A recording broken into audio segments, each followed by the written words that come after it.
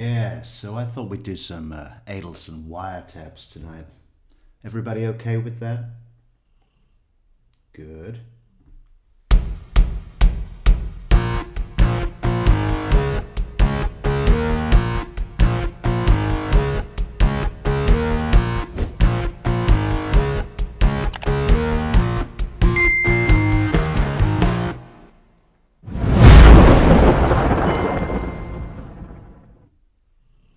Hello, everybody. Welcome back to True Crime Metrix. It's another late one. I'm sorry. It's got to be 9 p.m. somewhere. Where is that place? Where is that place? I was trying to find it on the map, but I don't think there is one because it's in the middle of the Pacific Ocean, the biggest ocean in the universe. That's okay. There's a what do you call a group of whales? Is it a shoal or a school? There's a whale school somewhere about to enjoy the shit out of this. Hey, you know what I was checking out today? Jackie Saint Germain. Now, I had never really... I've seen the name around. I've heard people talking about that song. But I'd never really watched it. You know, I really don't watch anything. The only two things I watch are well, there's that New Zealand guy that's good, but he only puts out about 4 videos a year. Who's the other one? I used to watch True Crime Loser before he had a kid and moved into some kind of residence. I liked it when he was on his little piano stool in a shitty apartment. But now he's big league. This fancy loft.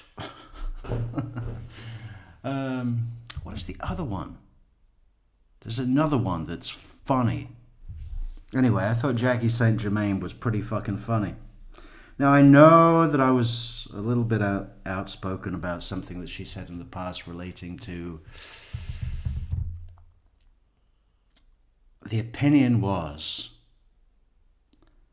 that Isom had directed a policeman to follow Wendy from the Trescott Drive sighting when she pulled up to the police tape, to follow her car from there down to ABC Liquors and then up to Mosaic. And that's how they found her in Mosaic. And I hated that idea. I hated everything about that idea. But to be honest, if I was outspoken, it was more being outspoken to the person, Jane somebody, that was kind of taunting me with this idea, saying, yeah. Now you'll be educated.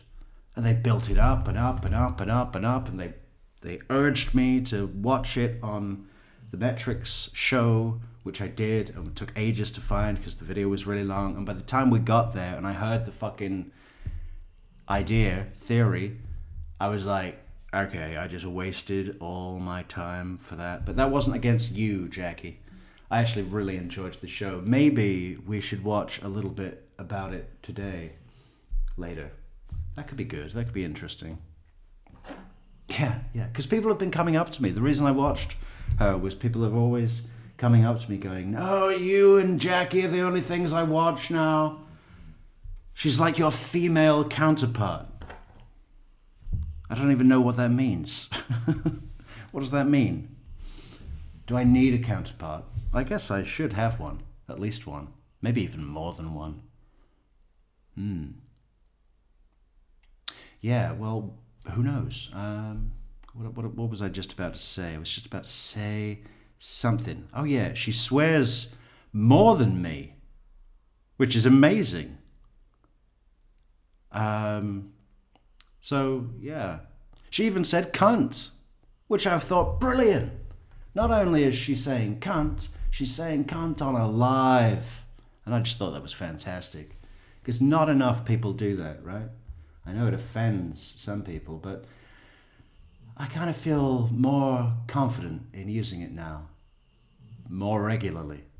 So look forward to that. That'll be coming up in the new year.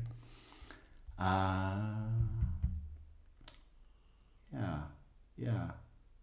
This is just an old slide. I don't have a slide. Did you all like the thumbnail for today? Eye-catching, wasn't it? Eye-catching. So we're at the Pacific hour, and I don't mean the Pacific coast, I mean the middle of the Pacific. It's even late on the Pacific coast. It's 11:05 at night. Everybody is sound in their beds, ready for church tomorrow. Church tomorrow. Then they're going to have roast beef. That's my new thing to say to Soap. She does pay attention when she's not sleeping like a dog. What else can we put up here? Oh, here's another nice Adelson one.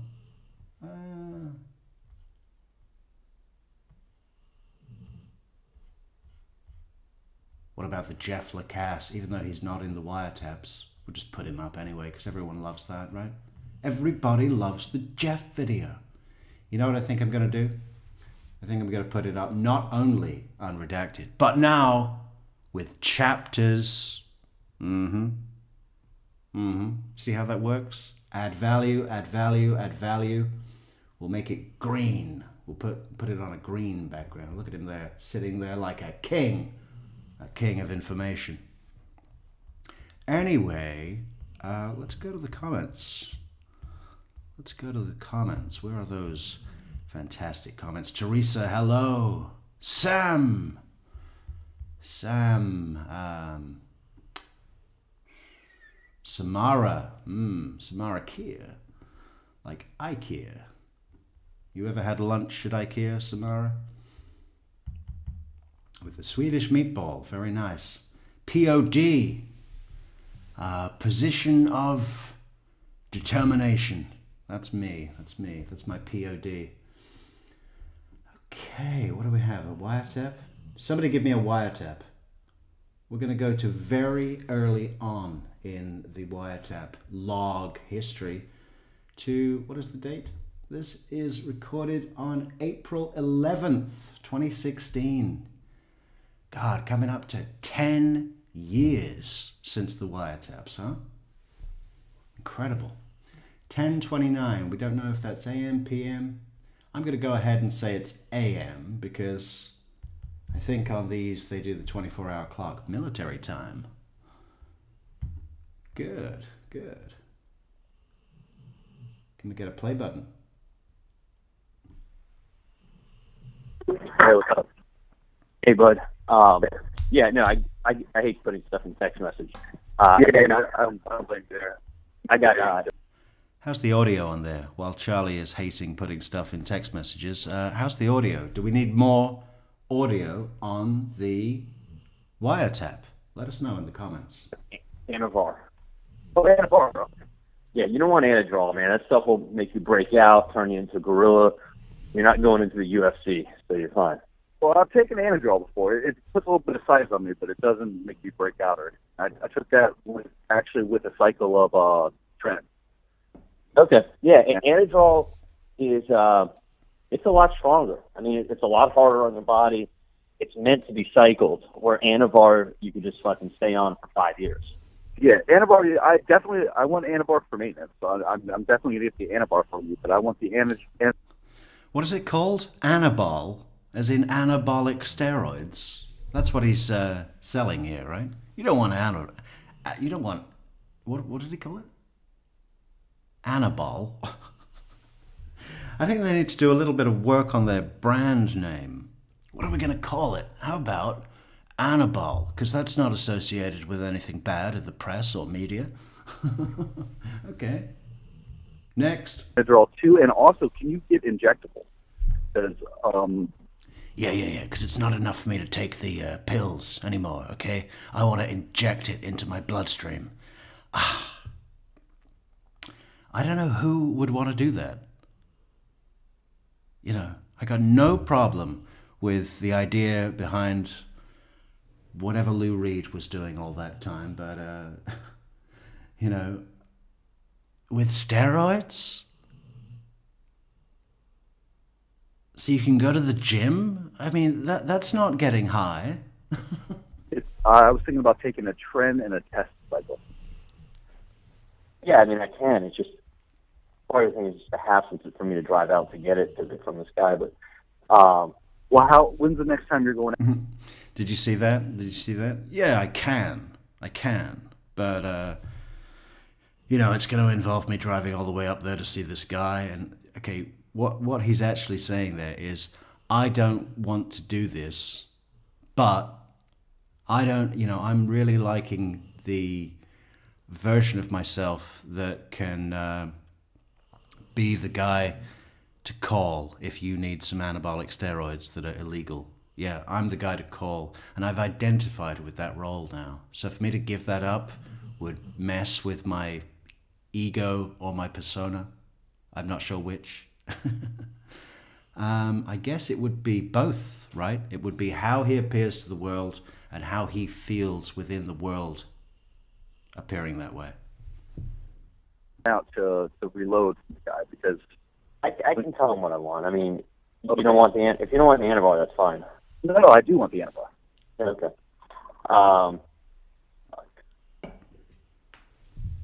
Text me. I do want the what? I think we got a clearer version of the name here. Maybe we can look this up and see what it does to your balls. You're going out to reload the guy because I can tell him what I want. I mean, if you don't want the antibody, that's fine.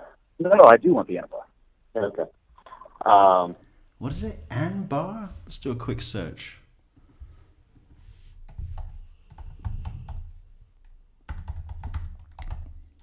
Anbar? Embarrassing.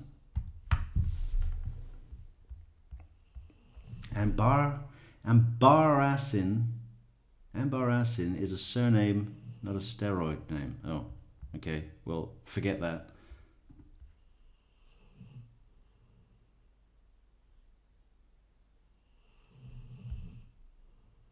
We don't know. I don't know what it is. Text me on WhatsApp. You have WhatsApp? So I do want the antibody. I'll get, what do you want to, maybe I'll get like 4 of them. Yeah, I think 4 would probably be good. So that'll 400? be 8. Yeah, that'll be 880, right? Yeah. Okay.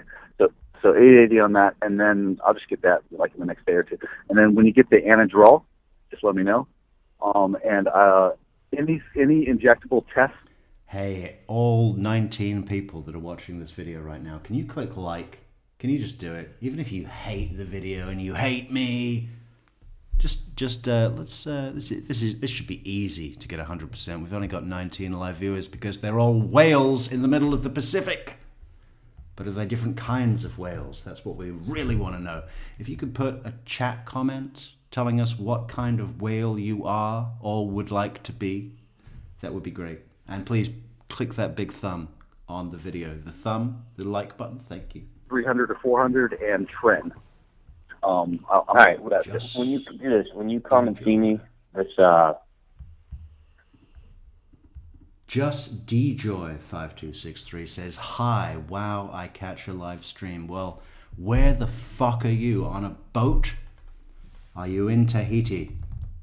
I'm not even exactly sure where Tahiti is, but I do believe it's the South Pacific from the Rogerson Hammerstein classic. Veggie Girl. Boom! Orca, one of the most intelligent and also one of the most carnivorous. Interesting choice. I would have thought you'd be more into sucking the krill through those big bristle brush teeth of yours, like some of those whales are known to do. Hang on, is krill an animal? I think it is. It is. What's whale for vegetable? Seaweed, right? That's pretty much. It'll make your piss smell. I'll write it down. Oh no, wait, that's asparagus. What does seaweed do? I don't know. What is seaweed known to do? Veggie Girl. Oh, in Canada, look. In Canada. Well, that's a wide country. Do you want to narrow it down to some province? Are you a Goofy Newfie, or are you a BC CB? Write down exactly what you want, and then I'll send it to my guy. And Okay. Sweet. But no credit card, no check. No, it's got to be cash. Yes. Okay, no problem. That's all right. I don't take Amex anymore. No, it makes sense. If you're doing this shit, people like me and you can't have any records. I don't take Xanax anymore. Why not? You're not in jail yet, Charlie. I mean, you've got sacks of Xanax to get through, not to mention your mother. How's that prescription pad? Do you need a new one yet? Okay, no problem. That's all right. I don't take Amex anymore. No, it makes sense. If you're doing this shit, Chris. people like me and you can't have any records of it. So. People like you and me, people like me and you, we can't have any record. We cannot have a record, especially for murder. That would just, ruin our careers. Our reputations would be in tatters. How's everything else going? Things are going great for me right now. Working hard. Got businesses back in full swing. Going through a custody. This is, we don't know exactly who this is, of course, but it's someone who's rich, right? Someone whose thing is, okay, I want to get hench. I want to get so fucking hench that it's only possible to get this hench by injecting anabolic steroids into my bloodstream. Okay. So could it be Dr. Obed? Or could it be whoever did Katie's tits? What was that guy called? We found his website, didn't we? Dr. was like something really dodgy, like Dr. Ritchie or something. What was it? Who did Katie's tits? Battle with Jessica, of course, because she's a stupid bitch. Hang on. Whoa. He's going to start talking about a custody battle now. And if I was Charlie, I'd think, is this guy baiting me? No, working hard. Working hard. Things are going great. Working hard. Okay. Well, that's what I was going to say. This guy's whole thing is, things are going. Things are going great. Working hard. Got the businesses back on track. Got this custody battle to sort out because she's a crazy bitch. Charlie should be like, you know what you should do? You should go down to the Latin neighborhood. I bet he was tempted. He'd love that persona as well, right? Not only is he a drug dealer, but he's the guy to go to if your divorce is bad. He's the Jewish guy doing the get, right? Which is what those no-nonsense rabbis up in New York were doing that Dan Markel was going to be defending them, right? Which was interesting. Somebody came on in the comments and said, the Jewish get, we're going to cut your dick off if you don't divorce your wife thing, that only happens in TV. Maybe in The Sopranos that happens. And then I thought, well, I'm sure I've read in the real life, and then we went to the news article and we found the thing where it said, yeah, these guys, these no-nonsense rabbis from up in New York were doing some brutal, heinous actions against the people that they wanted to get the get from. Does that make sense? What do we say? Omegas. Omega-3, that's all I know. And that's in eggs. Where do you stand on eggs, veggie girl? I notice it doesn't say vegan girl, which is good. Chris Parks. Hey, Metrix. Hey, Chris. Lol, outside Toronto, close to where Dan Markel grew up. That's why I am obsessed with the case. Outside Toronto. Well, how far? Hamilton? Steel Town, baby. I'm betting Thornhill. Definitely Thornhill. East York. No problem. That's all right. I don't take Amex anymore. No, it makes sense. If you're doing this shit, people like me and you, we can't have any records of it. So. How's everything else going? Things are going great for me right now. Working hard. Got businesses back in full swing. Going through a custody battle with Jessica, of course, because she's a stupid bitch. This girl's fucking nuts, man. When she left, I let her go because then I'll pay her child support or whatever the courts say, because the court's going to be a lot more reasonable. A lot are going to probably award less than I was giving her. So she's a stupid bitch. She shot herself in the foot. Yeah. The court said that he had to pay less than what he was paying her. That's yeah, that'd be annoying if you were the woman, wouldn't it? Judge, shut up. First time I met her, we went to Rustic Inn, and I was like, Went to what? The first time I met her, we went to what? Probably award less than I was giving her. So she's a stupid bitch. She shot herself in the foot. The first time I met her, we went to Rustic Inn, and I was like, I didn't even, maybe for context, does he say rush the game? Or, I don't know. One more time, see if we can pick it up. We're going to probably award less than I was giving her. So she's a stupid bitch. She shot herself in the foot. The first time I met her, we went to Rustic Inn, and I was like, I hope he doesn't knock this girl out. Dude, it was the worst. Anybody can just, and she'll move in with anybody. What can I add?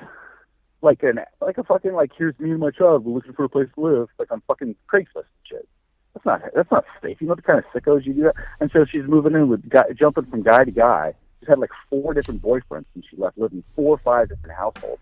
And those relationships last 2 months. Seriously. And freeze the boys. Yeah, seriously. I'm telling you, Michael Jordan got himself neutered. He didn't have to worry about it. He froze his... Michael Jordan got himself neutered. Award less than I was giving her. So she's a stupid bitch. She shot herself in the foot. The first time I met her, Lego. we went to Rustic Inn, and I was like, I hope he doesn't knock this girl out. Dude, it was the worst. Anybody can just... What the fuck is he going? What is he doing? The first time I met her, we went to something, and I was like, I hope he doesn't knock this girl up. Where is he taking her? How's everything else going? Things are going great for me right now. Working hard. Got businesses back in full swing. Going through a custody battle with Jessica, of course, because she's a stupid bitch. This girl's fucking nuts, man. When she left, I let her go because then I'll pay her child support or whatever the courts say, because the court's going to be a lot more reasonable. A lot are going to probably award less than I was giving her. So she's a stupid bitch. She shot herself in the foot. The first time I met her, we went to Rustic Inn, and I was like, I hope he doesn't knock this girl out. Dude, it was the worst. Okay, maybe he's into hot wifing, which is probably sensible. I mean, I think that's the way all relationships are going in the future, right? Consensual non-monogamy. I mean, who the fuck? Who said it was a good idea to be married to the same person forever? And if you touch anyone else, they take all your fucking money. I mean, just don't worry about it, Anybody can just, and she'll move in with anybody. What can I add? Like a fucking, here's me and my child, we're looking for a place to live, like on fucking Craigslist and shit. That's not safe. You know the kind of sickos you do that? And so she's moving in with jumping from guy to guy. She's had 4 different boyfriends since she left, living 4 or 5 different... What do you think the bet is that Charlie is one of those guys? She's jumping from guy to guy.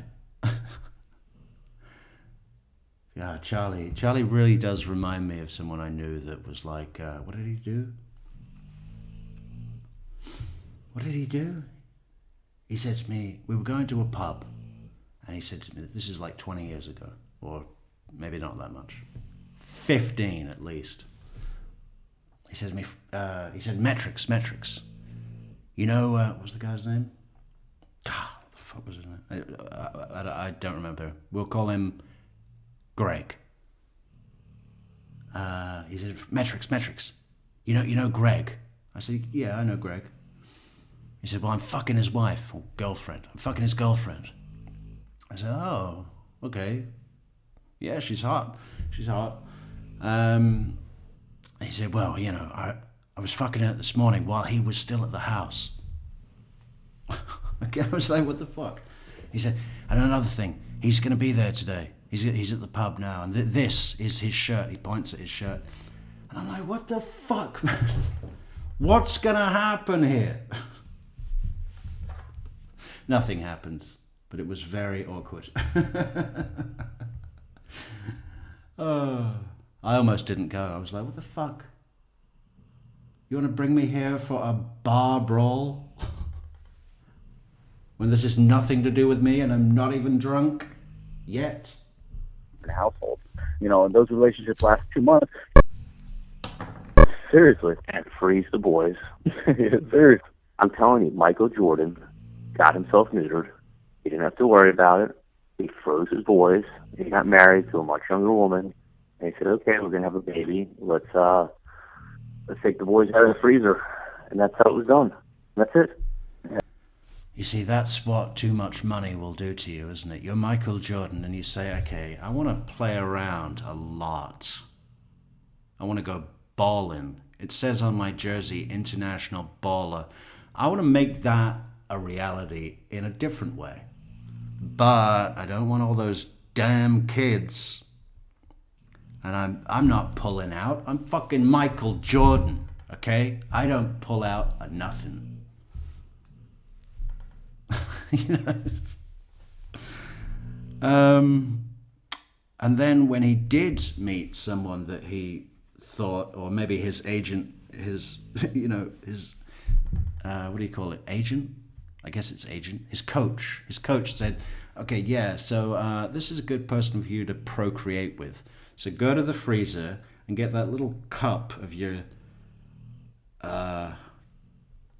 cum, and we'll put it in the female. Yeah.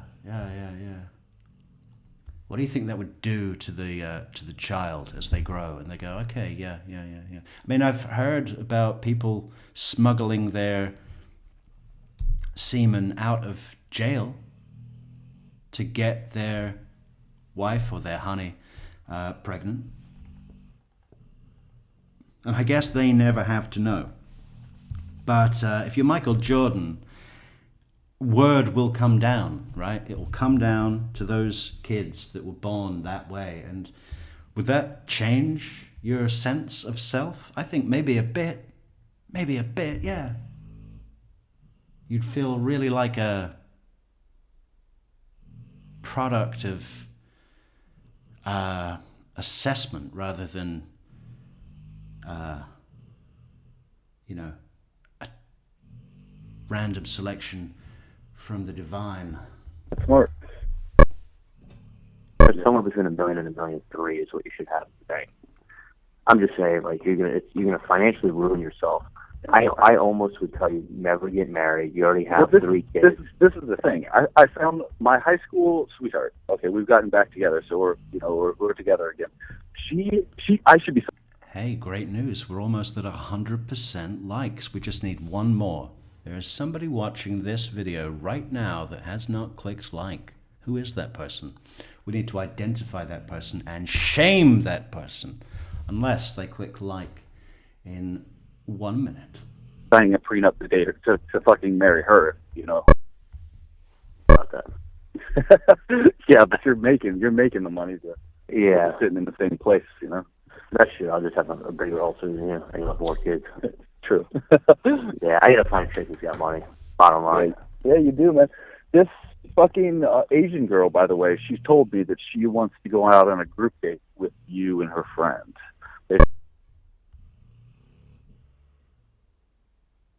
So can you freeze it just in like a home freezer? Like or does it have to be in a hospital? I mean, I guess it's a good start to just use a home freezer, and then later, if anything should come up, you have choices. I mean, that's as an insurance policy, maybe it is a good idea. I was actually thinking to start sending my sperm to America and Canada. You know, one cup for every state, and just see what happens. Right? There could be 50 Metrix. Which one would be the best?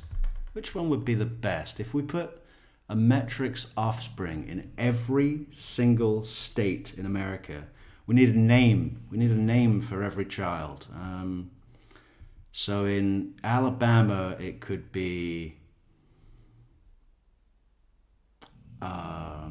what's an Alabama kind of name?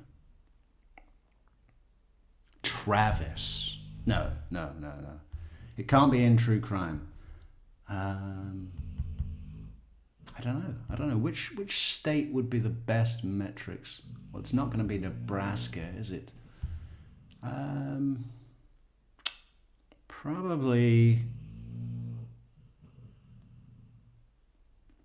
It's hard to tell.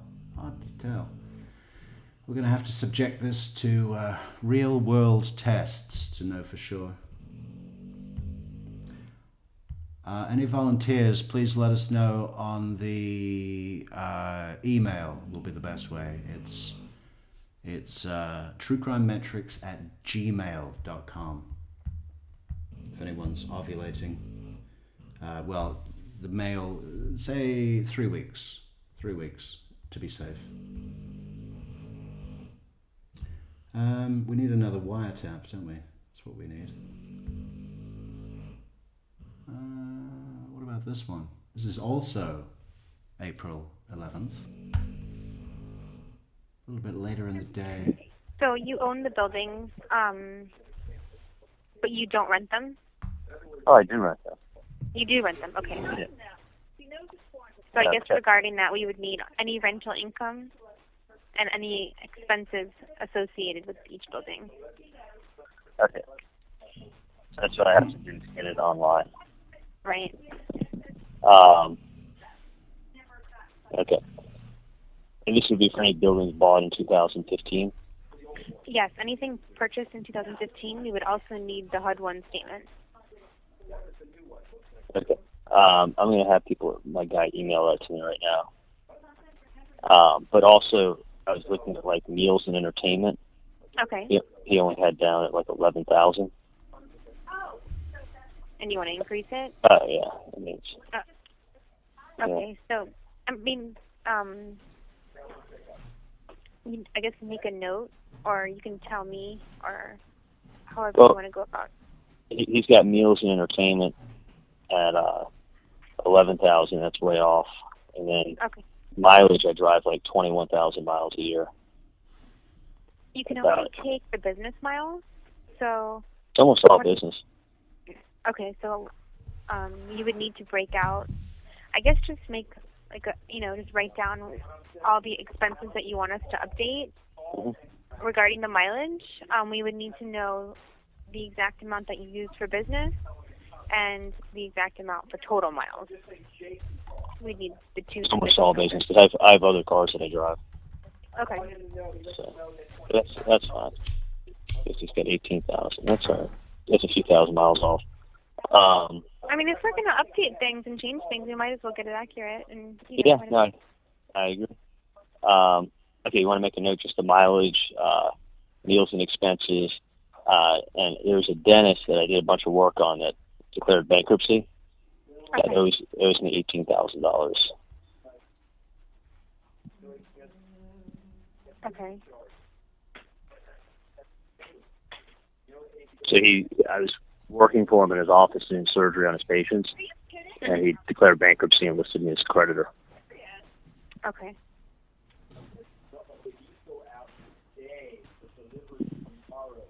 Okay, anything else? That's it. I just got 3 buildings, and that. Okay. Yeah, let me get the HUD closing statement. Yes, for anything that you purchased or sold, we would need the HUD-1 statement. Okay. Yeah, I'll go ahead and get that.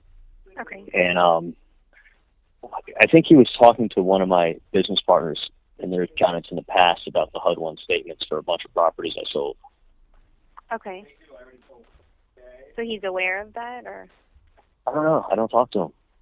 Okay. I'm talking to you. All right. Well. So, is there a way that he could give me a call back later? I was just going to say, let me write down your number. Okay, it's 954.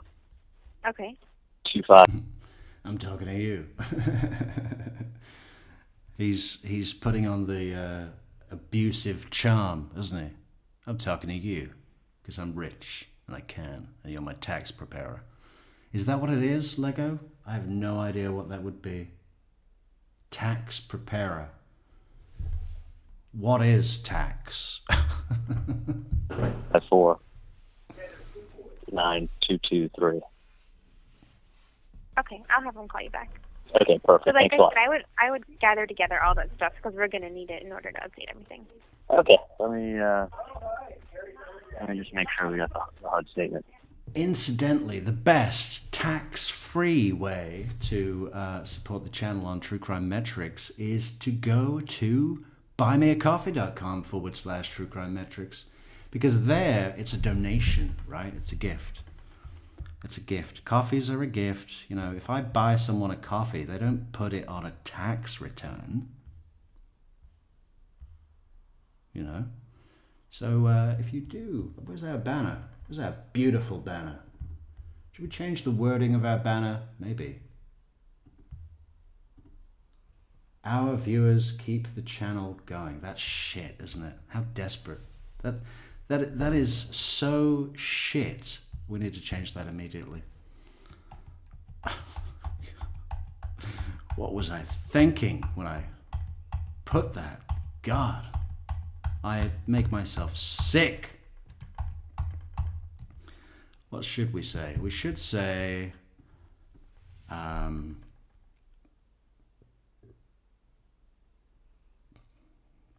something about love and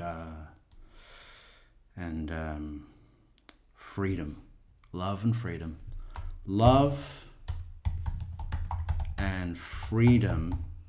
The Americans love that, don't they? Freedom. Freedom. Love and freedom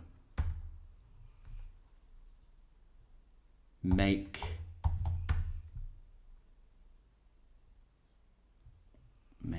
love and freedom make, what could it be? Somebody, look, Bubbles is good with words. Bubbles, why don't you send us a better fucking incentive tagline than our viewers keep the channel going? Oh my God. You see, this is why I should never have a gun, because I would blow my fucking head off right now. Out of shame, like a samurai. Like a samurai can't stand the shame of losing a battle. We all saw that Tom Cruise movie. If you want a real samurai movie, go and watch Shogun Assassin. or that other one, Zatoichi. I never know if it's Zatoichi or Zatoichi, but I think Zatoichi sounds best. Bubbles says, "Hi guys, been watching your Depp Heard coverage. So funny, the Hammerhead comment killed me dead." Hammerhead, Depp Heard.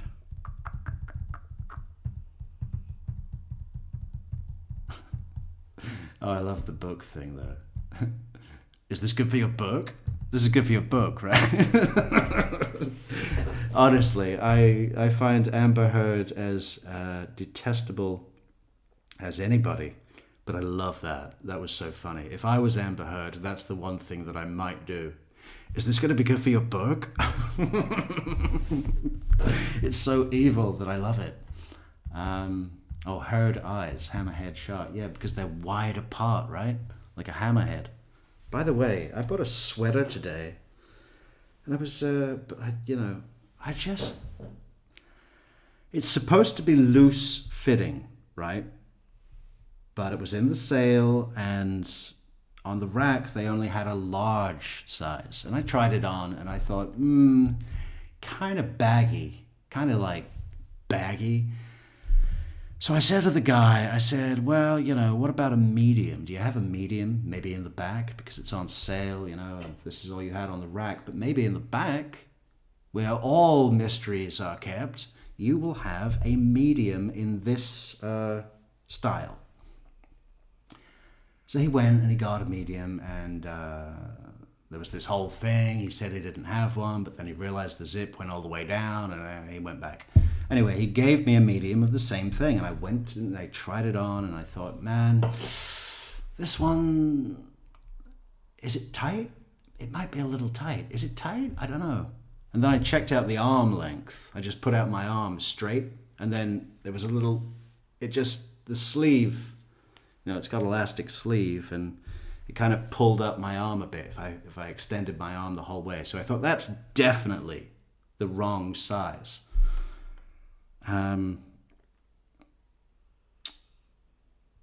So what happened then? And then I tried them on about 40 times each in the dress. All the people could hear was this.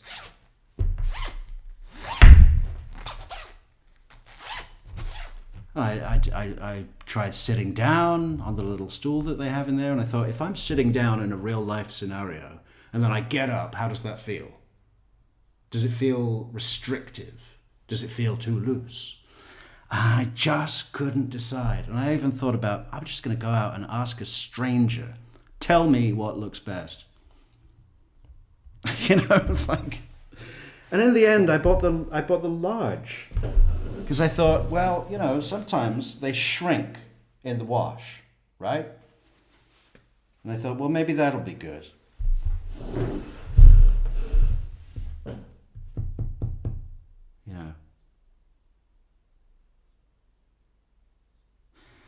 And and also with the holidays. I mean, not that I did any holidays, but there was frozen pizza week, and then there was Burger King week, which was more like 10 days. But so, and there's less activity because it's so cold out. So maybe I'm a little heavier than I normally am. Not by much, but if anything, as we move to the summer, it's going to be swimsuit bods, right? Swimsuit bods, which will mean this will be even more baggy. So if anyone has any experience about purposely shrinking something in the wash, what do? Do you just set it to like 90? Or what? You only get one shot at this. Has anyone done that? Has anyone had a garment that was a little bit too big, but the medium was too short on your arms? Damn these long arms. Sometimes I just want to cut them off and shave a bit off the top and then sew them back on. I'll have that done by science. But it costs. Huge cost. What else could we do? What else could we do? This happened last year when I bought my coat. I thought, fuck it, I'm getting the medium. And then I wore it for like a day and I was like, this just feels shit. And that was expensive. It was like 130 euros. What's that? 150 bucks US. My God, I've never bought a coat. I used to just find coats. Easy. You go to a club and you say, yeah, it's black. It's got pockets, sleeves, a hood. It's got a hood. Look for a black coat, pockets. I lost my ticket. I'm willing to bet that that's probably happened before to some other schmuck that's not me. So it's black. It was easy. easy. But now I don't know what to do because I'm sitting in this sweater, and it's nice to finally be warm because I just didn't have another jumper. I used to have a hoodie, but I threw it away because I think a rat started eating it. But that was way before. That was when we lived in the fields. Yeah, I just don't know what to do. But if anyone knows how to... oh, hang on. Hot wash, then in the hot dryer. Hot dryer? What do you think I am, a fucking millionaire? I put my wet clothes on the patio table and they sit in the sun. Hot dryer. I guess I could go to a laundromat. They have one at the supermarket. Yeah, so hot wash, then hot dryer. Okay, good. And will that shrink evenly? It won't be like, well, that sleeve is really short, but the other one is normal length. Because that'd be a fucking nightmare. And this was almost 50 euros. I can't believe it. I got a hat too. I feel like a snowboarder now. But that's amazing. The hat, honest, I'm actually too hot now. It's great. Anyway, back to the show. We still need a strap line. Did we get one? That will... hello, Annette. Hello again from England. Lancashire. Wow. Lancashire. Okay, what do I know about Lancashire? I know that there's a place called Silverdale. That's a nice place. And I also know that, what is the name of that town? There's a really old prison in the town.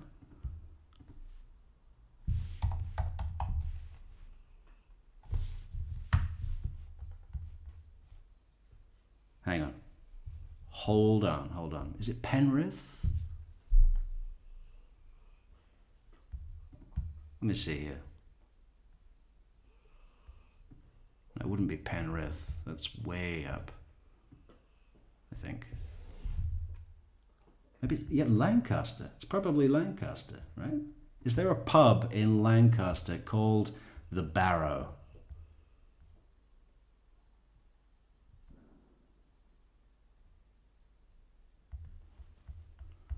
Let me see.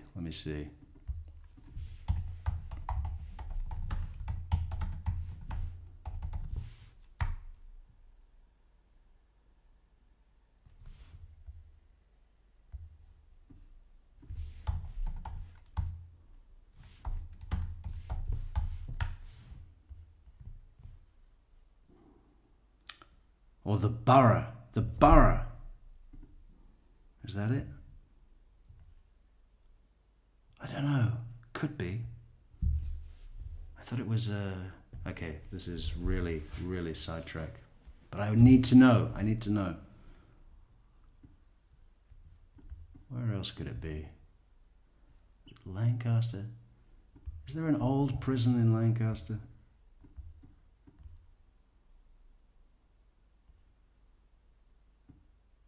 Preston? No, Preston's too big. It's got to be Lancaster. Yeah, I remember Morecambe. I think it was Lancaster. Anyway, there's a fucking pub there with a Yorkshire pudding that will blow your fucking mind. Sunday lunch at the Borough. Yeah, it must have been. I thought it was Barrow, like a wheelbarrow, but Borough is close enough. Maybe they've moved. Best Sunday lunch in the north of England. All England. Probably the world. Hang on.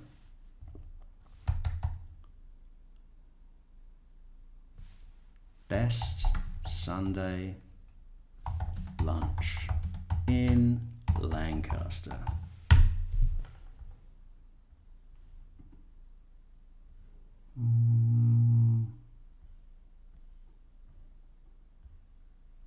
They don't even list it on there. Could that be it? The Yorkshire Tavern. Wander Inn. They all of those look rubbish. Oh, hang on, this is in fucking Portugal. What the fuck? They got all those in, but no. Okay. We need to. Anyway, go to Lancaster. There's a fucking pub somewhere. I think it's called the Borough. And order the Sunday lunch because it blew my fucking mind. Okay, we need another wiretap. All the people that have no idea what I'm talking about hate me right now. What about this one? Also, it's a busy day on the 11th. This is a short call. So I spoke to the girl, and she says I need to get the HUD-1 statement from that 10-plex. Remember the 10-unit building portfolio I bought? Yeah. So I know you guys have that, all my paperwork for that. Do we have that? Okay. Yeah. Okay. So I don't know if you want to scan and email that to me or scan and email, actually just scan and email it to Jay. Okay. When I go upstairs, I know Dad knows where everything is, but we have one drawer with all your stuff, so I should be able to find it. So, do you know the address on that one? 1801. Oh, that's the 1801. Okay. Okay. So I'll get that. Yeah, well, that's nice. You get a little laps in the pool. Is it heated? It did. Oh, the pool here. It's the heat. The pool at the Continuum is ice cold. You've been in it. Right. Black pool. This black pool is heated, so you can just walk right in and do your thing. It's nice. Was it crowded? These fucking Adelsons, they just list off exclusive features. That's all they do. This swimming pool is heated, so you just walk right in. I mean, isn't it hot in Miami? Let's hear the whole thing again. What is going on? Because sometimes it takes a minute you hear the voices, but you don't zone in. I spoke to the girl, and she says I need to get the HUD-1 statement from that 10-plex. Remember the 10-unit building? HUD-1, what is that? Housing under development? Is that what it is?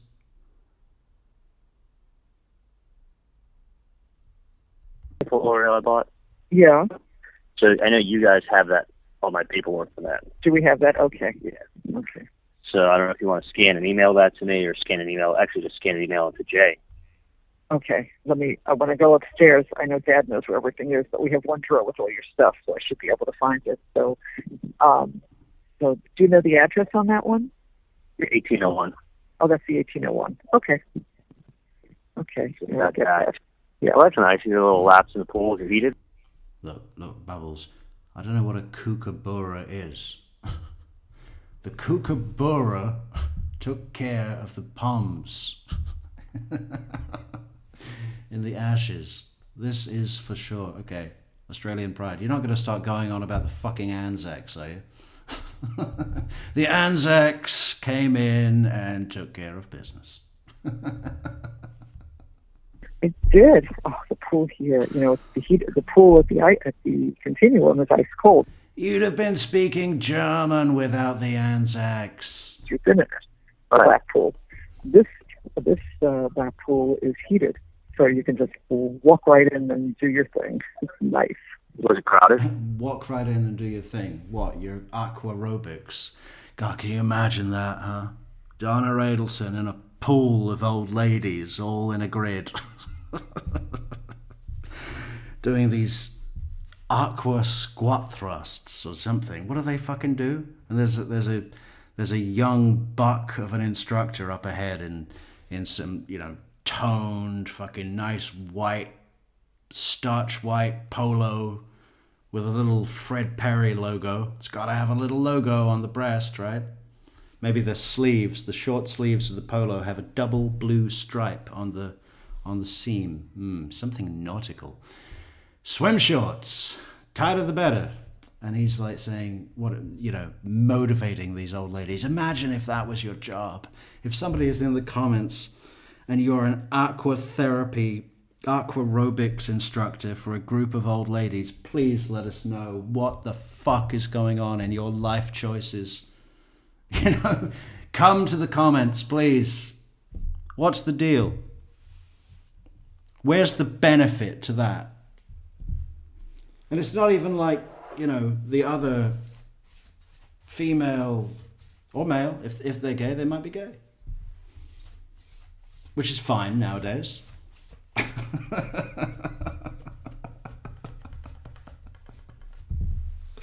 You know, it's like women playing basketball. It's actually allowed now. So, you know, that's fine.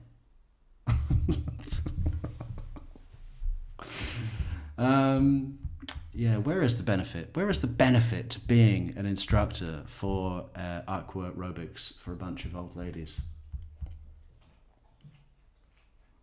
And how much are they paid? It's funny. Today there's one girl sitting on the steps, so she's not in my way. Am I being too ageist? This is ageist, right? I'm sorry. Two amazing American couples speaking English. I never hear that. At the deep end of the pool. So it was fine because I did my laps. They stayed to one side and I could do my laps. So it was good.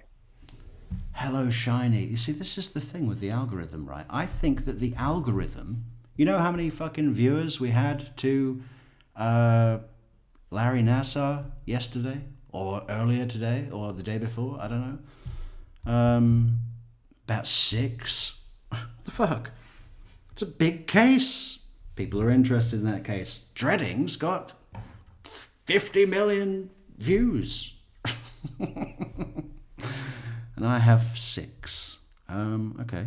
I think the algorithm just says, yeah, this Metrix, he covers Adelson. That's it. And so they only show people that want Adelson. And then you get locked in, right? Still thinking of starting a new channel, just with standards and systems and like a structure, and then plan it out so that the algorithm picks it up, right? But people say that's a bad idea. I'm not sure it is.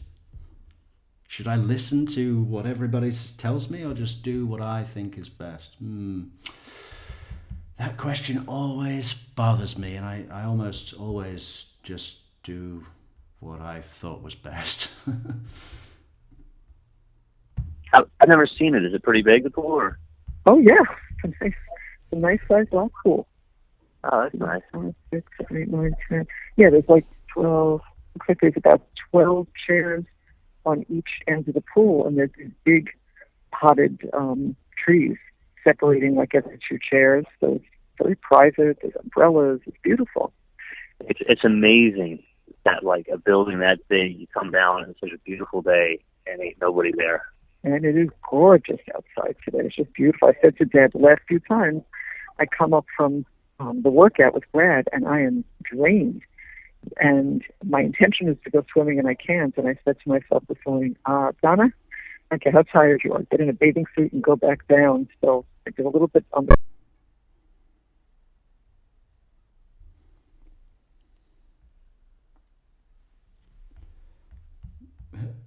Getting a bathing suit and then going to my aqua therapy. We need a longer one. Okay, I want to go through these in order. These will be up. I've got a plan for these. We're going to do it day by day, but there's a bunch on the 11th. My God, how many? All right, all the way up until there. So 1, 2, 3, 4, 5, 6, 7, 8, 9, 10, 11, 12, 13, 14, 15, 16, 17, 18. Granted, some of them are 10 seconds long.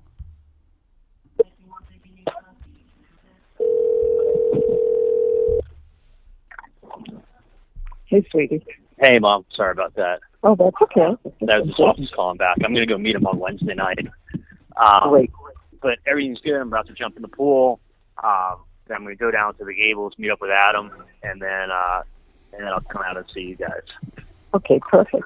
Well, So what I time have are the you boys. gonna be on? I'm at the place. I'm at the Icon. I'll have the boys till about 7 whenever Wendy comes to pick them up. So I'll have the boys here. And so if you come, if you want to go to dinner, if you just give me a heads up so I have some idea of the time or what you want to do. Okay?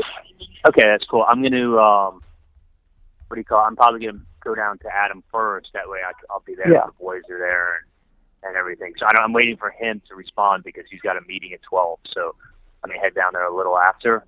And then what do you call it? And then I'll come to you guys, and then we'll figure it out. Okay. If I miss a call for any reason, or I don't have the phone nearby, just leave me a message. As soon as I see it, I'll call you back. No. But anyway, I'm really happy that you and Dad are exercising all the time now. It's really good. You know, I'm proud of us for doing it. It's not always the most fun thing to do, but yeah, but you know, we feel better. Yeah. Harvey's working his way up the shuffleboard tournament leader board. Too many boards in that sentence. Is anyone bored? I'm a little bored. I need to get to some juice. You're like when you're... Yeah, when it's done, I do. I know. You feel better, and then the thing is, when you're not working out, when you're just like moving around, when you're doing stuff, and you're going places, don't you feel healthier? Yes, I have more energy. I definitely have more stamina. Then, like, you know, and then, you know what happens? I'm going to tell you something. You're going to see a huge difference. You and Dad living down in South Beach a few years, working out, like, living like that, not being around, like, a bunch of old people complaining about their problems. And then you're going to see your friends that have, like, gotten, like... Friends, just to, you know, to have someone... Look, you like to be with people your own age. Everyone does. No, I like to be with people younger than me. But, you know, everybody, you have something in common with someone your age. You know, not only do I not... I mean, I even try with the girls at, you know, at pickup at the school, because most of the girls don't work. Overrun with stuff to the point that my house was empty compared to it. I mean, she's got a garage you can't walk in. She has more. She's a hoarder. Crap, she's a hoarder. And that's what Peter said. He says, you know, every time I say to Barbara, look, we can get a big apartment. We can get a 3-bedroom apartment. And she says, I'm not moving my stuff. I'm not going through with it. Let my kids do it when I'm dead. I said, you know, Barbara, I have to tell you, as hard as it was to do it, it's a lifetime. Well, yeah, the stuff is so much nicer now.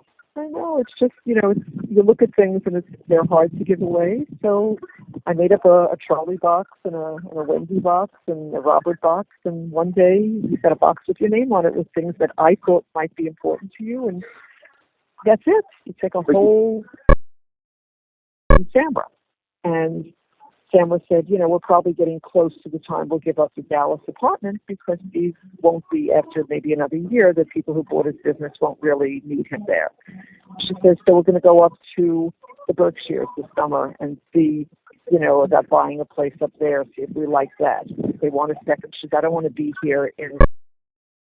Picture it where it's like, if you lived in an area where there was a bunch of, like, people your own age, they'd be gone for half the time anyway. Oh, for sure. But so at the time, you'd have people to talk to.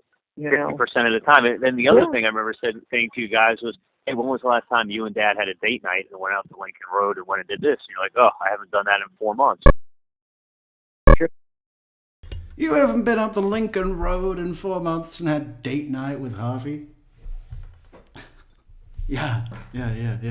He's like 80 years old. He just wants to stay at home and watch TV. And not even good TV, but Martha Stewart. That's what he wants. He wants to learn a new recipe for scrambled eggs. You know? Oh, so if you add sour cream and then whisk that... Donna, come here. Bring a notepad and pen. Martha's cooking eggs with sour cream. Can we do that? Let's go and do that right now. That's way more exciting than any date night up the Lincoln Road, right? It's a certain age. They're probably going to have some fucking old person bingo in the lobby for the resident committee. And Thursday night is taco night. It's practically a retirement home. It's a fucking icon. You know why? Because you have to be 100 years old, saving up all those years to pay the rent. 30 grand a month. What the fuck? You know, that is too much money. And for what? We saw the inside of the icon. We saw that disgusting bathroom with that fucking old gymnasium hot tub. It just looked like somewhere where you wouldn't get in, like a motel that makes a big deal about a hot tub that they have that's shared. You know, the kind of hot tub that criminals go in to wash off when they're on the run. Disgusting. And if it's not that, it's some guy that's fucking 70 years old and divorced and lonely and lives at the motel, and that's how he showers in there, right? That's the kind of hot tub that was in the bathroom at the Icon. I don't think it was their exact apartment. It was a listing for something that may be comparable, probably quite close, right? So yeah, I mean, money can't buy you a decent place to live. Well, it probably can, but it's not that. It's not that. That's not value. 30 grand a month for your disgusting old motel hot tub. There's more of this one. Naked and jumps in the pool. She says that's exactly what he did. Every time we go there, it's like a magnet. As soon as we get there, she says he takes his clothes off and jumps in naked, and he's happy as a clam. So it is. Well, you've been over to Days, right? Yeah, it's it's a super casual house, which is tricky with little boys. What are you gonna do? Let me ask you. More Bubbles says, make of the cricket ball. Okay, so that's what a kookaburra is. I thought that was a strange type of fucking marsupial that you people, yeah, I said it, that you people are always going on about. But it's a cricket ball. You see, I've never understood cricket. This is something where I have to really stand firmly with our American cousins. Baseball is better. Long, fucking hell. Went to a baseball game in Toronto, fucking Blue Jays. Long, fucking hell, I didn't know it was that long. And mostly all they did was walk back and forth. You know, you see it in a movie and it's like, oh yeah, I'm going to be the guy that catches the ball, okay?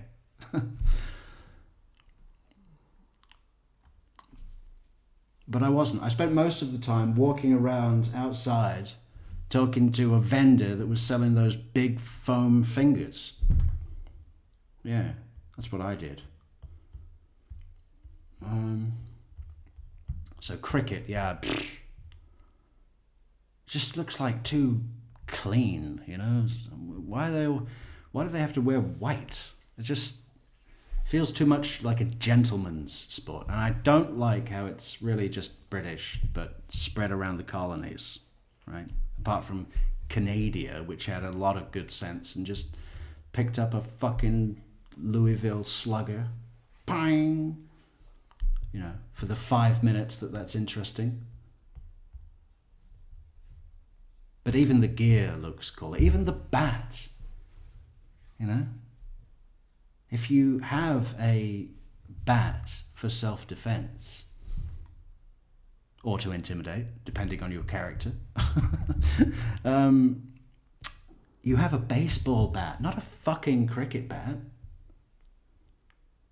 I tell you though, a good one, if it's for in the house, a rounder's bat. The Americans, they're not going to know what that is, are they? A rounder's bat is a short bat. And for in a hallway of a normal house, that's what you want.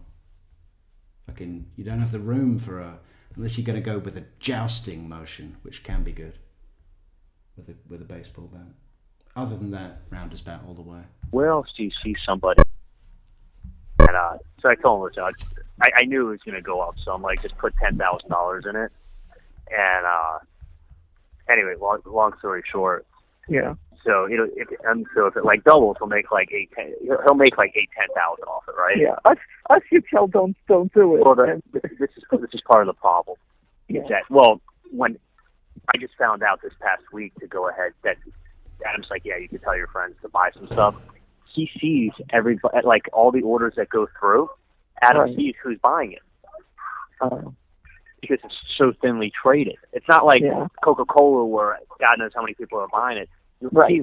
Because you have to realize for the stock to trade $30,000, that's like over 1 million shares. Yeah. So he'll see it, and he'd ask me. He said, "Don't, he said you have enough." He said, "Don't start telling like your family to buy it." And I go, "No, if you ask me not to, I won't." Do you think he's looking himself in the mirror as he's talking? Like flexing? That's like over 1 million shares. Like Patrick Bateman at the beginning of American Psycho. I apply my lemon meringue mask. It's not lemon meringue, is it? That would be funny. Like a paper plate full of cream in his face. Or a lemon meringue. I apply my... What is it? What is his mask? Let's check Patrick Bateman's morning routine.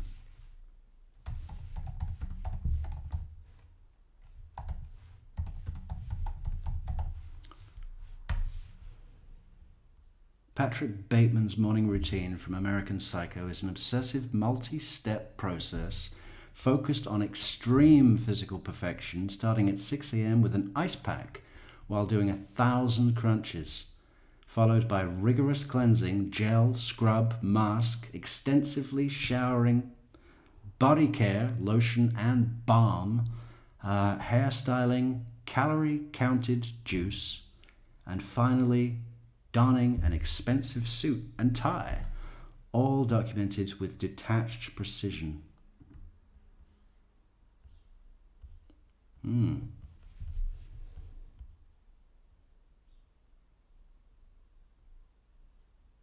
I bet a lot of people do that now, don't they?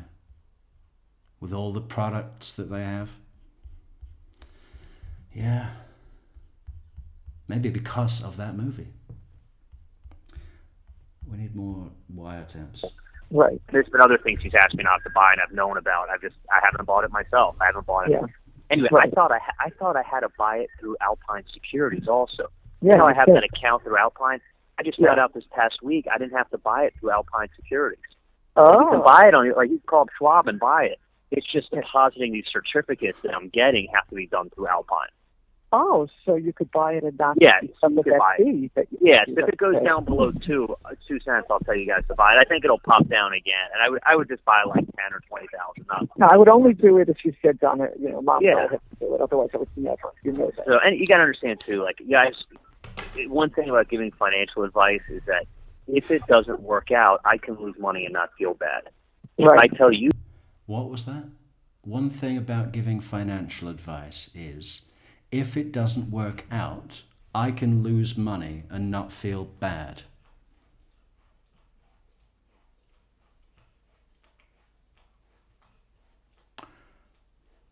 Okay, so what is he saying there? He's saying that if I give you, Donna, advice to buy a share that I also have a stake in, I'm buying, so you should buy. So if it doesn't work out, I don't feel bad because I lost money as well.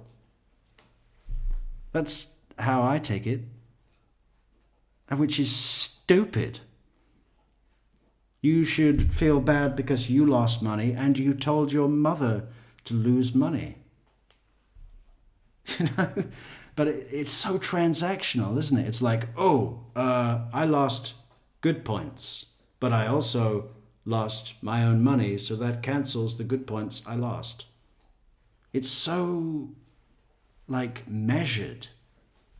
Is that what he meant?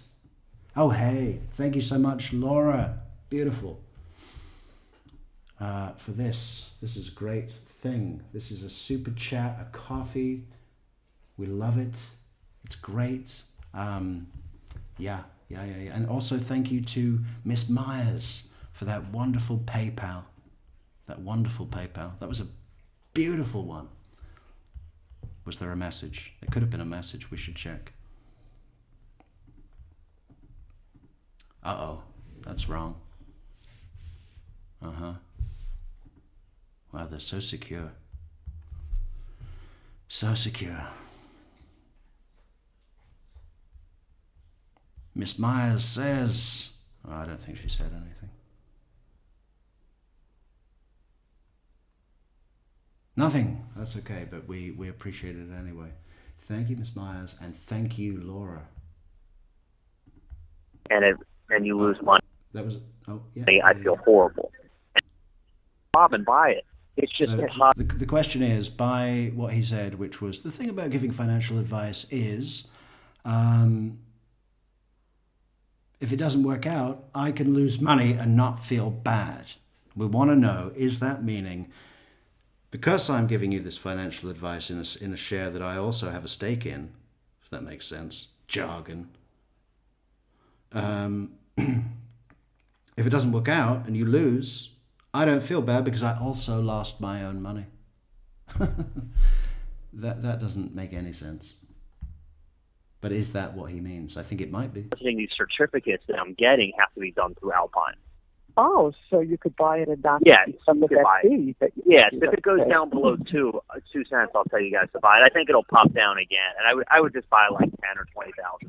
No, I would only do it if you said, Donna, Mom, yeah. I have to do it. Otherwise, I would never. You know that. So, and you got to understand too, like, you guys, one thing about giving financial advice is that if it doesn't work out, I can lose money and not feel bad. Right. If I tell you to do something and you lose money, I feel horrible, and it's not my money. Right. So no, it's but like it's your family, so of course. Yeah, so it's like then you feel worse. You're the one that told them to do it. So I would rather take my money and lose it than tell you to go do something because it's a lose-lose situation for me. He said, so you're giving them like a 3 or 4 month heads up. Right. That's how it's going to be. Yeah. All right, sweetie. Let me go upstairs. I got a lot to do before I pick up the kids, so I got to move. Wait, there was one other thing I was going to tell you. Yeah. So this is a Natalia story. So Darren said, like Darren, if it goes up, from, you got it at like 0.018. So I'm like, look, if it, whatever. So I said if it goes up to like 3, you'll make like $10,000 on your, just 3 cents. You'll make like 8 or 10,000. So he was telling Talia about it, and he's like, hon, if it goes up to 3, he's like, I'll make like $10,000. He's like, I'll buy you another purse. I'll buy you another Birkin bag. How does that sound? She goes, I can buy my own. I don't need you to do that. Ooh. I'm like, what a fucking nice bitch. Nice. That's how she is. Like, not fighting. Like, can you imagine your husband being like, well, my friend gave Aaron's the one who paid for her practice. Yeah, he took out the loan. He's the one who signed all the notes. He's the one who paid for it. He built her practice. He paid off her student loans while she wasn't working and was pregnant or taking time off. Like, how about just a simple like, oh, thanks, hon, you're the best. Yeah, I can buy it myself if I want it.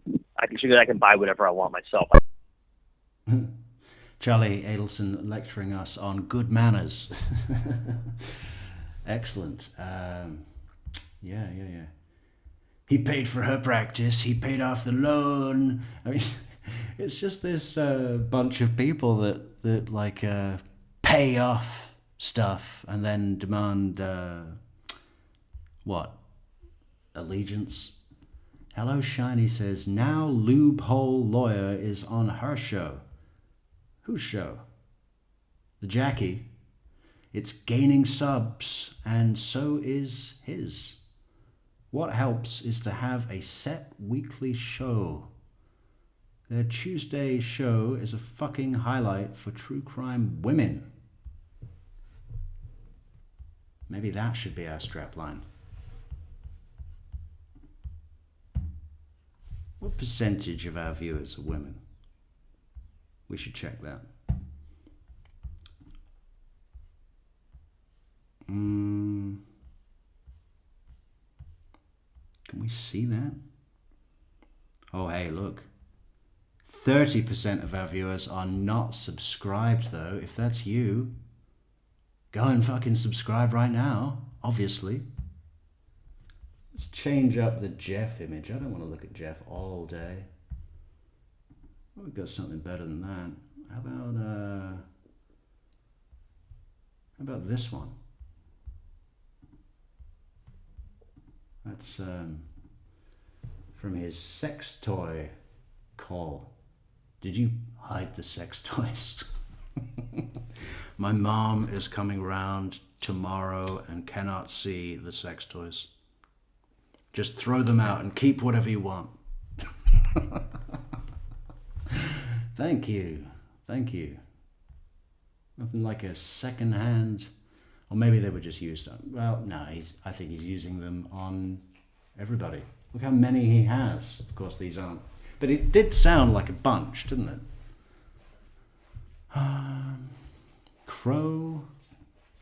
Crow-like little fellows. Okay, this is more cricket stuff. Killing snakes and eating them. Maybe they have some Adelson in them. I don't know what they're doing. They're barbecuing koala bears or whatever it is that they do down there.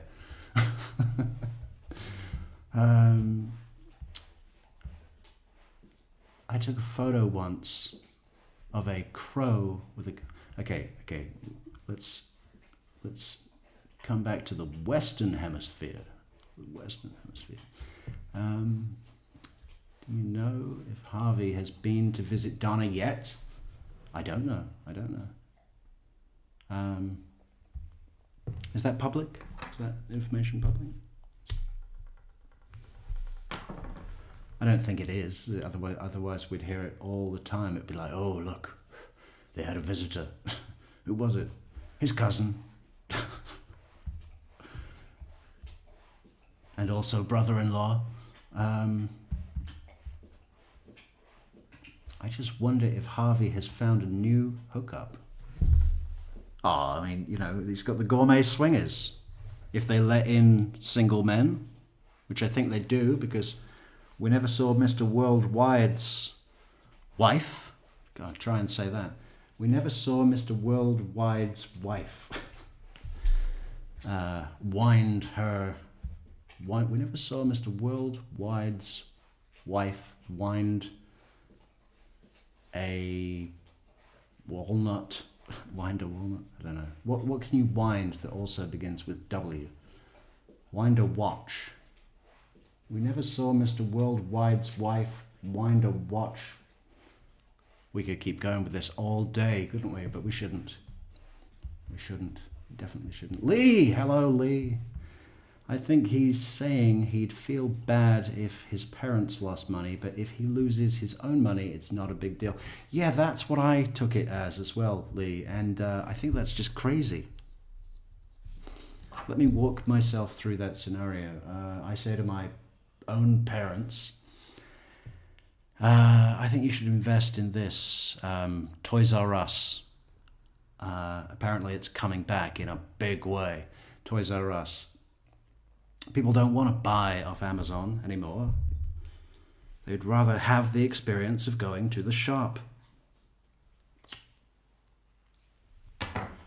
I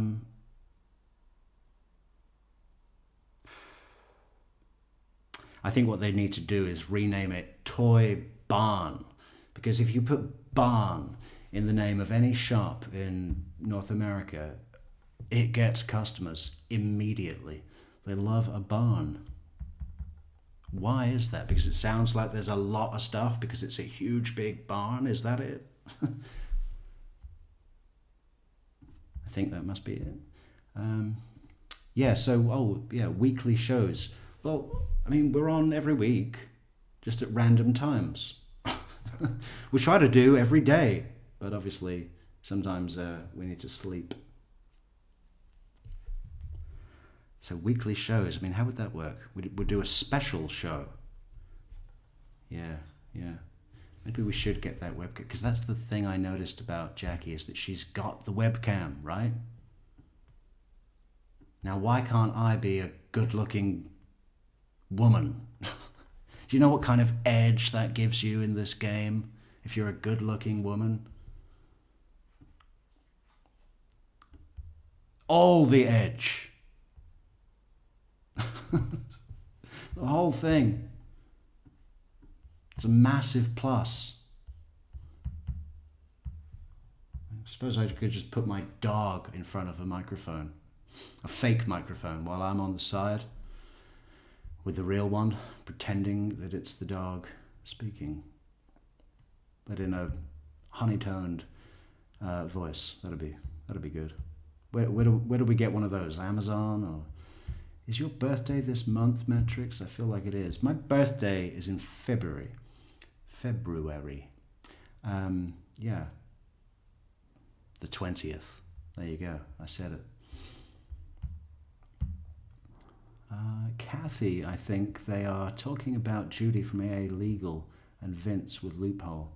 Oh, okay. So not, what's her name? Jackie. Though I did see her on a show the other day, briefly, when I was looking for the comments made against me. What did I do? Nothing. Bengate. Fucking hell, what a thing that continues to be. We need to do a special show on a summary of all what happened there, because I just think it's amazing that we, through whatever happened, whatever chain of events, it ended, or maybe not ended, it got to the point where people were watching fake Ben on the screen and going, no, I definitely hear the way Dan Markel would speak. That's in him. And I sense an underlying trauma that he's not able to express. And all the time it was fake Ben. We even had a Kiwi Vandemander go over to the guy's YouTube channel and leave a comment saying, "Your mother murdered your dad." Find the truth, it's out there. Something like that. I was like, oh no, what have I done? But I got to think, if I were 15 and I got that message on my YouTube channel, I'd think it was fucking hilarious. It'd give me so much to talk about. It'd be so exciting. I'd probably get laid because of that. Just because of that. And all the other stuff. But especially that. So I think he's having a great time. We've created fame. Minor fame. We need another wiretap. Well, let's just finish these comments. Kathy says, "Oh yes, Judy, I'm not fond of her show too much." I'd never really seen it. I'd seen the Yindra Velasquez Mascaro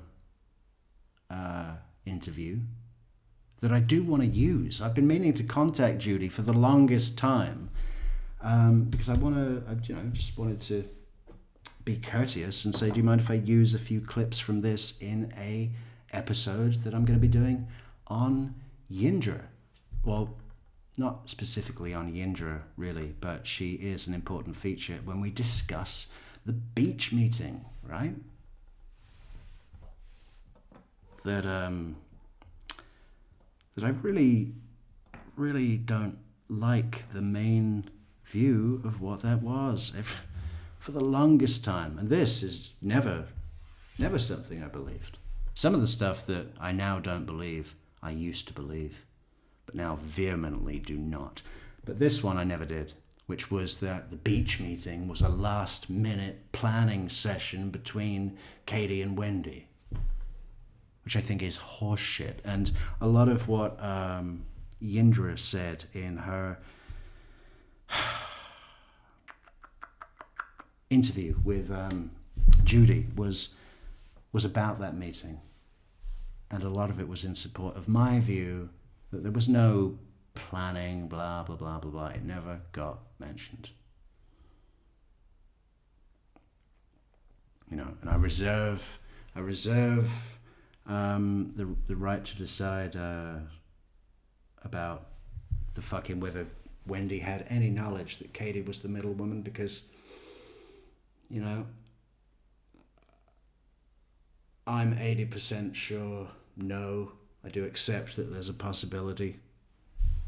I can't say that that I feel it with the same degree of certainty as some other stuff like the fucking rental car. But yeah. Apart from that, I'd never really seen Judy's show. That's what I was saying. Sidetrack. Okay, let's get another call on before I start talking. Oh no, too late. Too late. Too late. What about this one?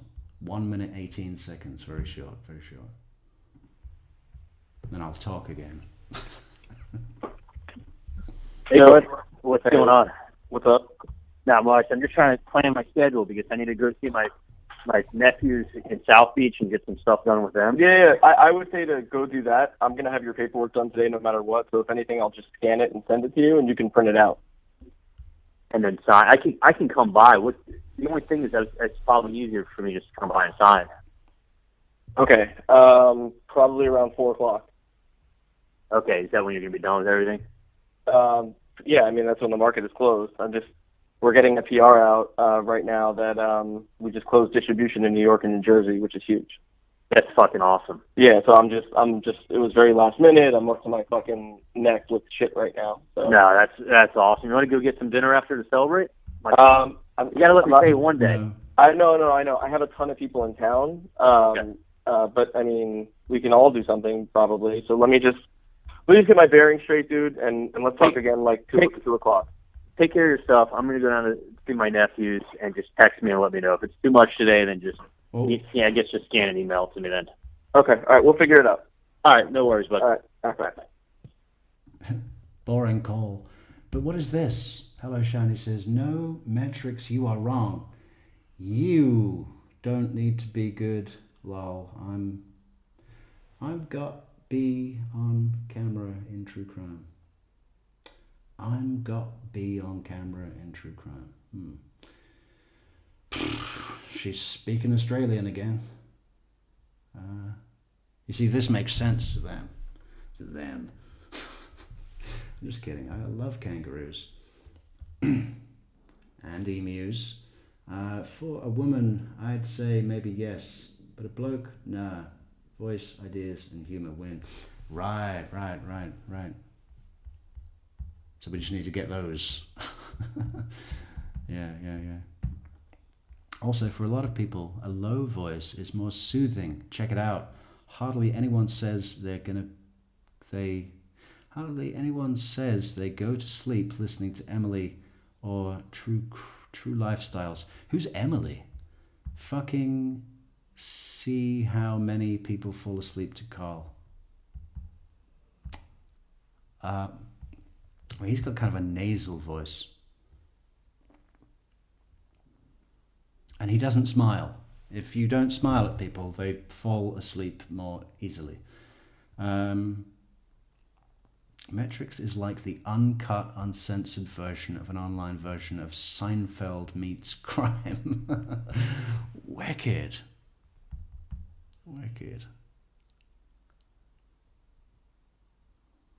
You've got to screenshot that.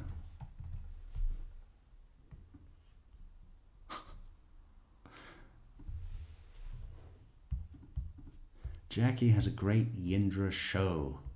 Yes. And what was the other one I saw of hers? I saw the thing with the charge card because Harley D once wanted my opinion on that, and of course the show where she lied about my good name. That beach meeting makes me wonder. I think Katie wasn't honest with Yindra. She wasn't acting honest with Sigfredo. He wouldn't do anything for Charlie Adelson. Yeah. Well, that may be so. I mean, I don't think she was being honest with Yindra at all. I mean, she didn't say, there was this murder and we did it. But that doesn't really speak to an arrangement or knowledge between Wendy to Katie's involvement, which I strongly suspect was not ever known. And that's the other thing about Jackie. As much as I enjoyed her show today, there's major points where we differ. Very, very polar. Very polar, because one thing she was saying was about Wendy giving money to Sigfredo, $5,000 in cash, while he was in Tallahassee. And, the thing that kind of, I think, if I asked Jackie why she believes that, she'd be able to give me a very, or semi-convincing version of reasons why that should be a credible theory, which it isn't. And for me to have to unravel that, I'd want some time. I'd want to do it step by step and do it surgically, right? I'd want some time. No, Seinfeld is slow. Metrix is fast, but he kindly slows the delivery down for us, for Australians. And I turn it upside down as well, so you can read it. His humor style is far from Seinfeld, but his quality is that good. Frasier. All my education comes from Frasier, basically. If we believe Wendy was in on the alibi, she knew. Well, yeah, alibi. Which one? The Best Buy? That's not an alibi, first of all. Okay, it's an excuse for triangulation of calls. Yeah, there's no alibi with the TV appointment, if that's what you're referring to. I mean, that's a reason for Wendy to say, well, why were you on the phone with Donna and Charlie on the murder morning? Oh, because of your TV? Because he paid for it and knew more about tech, but Donna was the person on the Best Buy register? Okay, well, that makes complete sense, and you've achieved plausible deniability. Congratulations.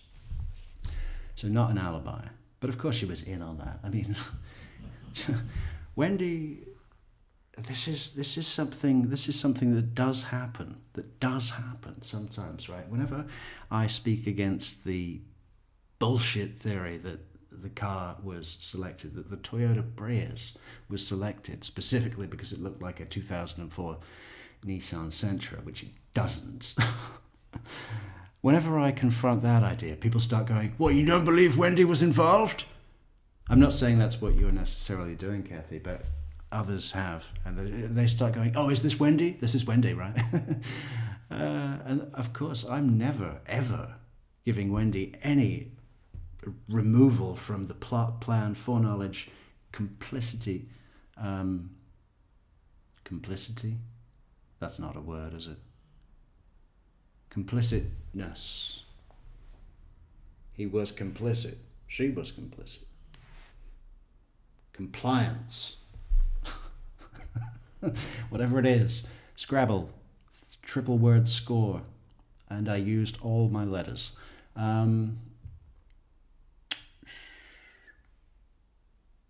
Yeah. Wendy is outside of the plan because she's created the plan by indirect requests.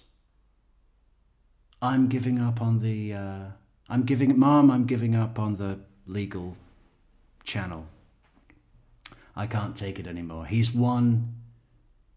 He's a better lawyer than we can afford, and I'm going to submit to his will and try and make a good life in Tallahassee. I'm buying a house. I'm about to get locked in. And all the stuff of... I think it's easy when we listen to Donna's language against Dan in the emails, in the phone calls, to get what he's always got, in his way. It's very easy for us to listen to that in the context of Donna having full knowledge of the reality of the situation, as we do in retrospect. Well, maybe it's a stretch to call it full knowledge, but you know what I mean. That Dan was not a tyrant. Maybe he was working a lot. Okay, well, that's common. That's completely normal. But what was Wendy? How was she representing? I don't know.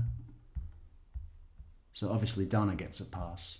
Wendy was 100% in on it. Otherwise, she wouldn't have an alibi for every second that morning. She knew she had to account for that day. Yeah, and no one's arguing against that, Rick. That's not an opinion that we entertain. I mean, this fucking... The show of Judy's, AA Legal Focus, that went to Call Me, whatever, and, just seems like someone else was pulling the strings there. Someone else close to the Markells, a source. What does it tell us that Judy didn't see the real pictures of real Ben? I don't think that means she has multiple sources that are particularly close to the Markells. I mean, to be honest, we only really know of one, don't we?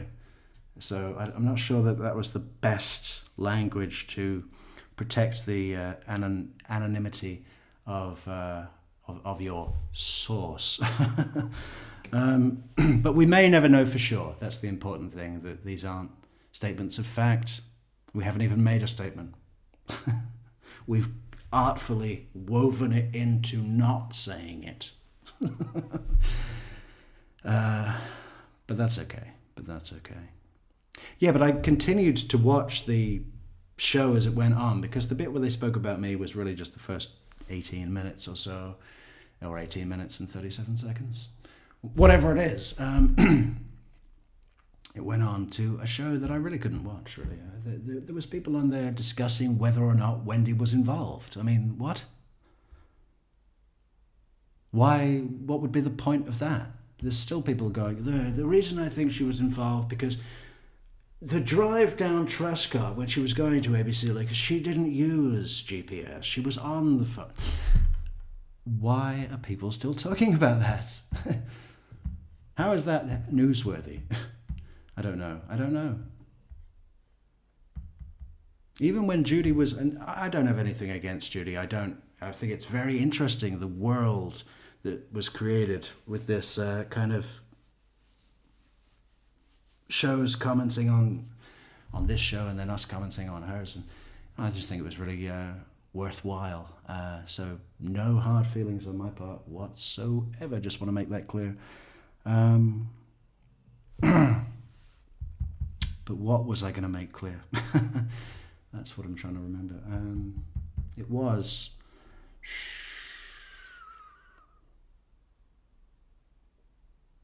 when Judy was telling them who made, she said, it's by this YouTuber called True Crime Metrix, who actually does have some really well-made videos on this case and others. Subscribe. And then she went on to say that he is of the opinion that Wendy was involved. Which I just find that really interesting because to me that shouldn't be a distinction. Because who are the people? Apparently this loophole guy who has a lot of followers, doesn't he? Fucking hell, almost 500,000. I thought he was just like us, like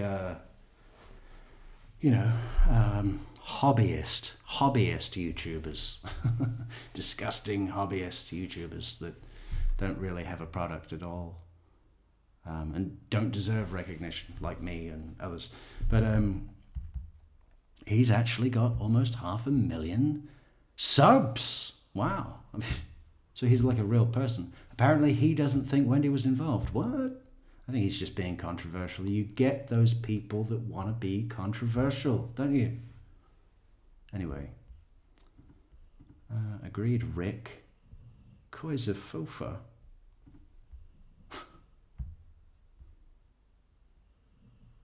Hello, currently listening in bed in California. Good to know. With your Koiza Fofa. Kathy, Wendy knew. Metrix, I'm the Aussie. I know. You keep telling us.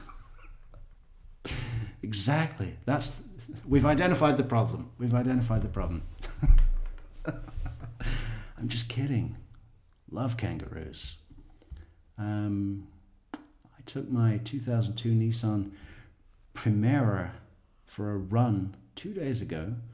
It runs better than my 2018 Nissan Wing Road. Well, we've got to check that out. A Nissan Wing Road.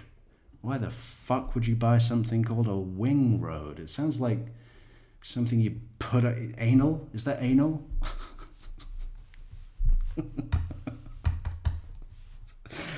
It sounds like something that you would buy from a sex shop. I don't know. 2018 Nissan, or Nissan, as the rest of the world says it.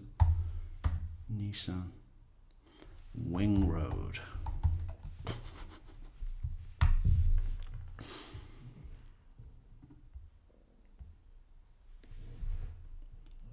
A rim wing. Would you buy something called a rim wing? Well, this isn't very impressive at all. You should have gone with the Honda Odyssey, which I believe is somewhat comparable.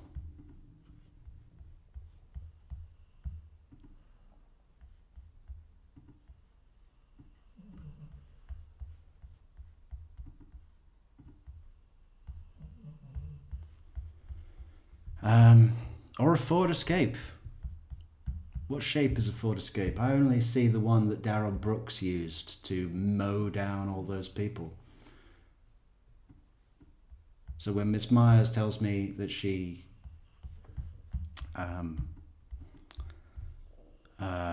drives a Ford Escape, I'm like, fuck, what, that?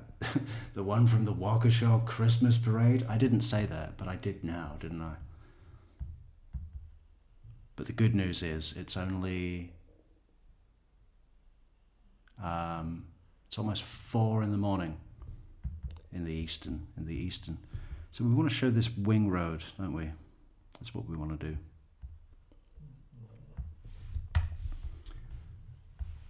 Now how? Maybe like this. Well, let's check out the pizza again first. Oh, yeah. So, what about... here we go. This is it.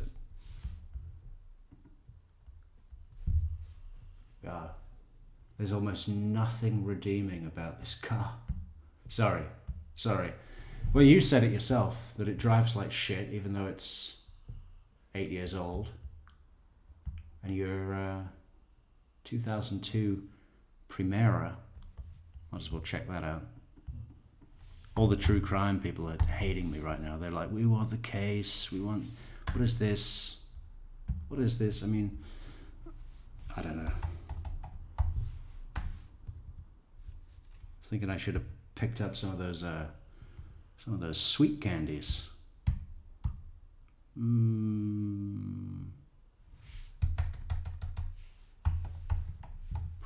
I think I remember the Primera. Oh yeah, that one. Oh yeah, that's pretty good actually. If you got the station wagon.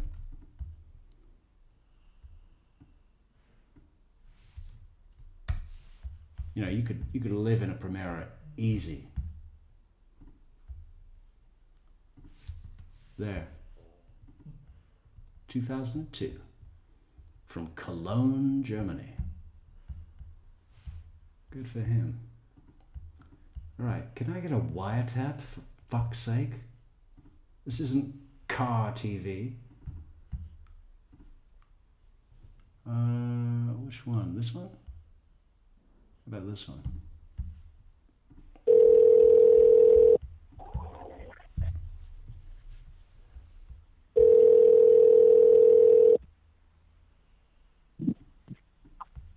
My nigga.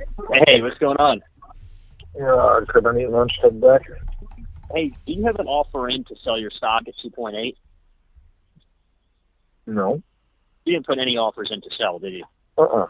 Okay, cool. Because I just got a call that someone was trying to sell 500,000 shares at 2.8. And my buddy was like, don't do that. It's going to hurt us because we're going to probably try to break 3 today. So we just... No, I haven't put any orders in. Okay. All right, that's right. I only put an order to buy. Yeah, no, don't. I mean, you're up 40% on your position, but don't sell yet. It'll break free. We just closed a distribution deal in New York and New Jersey. Like literally just did it today.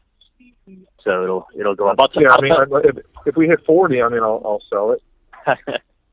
Right? And absolutely, if you hit 40, there's fucking dinner's on me. But yeah, don't sell until like just check with me before you sell, so it doesn't like it's not on a day that it like dumps it on the market, you know. Yeah. No, I'm not selling. Okay. What happened last night with the Colombian? I don't know. She's coming over tonight. She's coming over. I ended up getting back on the boat too late, but she's going to come over like 7 o'clock at night. Okay, Rick says, what shocked me during Donna's trial was learning Wendy agreed to stay in Tallahassee legally, but didn't tell her mom. Instead was working with Donna Adelson to relocate to Miami. Wendy agreed to stay in Tallahassee legally. What do you mean by that? In the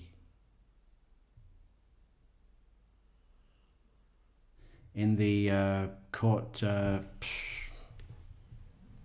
do you call it? Settlement.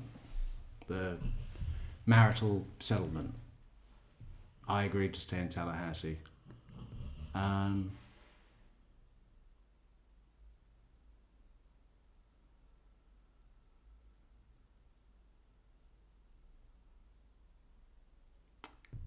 And she didn't tell the mom.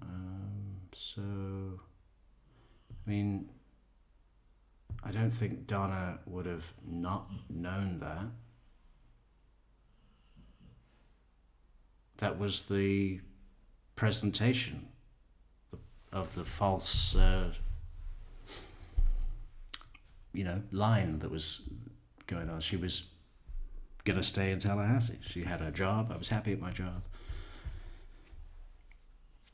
The party line was that Wendy had given up on relocation. The judge had ruled, and that was that. I mean, that was known by everybody, legally, right?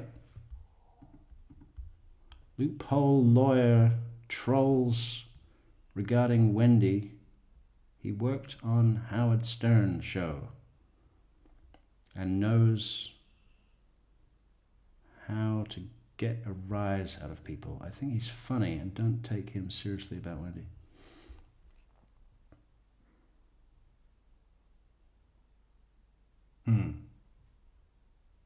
You're saying he trolls. Is that what you mean? Or like trolls that belong to him? Loophole lawyer trolls regarding Wendy.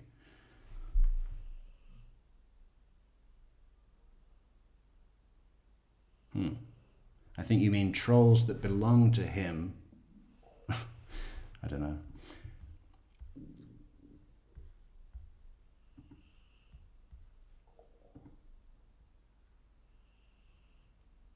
Okay, shut up. It's not actually a Nissan Wing Road. It's a Nissan AD. Are they talking about the random vehicles that they have down there? What is that thing that they have? A Ford, what is that Australian Ford called? This is Car TV.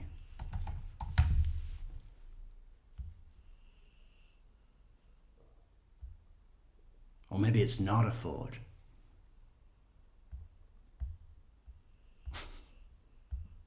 Anyway, they got a bunch of weird cars. They change everything because they're far away. Primera is heavy. Drive, corners, good. Oh my God, that's exactly my Primera you found. I love the bubbles style. Great, good. Dude, literally, Darren, I fucked the shit out of this girl, and like 5 minutes later, she's like 3 minutes later, she's like, okay. I'm like, she's like, come on, let's do it again. What are we talking about? He's fucking the shit out of a girl, okay. Never understood that term of phrase. Just, it's all, I just, no. I only put an order to buy. Yeah, no, don't. I mean, you're up 40% on your position, but don't sell yet. It'll break free. We just closed a distribution deal in New York and New Jersey. Like literally just did it today. So it'll go up. Yeah, I mean, if we hit 40, I mean, I'll sell it. Right? And if you hit 40, there's fucking dinner's on me. Yeah, don't sell until like just check with me before you sell, so it doesn't like it's not on a day that it like dumps it on the market, you know. Yeah. No, I'm not selling. Okay. What happened last night with the Colombian? I don't know. What happened last night with that Colombian?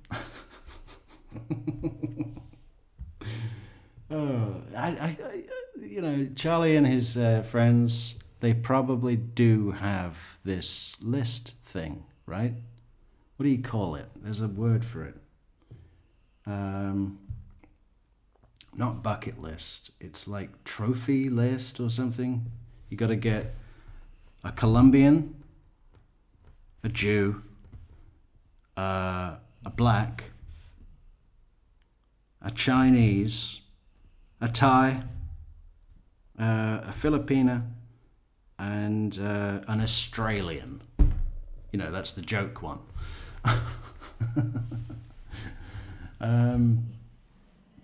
And the easiest of all, right? The easiest one and the joke one is the last one. Oh, yeah. One of the guys comes back and it's just, well, I got 10 Australians. None of the rest, sorry. But no, they probably do this trophy thing, right? Which is sick. Tonight, I ended up getting back on the boat too late, but she's gonna come over like 7 o'clock at night. Dude, literally, Darren, I fucked the shit out of this girl, and like 5 minutes later. Do you think I'm gonna get a video made about me tomorrow about, you know, how I insulted a nation and that I'm unethical and that I should bury myself in a wallow, in a boar's wallow, in the wallow of a wild boar? Maybe. Like 3 minutes later, she's like, "Okay."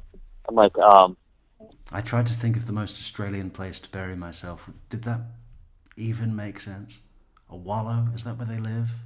Because they have wild boar, right? I was thinking of Billabong, but I've never been 100% sure about what Billabong is or what a Billabong is. I think it's where you sit, because Matilda was waltzing and sat on a Billabong, right? she's like, "Come on, let's do it again." I'm like, "What?" Like, I'm fucking drunk and high, and she's like 3 minutes later, she wants to be fucked again. I'm like, "No, it doesn't work like that. Poppy Chiller goes to sleep now." like 3 minutes later, there, she was trying to fucking kill me. She's 19. 3 minutes though. Like, hey Charlie, sometimes people can just not even take a break. You know, just keep going. I'm like, fuck you. Make her come. Dude, she is a fucking animal. Like, literally. And you know what the thing is? She just picked herself up and left. And I hear the door close. I go running out of the bedroom. I'm like, "Where are you going?" She's like, "You fell asleep." I'm like, no hug goodbye, no, like. She's not your girlfriend. Yeah, I think she's going to go and get fucked by someone else. I mean, that's the reality of the situation. Yeah, she never get fucked. She just comes. It's just a 19-year-old that comes over and gets fucked and leaves. Nice. It's horrible. What happened with? So I'm like, June, I feel so bad. Her mom is younger than I am, which is true. Her mom's 37. I'm like, June, what do you want? I'm like, we're not married. I saw the mom at the consult. Mom wasn't bad, but this girl's gonna. I mean, she runs. She was on cross country, but her legs are not that skinny. I mean, she'll be a big girl after she pops out a kid. She's not. She doesn't have any Asian genes, you know. Some of these Latin girls, man, their ass become 3 feet wide. Yep. I don't know how it happens, but like it does every fuck. Hello, Shani says, how many Aussies? Is that a question directed at me? I'd say 1.5, and that would be 2, but one of them was also from Norway, which is astounding to me, given the fucking, you might as well be the North and South Pole. Yeah, 1.5, because, and as easy as that was, they've got nothing on the Welsh. Time. So I mean, I'll fuck her a few more times, but we made fucking those agave margaritas on the boat, and Great. So I picked the best day possible to roast Australia, because it is with love. I insult with love because I don't know. I mean, isn't that what a roast is? I think it is. Anyway, I love kangaroos. Like I said, I barbecue koalas daily. I spoke to Jordan, drove out to Shooters, got drunk at Shooters, came back, smoked the joint on the way back, and I only live like 6 or 7 minutes from the main intercoastal. We went SEAL team. Yeah. Back in there, fucking killed the light. Dude, at night, you know how the water just gets like glass? Yeah. Fucking killed the lights and just dropped the hammer doing like 43 down the canal at night. Yeah, I know. Hello, Shani. There's wild boar here too. Isn't that weird? And they just come in and just turf it all up, you know? Just turf it right up. And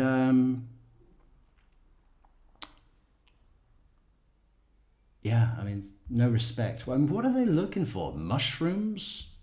That may be the problem. It's like, it's perfect, man. It's like, No one yells at you? dude, no one sees you because it's a 4-stroke. So it's quiet as shit. B, there's no lights. And C, we're like so fucking low to the ground. And think about it, like, let's say you live at your house, right? And you got your 65 feet on the water. What's your visual? Like, 100 feet to the left past the property, 100 feet to the right. A lot of people are landscaping. At doing 40, I'm probably passing the area that you would actually see me at per 1, 2, gone. So maybe 2 to 3 seconds tops at 43. So unless you're looking where I am, those 2 to 3 seconds out your back window, you don't even see me. And at that speed, there's no wake. When you rock the boats is when you're doing like 8 miles an hour, when that bow is all the way up, and you're trying, and you're like, you're not idle and you're not on a plane. That's when you fucking like push all that water.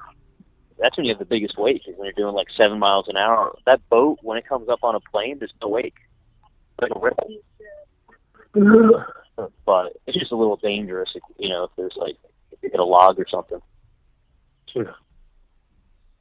But have you ever been out on my boat? Yeah. When? Long time ago. Did we go to you and me went to Pirate Bar? went to the Pirate Bar. Yeah, just 2 of us. Yeah, I think it was when you first got it. That has to be like when I very, very first got it, like back when Mojo was still around. Oh yeah, that's a long time ago. Yeah, that's how long I've had that boat, man. Mojo's alive when I had it. So, I don't remember when you bought it. I've been lucky with that boat, man. I mean, I got the trailer. Did you get a trailer with your boat, by the way? My boat has a trailer, yeah. You did get a trailer. Backyard, hopping on the boat, and driving it. That'll be your next house. Yep. I'm telling you, man, you think you're going to be in your house forever. Once Talia starts fucking cranking with her practice, 3 years from now, you're going to be like upgrading. Yeah, we'll see. I mean, we love our house. Yeah, no, dude, the house is fucking perfect. Like, I mean, it's honestly like a dream house. What you guys did to it, the layout, everything, it's like, it is a perfect house. I Dude, there's such a difference too between like the modern architecture and the open floor plans versus like, dude, you could take the nicest house in the world that was built like 10, 12 years ago, leave offices at 7 and go to offices at 7:45 and work till 11. No, those days are over for me. Yep. So, but maybe we'll get together one night this week when I'm up for something. I'm around. Give me a call. All right, we'll do, buddy. I'll All talk right. to you All right. later. All right.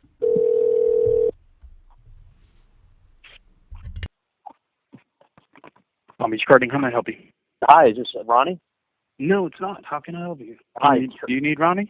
No, maybe you can help me. It's Charlie. I was talking to Ronnie a while ago about a cart for sale. Okay. And it was someone that was privately selling their used cart there. I didn't know if it was still for sale. Sure. Can you hold on 1 second? Sure. Appreciate it.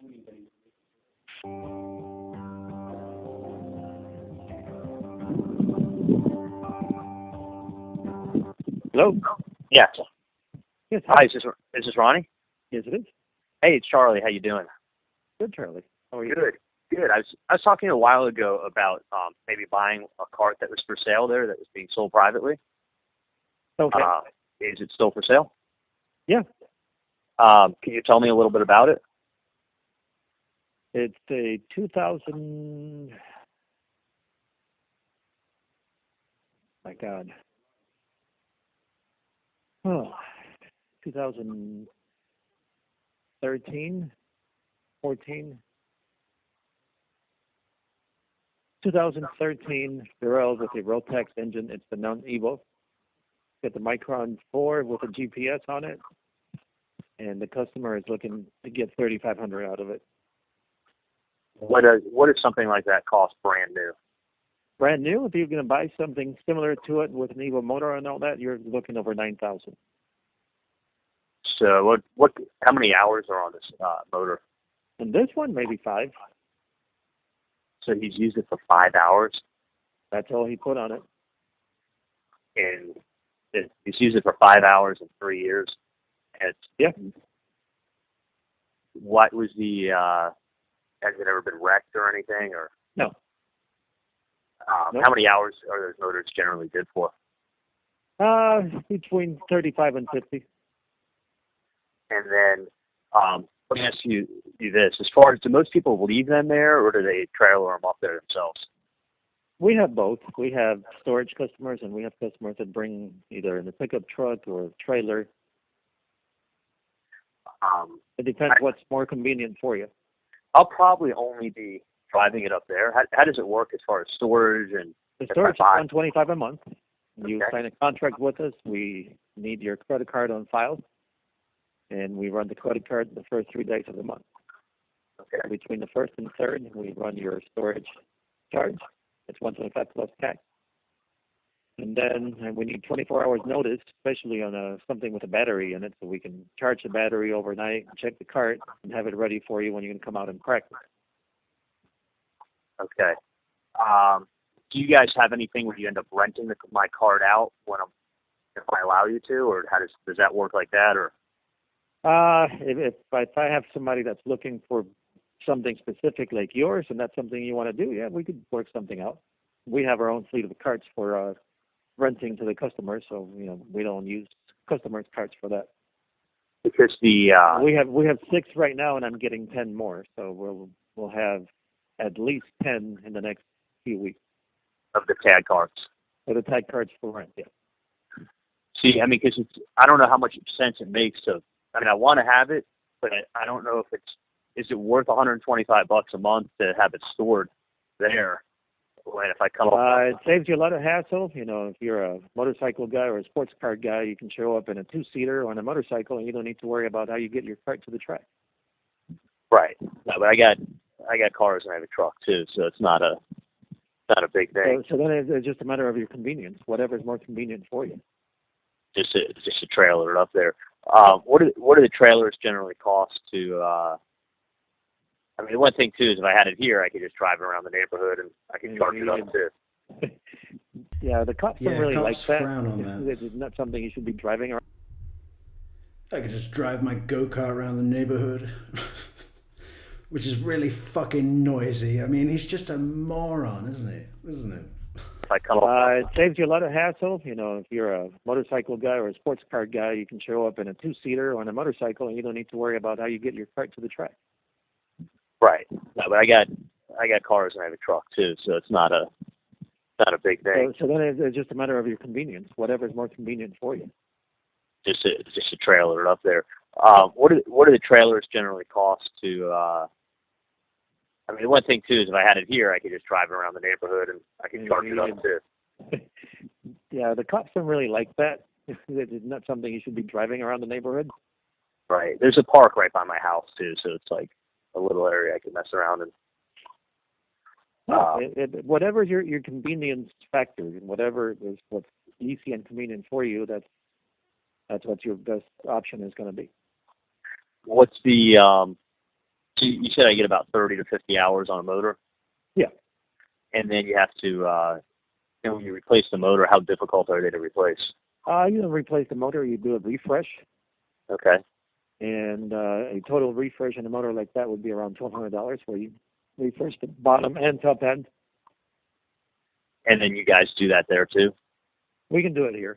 We're a Rotec Service Center, and we also are dealers for the Vortex line, the Rock GP motors and all that. I mean, that's a good thing. You can start with that motor and then decide if you want to buy the Rock GP and put it on it to race the Rock GP classes here, or if you want to refresh that one. What's the Rock GP motor goes for $2,600 plus tax, brand new. And then you get like how many hours you think out of them? Depending on how you're using it, you know, we can set it up for just practicing and playing around, where the timing is set up a little bit safer and you use a little more oil in the mixture because they're all 2 cycles. Or if you're interested in mostly racing, then you're looking at about 25 to 35 hours. Yeah, keep it on the fucking low timing thing for him. I mean, he's not going to be safe or considerate or... He's a danger. He's a danger to himself and others. And then if you're just running it yourself, you're looking at... Yeah, about 40 hours. And then it's the same. It's about $1,200 to refresh it. Yeah. What's the... what about tires and stuff like that? I know it's dependent on how hard you're racing, but... If you race, your race tire then becomes your practice set of tires, and that should last you 2 or 3 practice days. And a set of tires is about $238. $238, and it's going to last me for 3 days? The money involved in having a go-kart is ridiculous. I mean, if you want to fucking... How often is he go... You don't need to buy a go-kart unless you are gonna be competing in championships. Okay? That should be the rule. Unless you're going to go all the way to the top and then on to Formula One and the other racing people do, rallying. You don't need a fucking go-kart. Get a dirt bike. That'll be like $2,000, $3,000. And then you can just take it to, I don't know. It's difficult to dirt bike in a swamp. There's got to be some dust around. A beach. Maybe a beach. If you want a go-kart, how often is he going to go? Let's say he goes... Let's be really, really considerate. 12 times a year, once a month. Would he go more than once a month? Doubtful. He might go 3 or 4 times the first month, and then later it'll be none. So I think 12 is fair. 12 times. And let's say it costs, I have no idea what it would cost to go rent a go-kart and have an hour or 2 or however long people do that for on the track. Let's say $200. I mean, that sounds... I can't imagine spending $200 on something like that, but I'm guessing it's not going to be 20. Let's say it's $200. So 12 times a year, $200. That's $2,400 over a year for a hobby. Okay, an expensive hobby, but if that's what you want to do for your extracurricular fun activities, great, good for you. It's good to be passionate about something, or semi-passionate about something. But he's talking about spending, I don't know, we did the math once about, should we do that now? Maybe we'll come back to that. But it was a lot of money. It was going to cost a lot of money. All right, and what about like if I'm just going regular? Is that, do I get 10, 12 hours on a set of tires? They're good for 150 laps. Oh, wow. That's quite a few laps. Yeah. The first. Well, how big's the track? 150 laps. Okay, so how long does it take to go round once? 5 minutes?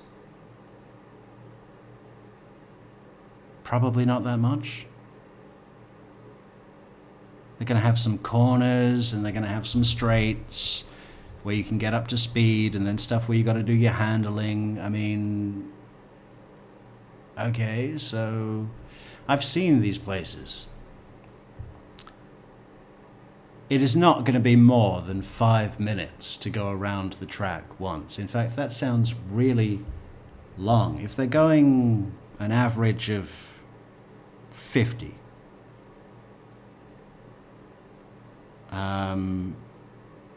5 minutes, 50 miles an hour would be 1 mile point 2-ish, right?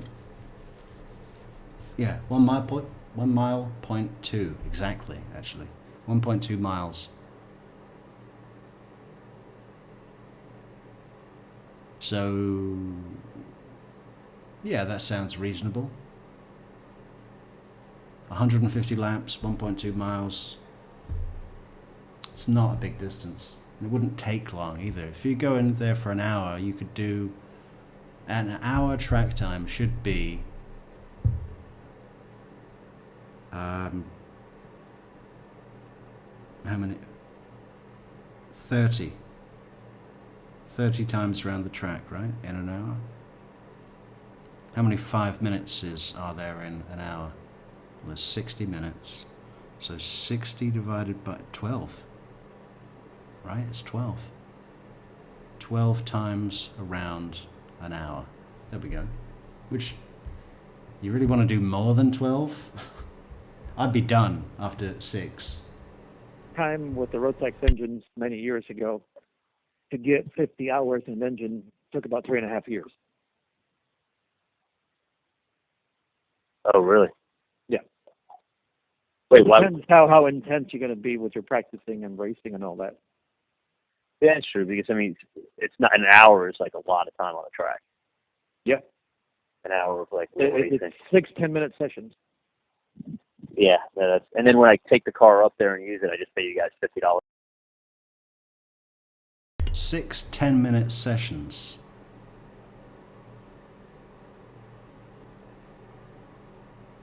Okay, so you don't go around and around on the track for an hour straight. You do a 10-minute session, and then maybe you have to let the engine cool. I imagine if you went flat out in a go-kart for an hour, you might overheat the engine. Because there's not much on there, right? How are they supposed to build an efficient cooling system and still keep it under race weight? So probably you have to come off, let it cool down, and then go back on for another 10 minutes. And then they get another crew, right? Another group of racers. Keep placing your bets, churning them out one by one, or group by group. For the track fee. Correct. All right.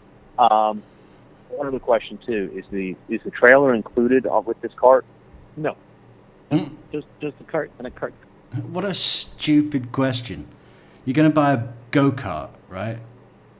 And you're going to say, oh, just one more question. Is the trailer included with the go-kart? Why would it be? And if it was, they'd make a fucking big deal about it, wouldn't they? They'd be going, hey, look, this is your one-stop solution pack. Everything you need. All in one box, one expensive box, a trailer, a go-kart, maintenance, storage. Is the really expensive custom trailer with the track runners that you had to have specially built for this specific go-kart, is that included with the purchase? And he thinks he's being a wheeler dealer, doesn't he? He thinks he's like, yeah. Maybe if I ask, he'll know that I'm interested in the trailer. And if I'm a little shaky on the price, he'll throw it in as a deal.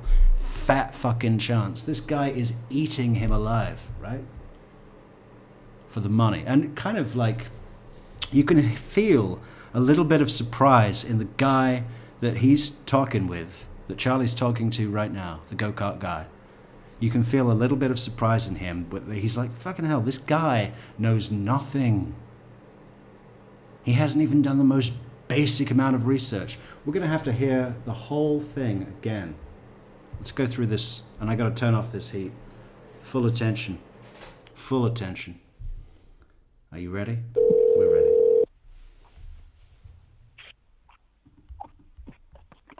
Palm Beach Karting, how may I help you? Hi, is this Ronnie? No, it's not. How can I help you? Hi. Do you need Ronnie? No, maybe you can help me. It's Charlie. I was talking to Ronnie a while ago about a cart for sale. Okay. Straight away, it's off to a shaky start. I'm not sure if that was Charlie's fault, although I'm willing to say that. Hi, is this Ronnie? No. Can't you tell that? Ronnie has a really deep voice, and he's from Buenos Aires with an accent. How do you think I'm Ronnie? And it was someone that was privately selling their used cart there. I didn't know if it was still for sale. Sure. Can you hold on 1 second? Sure. Appreciate it.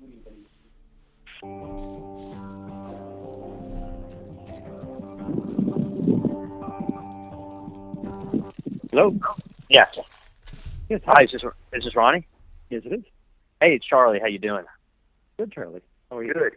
I was talking a while ago about maybe buying a cart that was for sale there that was being sold privately. Okay. Is it still for sale? Yeah. Can you tell me a little bit about it? It's a 2000. My God. Oh, 2013, 14. 2013 Durell with a Rotax engine. It's the non-Evo. Got the Micron 4 with a GPS on it, and the customer is looking to get $3,500 out of it. What does something like that cost brand new? $3,500. Brand new. If you're going to buy something similar to it with an Evo motor and all that, you're looking over $9,000.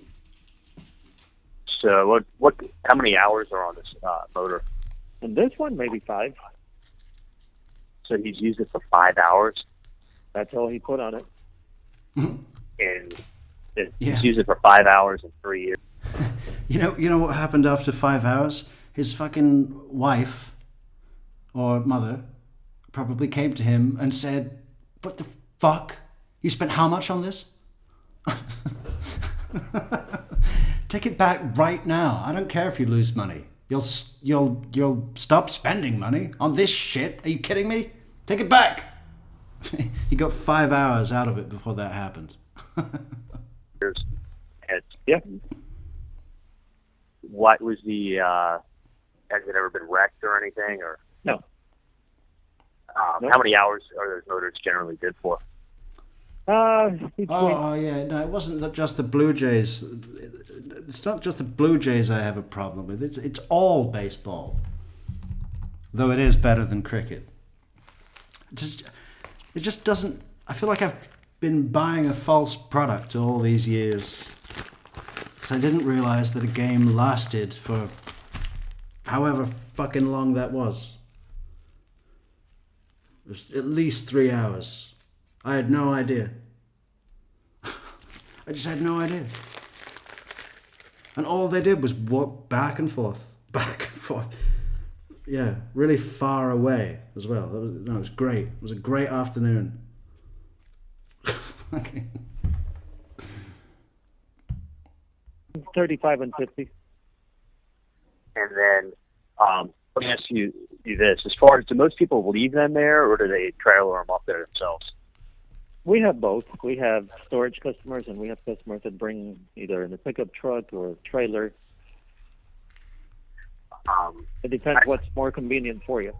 I'll probably only be driving it up there. How does it work as far as storage and? Yeah. Can I pay to store? And then, you know what he does in a moment? He's got this thing where he says, so if I store it with you guys, could my go-kart be rented out? And then I get the money for the rentals? And you can just imagine if the guy had said yes, he'd be going back to Donna saying, yeah. You know, my go-kart, right? Well, I got them to pay me to store it with them. Yeah, because that's a great business move, an Adelson move. I think I might do the same with the jet ski. Yeah, on the dock. Where I keep it at the marina, I'm going to say, you rent out my jet ski and send me the checks, right? Send me the rental fees, yeah? And the guy here is just like, yeah, we don't do that. No, I think he says we do, but, you know, if all of our own go-karts that we maintain, he's got some way out of it. The storage is $125 a month. You sign a contract with us. We need your credit card on file, and we run the credit card the first 3 days of the month. Okay. Between the first and third, we run your storage charge. It's $125 plus tax. And then we need 24 hours notice, especially on something with a battery in it, so we can charge the battery overnight, check the cart, and have it ready for you when you're going to come out and crack it. Okay. Do you guys have anything where you end up renting my card out if I allow you to, or does that work like that, or? If I have somebody that's looking for something specific like yours, and that's something you want to do, yeah, we could work something out. Yeah, we have our own fleet of carts for renting to the customers. No, if someone comes in and says, "Listen, I'd like to rent something I'd like to rent something specific. Do you have any, badly maintained, cheap go-karts that were once owned by a pedophile dentist?" Yeah. That's what I'm looking for. So if I could do a specific rental on that, we want 12. So, we don't use customers' cards for that. Because we have 6 right now, and I'm getting 10 more. So we'll have at least 10 in the next few weeks. Of the tag cards. Of the tag cards for rent, yeah. See, I mean, because I don't know how much sense it makes to. I mean, I want to have it, but I don't know if is it worth $125 a month to have it stored there. And if I come up, it saves you a lot of hassle. If you're a motorcycle guy or a sports car guy, you can show up in a 2-seater on a motorcycle, and you don't need to worry about how you get your cart to the track. Right. No, but I got cars and I have a truck too, so it's not a. Oh, I love the Miami classification system that they have. Hey, if you're a motorcycle guy or a sports car guy, then it's going to save you a lot of hassle when you want to be a go-kart guy. It feels like The Sims or something like that, where you just have, hey, pick your character. Do you want to be the sports car guy or the motorcycle guy or the go-kart guy? What about the jet ski guy? What about the Asian hooker guy? Oh. What about the insider trader guy. And now you can be the dentist guy. Oh, it's like he just puts in a cheat code. You know, he puts in a cheat code. These games have cheat codes. And then you can be, something will happen, right? Infinite cash, endless ammunition and cash. I always thought that was the best one.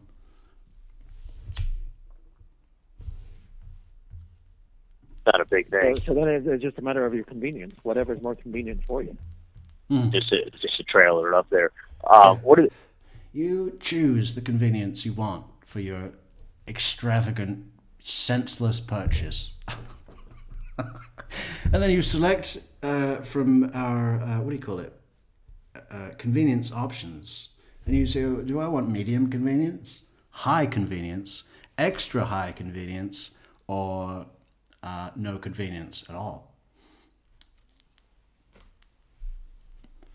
I find, you know, people talk about America, don't they? They say, "Oh, America, the history, the experiments, the social experiments, the discovery, you know, all of the interesting things they say." But I think the most interesting thing is, shit, I've forgotten what it was. Yeah, how they go about commerce, right? And putting things in packages and inventing ways to sell the same thing, but for more money, you know? It seems that is in every single thing that happens there. There's, and where does that stand on a scale of purity? There's a lot of, you know, greedy lies. I mean, there's a lot of greedy lies. And even if some of those greedy lies are doing you a favor, that favor will cost. You know, there will be a price attached to that greedy lie favor that comes from the heart of all American commerce, it seems. Even the eco shit, even the stuff that wants to be really fair trade and stuff like that. Like, I remember seeing this guy who he was building something, and instead of heading down to Lowe's or to the Home Depots or, you know, those places to get his lumber or timber, lumber, because I think timber is like when it's basically still a tree because it's gone timber, right? Then they changed the timber into lumber. They're different things. Anyway, instead of getting his lumber from Lowe's or the Home Depots, he went to a provider that was selling wood that was reclaimed from a barn that had been taken down, right? So they took that wood, and instead of throwing it away and burning it like we used to do, they will sell it, and you get to use reclaimed wood, which is fantastic. But you know, there was this little thing on the box because he was showing this, and he was showing how great this product was, and then to promote the product further, he said their promotion, the lumber promotion, the reclaimed barn lumber promotion, was for every box that you purchase, we will plant a tree. Right? You see how that works? You see how that puts the onus, the pressure onto the consumer to reforest a continent.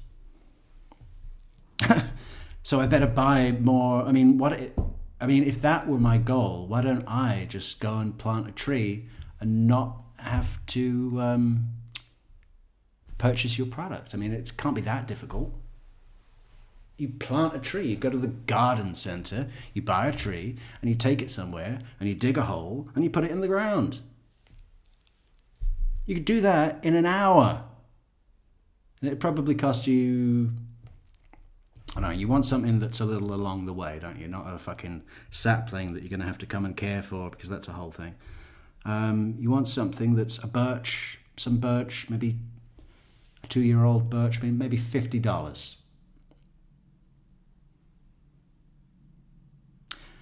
But no, this guy selling the reclaimed lumber from the demolished barn was saying, if you purchase another box. So this guy obviously bought like 6 boxes. And I thought, you know, what is next? Are they going to say, look, there's an app that you'll get to watch your tree grow up. If you just log in and then you put in your barcode, your QR code, then you'll see the birch tree grow up. Like they do with those gorillas, you know, those nature help the nature companies or charities, right? Organizations, charity order. They say adopt a gorilla, right? Adopt a gorilla and you can name him and we'll send you updates. That's an actor gorilla, isn't it? It's the same one they send to everybody. Obviously, they're not going to go to the time and expense to do this kind of life journey for every single gorilla. There wouldn't be any left, would there? They'd be spending all their money taking pictures. You know, you want to talk exploitation? How about that? Anyway, we should get back to the go-kart. What do the trailers generally cost to... I mean, the one thing, too, is if I had it here, I could just drive around the neighborhood and I could charge it up, too. Yeah, the cops don't really like that. It's not something you should be driving around the neighborhood. Right. There's a park right by my house, too, so it's like a little area I can mess around in. Whatever's your convenience factor, whatever is what's easy and convenient for you, that's what your best option is going to be. What's the... You said I get about 30 to 50 hours on a motor? Yeah. And then you have to, when you replace the motor, how difficult are they to replace? You don't replace the motor, you do a refresh. Okay. And a total refresh in a motor like that would be around. You sign up to our refresh pack, which is your level 3 convenience package, and you do a refresh on the motor, so you don't even need to replace it after like a day. I cannot get over how high maintenance this fucking go-kart shit is. I mean, why don't you just get a normal car and race that? You know, you service it once a year. And you can do most of that yourself, right? God, I bet he's never touched inside the engine of anything. What do you think? Do you think Charlie Adelson knows how to put some fucking coolant in the engine? Or check the oil? I gotta go to Sully. I gotta go to Sully to get my oil checked. Around $1,200 where you refresh the bottom and top end. And then you guys do that there too? We can do it here. We're a Rotec Service Center, and we also are... We're a low-tech service center. That's inspiring. What does that mean? That you've got a wrench set? Good. You'll need that to check my oil. Dealers for the Vortex line, the Rock GP motors and all that. I mean, that's a good thing. Maybe I should take this sweater back, you know. It just feels, now that I'm sitting at the desk, it just feels baggy. But if I stand up, it's still baggy. But then it said loose fitting. I don't know what that means. Is it supposed to be baggy?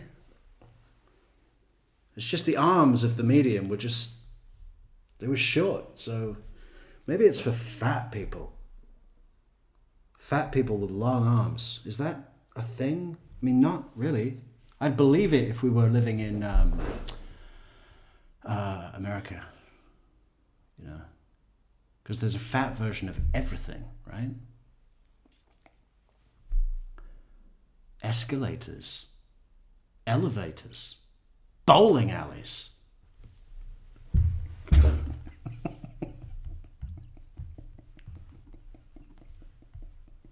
You can start with that motor and then decide if you want to buy the Rock GP and put it on it to race the Rock GP classes here, if you want to refresh that one. What's the The Rock GP motor goes for $2,600 plus tax, brand new. That's a good point. Gummy, Dolphin, 1, 2, 3, 4. Help the mattress. Is this on purpose or True Crime Mattress is doing good work? Thank him and help him with coffee. Thank you, Gummy, Dolphin. We should put that link, shouldn't we? We should put that great link. Ah, it is a great link. If you want to support the channel, there's a link right there, look. You could support the channel, support the dog. Support the dog. And support this sweater, because it needs a support, because it's so baggy! I should take it back, but I've smoked in it now. I don't know. Do I risk it? Do I risk that washing machine trick? I mean, it's going to cost me like 10 euros to do that. Fuck. I hate buying anything.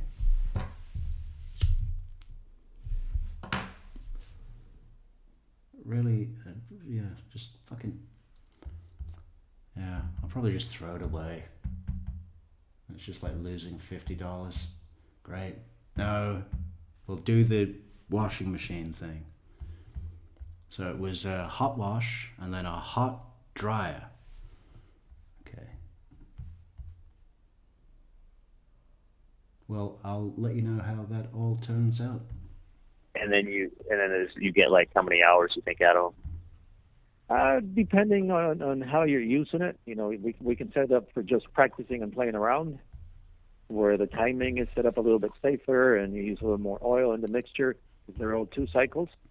Or if you're interested in mostly racing, then you're looking at about 25 to 35 hours.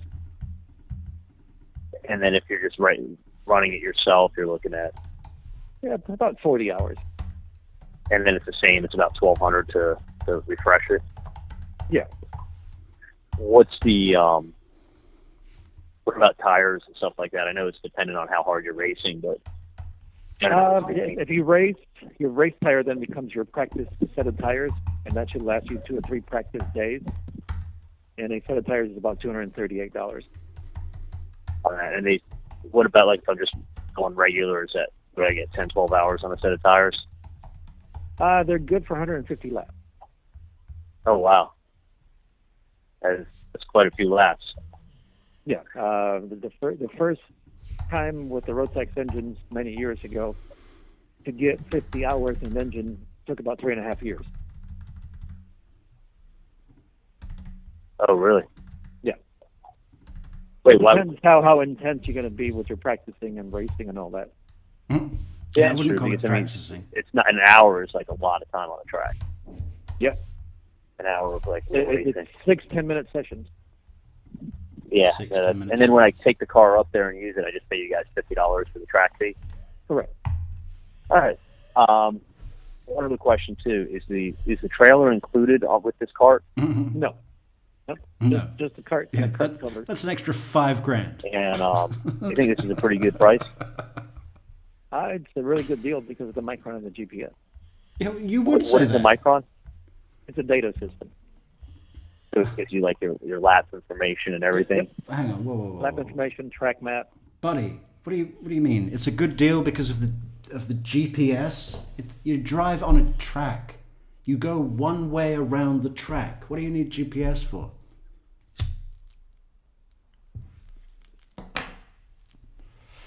I mean, what is that for? Seriously, is it for so they know how fast he's gone at different areas of the map and can give him stats that he's never going to read?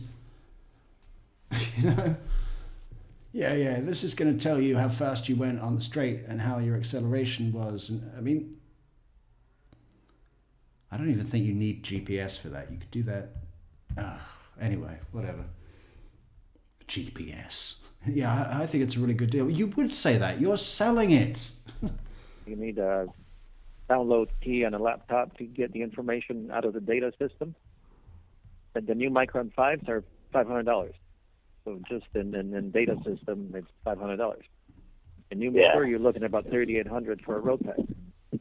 And a new chassis, you're looking at about $4,500.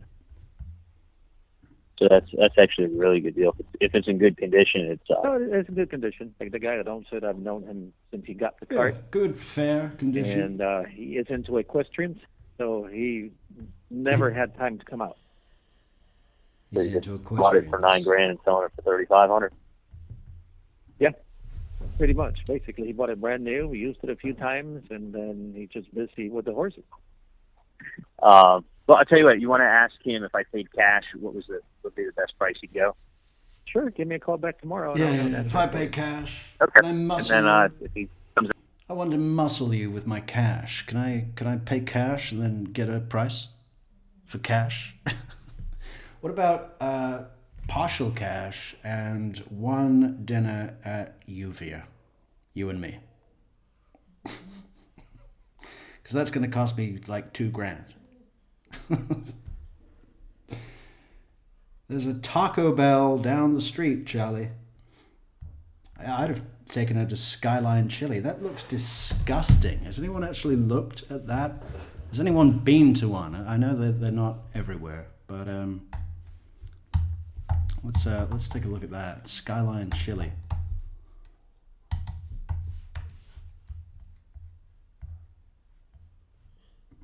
Oh, God, what the fuck? Why would anybody? I mean, I'm not a big cheese. I don't really, I think cheese is... and there's a lot of it. Okay, so let's see if we can have a look at their menu. Tell us what you would order. I was at Skyline Chili eating a bowl of chili. Ways, conies, fries, burritos, vegetarian salads, wraps, bowls, potatoes. Okay, bowls is where. So what did Charlie go for? Loaded chili bowl. Our secret recipe chili with beans and onions topped with shredded cheddar cheese and sour cream. You could not fucking pay me to eat that.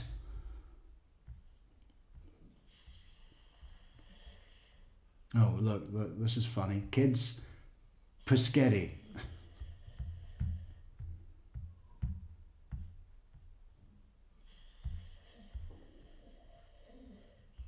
Kids, coney.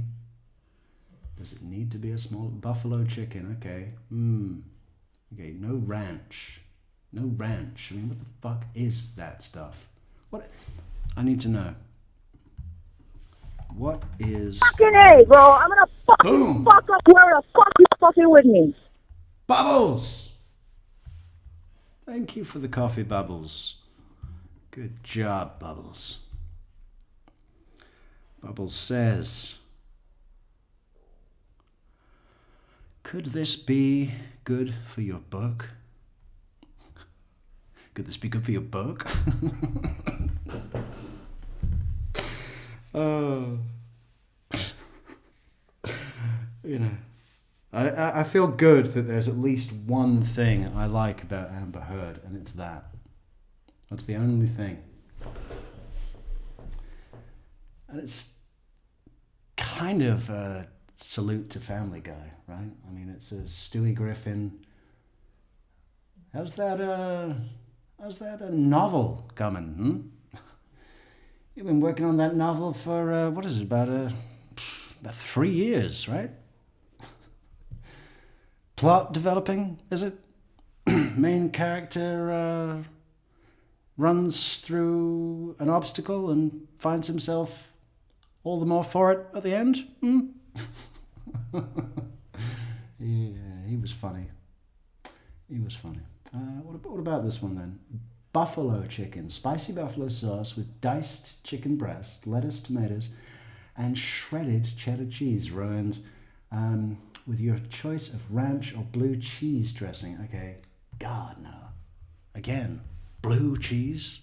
Why don't I just eat a walrus that's been buried in the snow for a decade? Because that's what they do. A news reporter went to these Inuits, right? And said, show me the food delicacy. And the delicacy is that they grab a walrus and bury it in the snow and leave it there. It's not a decade, it's a year. They leave it there for a year. And although it's frozen solid, it decays in this kind of, I don't know, longer way. The stuff that happens to the flesh. And then the cameraman and the guy that was making the documentary, the guy that was walking around, they said, "Can we try it?" And they said, "Well, you'll probably instantly throw up because blue cheese. This is like blue cheese times a million." And I believed him. I absolutely did. Just one more thing that I've always wanted to know. Ranch dressing is a popular creamy American salad dressing and dip made from a base of buttermilk mayonnaise or sour cream, flavored with savory herbs and spices like garlic, onion, dill, parsley, and chives, plus salt and pepper. It's known for its tangy, herby taste, served on salads, as a dip for vegetables, or as a flavoring for other foods, and is a staple in American cuisine. You see, that's what worries me.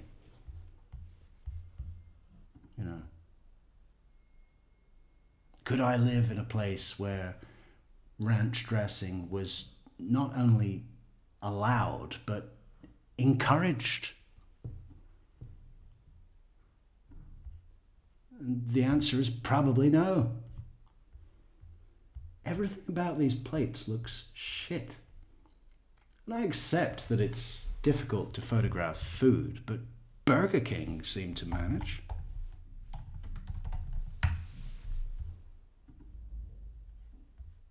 I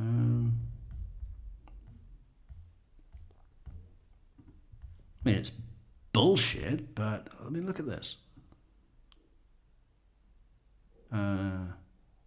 Save image, copy, save image, save burger.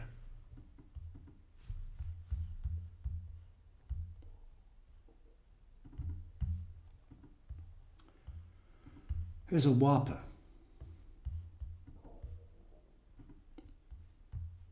Now, it doesn't actually look anything like that in the real world, but at least they got the picture good. I should go and get a Whopper today and do a direct comparison on tomorrow's show. Maybe. Anyway, back to some calls.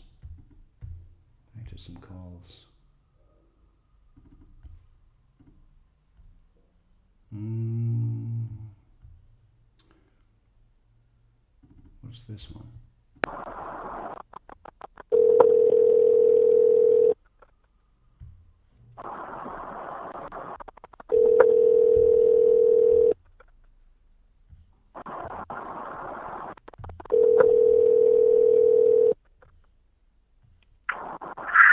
Hey, what's up, man? Brendan, what's going on? Just get home a minute ago. All right, dude, you got to double check for me. I know you said you only had my driver's license. Yeah. I handed you both at the same time in the kitchen. I just double checked again right now. Triple check, otherwise I got to cancel that card, and that card's got everyone on it, so I need to reissue.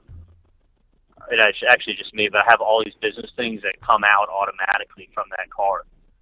So yeah. I know I handed them both to you at the same time because when I looked at my wallet, it was gone, and I knew on the boat that you didn't check your. All right, maybe I'll get a look see if it fell out of your, like when you were just sitting, if it fell out of your bathing suit. I didn't even open my pocket until we were leaving. That was the only time. You think it's on the boat somewhere? Nope. That's what I mean. So let me try them now. Hey, that was a great time yesterday, man. Yeah, it was a blast, man. It's such an escape for the day. Like, you just get out on a where you can't see what's behind that turn, and it wouldn't be enough time to really react. You just have to throw yourself off the boat and let the boat hit whatever it's going to hit. Oh yeah, like something's gonna happen. Is that what they taught you in harbor safety school? Just let the boat hit whatever it's going to hit. You know, who was that actress that got hit by a boat?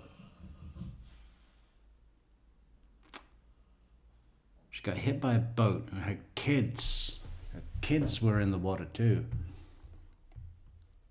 I think it was out in Costa Rica.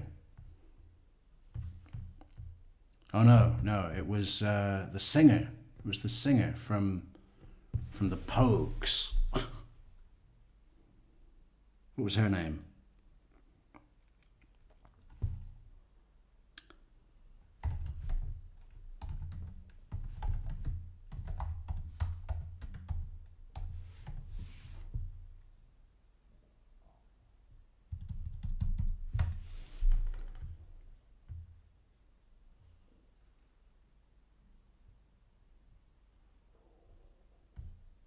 What the fuck?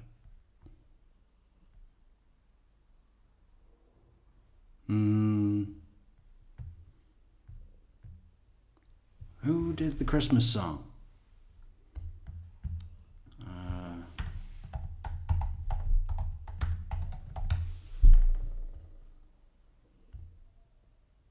Kirsty McCall. Maybe.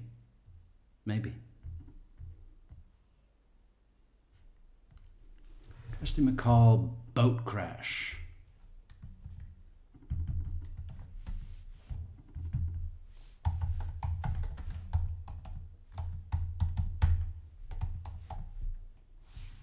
Boating accident.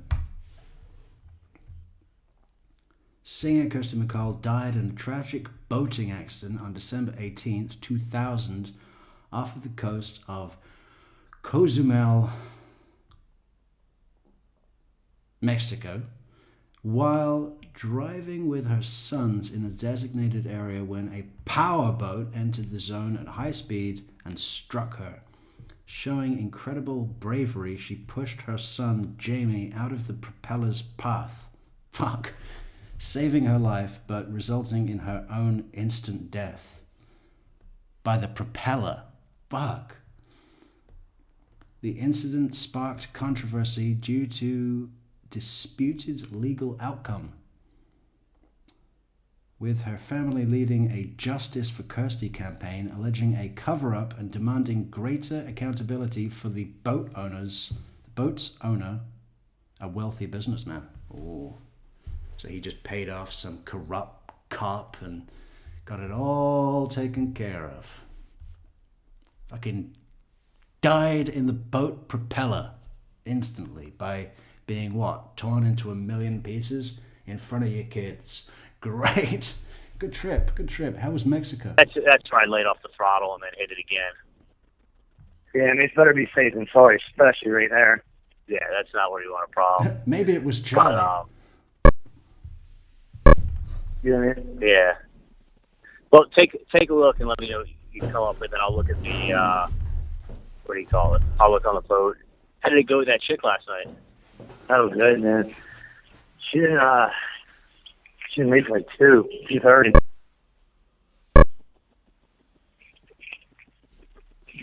Okay, better? Yeah, it's much better. To meet her friend just for a drink. I guess her friend was leaving, going back to Panama. Right. And so like she just wanted to meet her. Dude, I've been feeling really bad about this whole June thing. Have you? Yeah. You think I'm doing the right thing? I mean, what'd you tell her? I called her last night. She didn't pick up, and then she called me back, but I was already asleep. I'll tell you what. I'll tell you one thing. It was totally uncensored at the end of dinner. Those people didn't know what was coming out. It was. I was having Clinton. I was having too much fun to stop. I think every little thing came. To be talked about you now. That's the only thing that was going through her head. The only thing. Listen, she looked horrible. Horrible. Yeah. I mean, like she's 35, maybe 30. Yeah, she's 30. Freckles.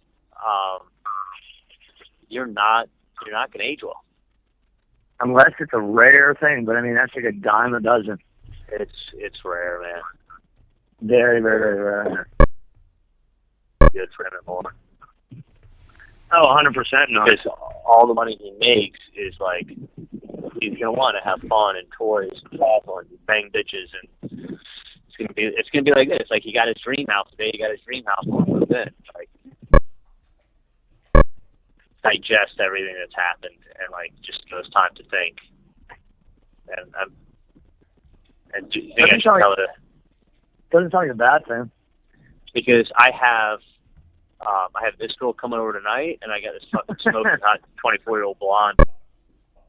All the paperwork and everything, but I mean, by the time her visa comes through, it could be 8 months from now.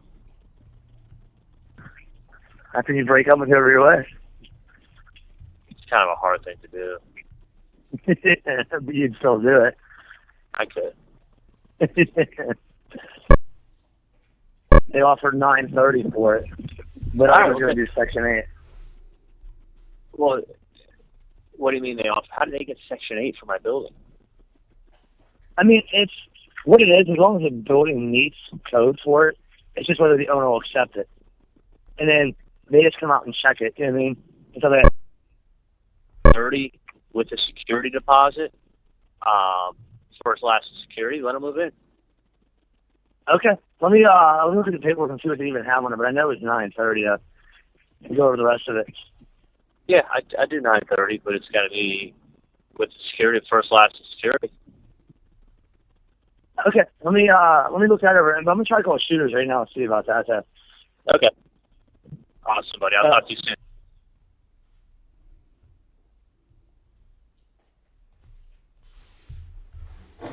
I did not really even get what that was about. Next. Some of them are a little boring, but you know, that's how you find the good ones. Do we need to go through this 37 seconds? Let's do it anyway.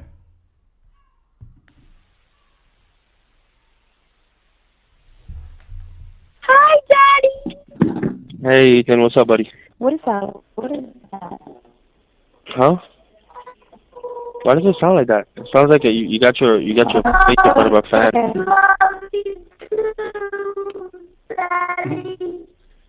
Why do you guys sound like that, babe? Are you doing that on purpose? Hello? Hello? Rapid Capital Funding, this is Fred. Hello? Rapid Capital Funding, this is Fred. Who's Fred? Siegfried. Ah, does he call himself Fred?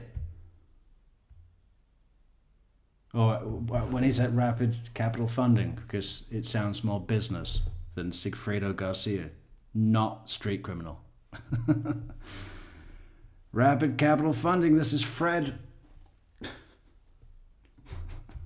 I'm glad that we stopped for that one. There's 15 seconds, even shorter.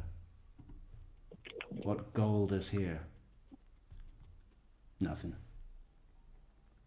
Hey. I really hear you. You hear? You don't answer the phone. Yeah, it's coming over the door. All right, I'm coming.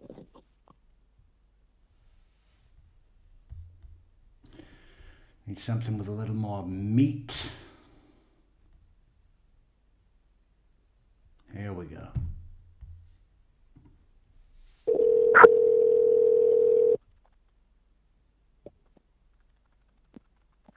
Hello? Hey. Yeah. Hey. Okay, I can hear you. Let me talk. Okay. I called and I left my cell phone. I said, if you have any problems, this is my office number, and I left my cell. When they probably looked up my DEA number the DEA number is actually linked to the hard line at the office, the 721 number. So what they probably did was thought, oh, this is a phony script or something like that. So then they called up the office. So when I happened to be at my parents' apartment. When my dad came home, he said, did you call in a script? He said, we got a renewal script for Xanax. I go, yeah. I said, I called it in. So he goes, oh, but I didn't ask him, did you guys authorize it or not? So I'll just deal with Erica and let Erica call it in. And when she gets to the office, I think she gets there around 11 or so. So just text me and I'll take care of it. Okay. But I did call it in and I did leave it. The other thing is I'm heading up to, that office right by Sully's, Rob Stanton's office. Mhm. Okay. I have some stuff for you. Do you want me to bring it and you're coming there today or no? This is April 11th still. I have to go. What time are you going to be there? I'm going to be there probably from 10 to 6 or 10 to 7. I'm just running late, so I need to know if I should bring it with me or not. And where are you going to be tomorrow? Because the only thing is, there's I have to go by Yindra's job because there's one of his realtors that needs somebody part-time. So I wanted to check out what exactly he needs so that I could do something part-time. That's a great idea. I'm going to be in Tamarack on Tuesday. Not at my office, but Oh, that's different. far. Okay. Let me try to go by today then. And then Thursday I'm in Deerfield Beach, and then Friday I'm in Wellington, I believe. Yeah, I know. You're always far Thursday and Friday. Yeah, bring it. I'll go by. I'll probably be around there like around 3-ish. Because I told her I'll come by at 1, so I don't know how long it's gonna take. Yeah, it's just paperwork for you to sign, like always. Okay. All right, I'll see you, kiddo. Text me when you're on you. your way, but I'm packing it right now. I will. Okay. All right, you got it. Hey Charlie, next time you see Katie, I want you to ask her. I want you to ask her if she likes it when you call her kiddo. And make sure she's not holding any cutlery at the time. She might stab you in your hand. Kiddo. Okay, kiddo. What the fuck? What does that say? Is anybody called kiddo? Who calls you kiddo? Stab them with a fork in their hand today. We're not advocating violence. That was just said as a satirical comment. You should know that by now.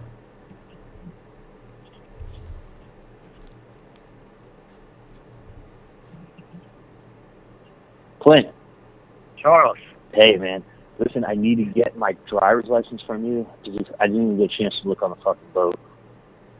Yeah, I told you I couldn't get a hold of him. I tried him 10 times after You couldn't get a hold of what? Shooters. Oh, okay. Yeah, I don't know where my credit card is. I got to go look on the boat or cancel it tonight or something.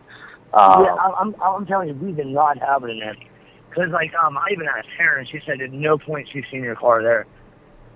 Yeah, So it has my to be on the driver's boat. license I need. Do you want me to bring I have a check for you for $350. Do you want to come to Rob Stanton's office today, bring me some cash, bring me my driver's license? Because I need to cash a check. I can't even cash a check. I don't have ID. Yeah, I was going to say, I'm actually heading to your office right now, but then I have to head back to my office to meet somebody. Federal and commercial? What's that? Federal and commercial? Oh, no, I know where Rob Stanton's office is. I'm actually going to your office. I have a cleaning or whatever. Oh, that's funny. But then I have to meet somebody back in my office right afterwards. As soon as I finish up with them, let me do it, or at some point I'll be able to get the license, or the stuff to you. Okay, so you have all the cash from all the people from this month? No, the guy at Taylor, I was supposed to meet up with him on Saturday. He didn't call me back till way later. And so I talked to him yesterday. I was going to meet up with him, but I couldn't get up to him until I had something going on later, and then he couldn't, and he usually come meet me, but it was just. All right, but is he paying a late fee, or he just pays late? No, he pays late fee. But yeah, no, but so the guy, it's hard to coordinate with him sometimes. I told him to try to meet up with Danny on Saturday. He said he never seen Danny. It's the guy. Why didn't you just come to your office and put him in an envelope and hand it to you? I don't know. Okay, it's not an answer. That's his answer. So there's no reason why you can't come to your office and fucking hand an envelope to someone, right? Um. All right. Yeah. I'm gonna be super late. Can you want me? I'll bring the check with me. Come by Stanton's office this afternoon, and tell that guy he's paying a $50 late fee or whatever, $75. I mean, the people have to pay by the 5th. I mean, otherwise it's all month long. You chasing them, me trying to link up with you. It's so stupid. Okay. All right, let me bring that, and I'll hit you up later. All right. All right. Sounds good. Yeah, buddy. Okay. Mute. We're not on mute. We're on mute. Oh, look at this one. 20 minutes. 22 minutes and 51 seconds. April 12th.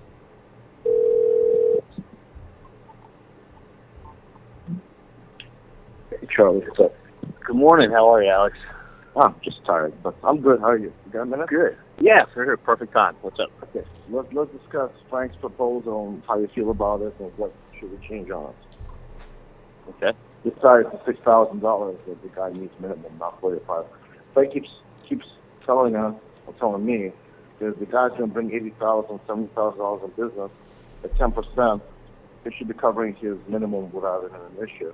So why guarantee him anything?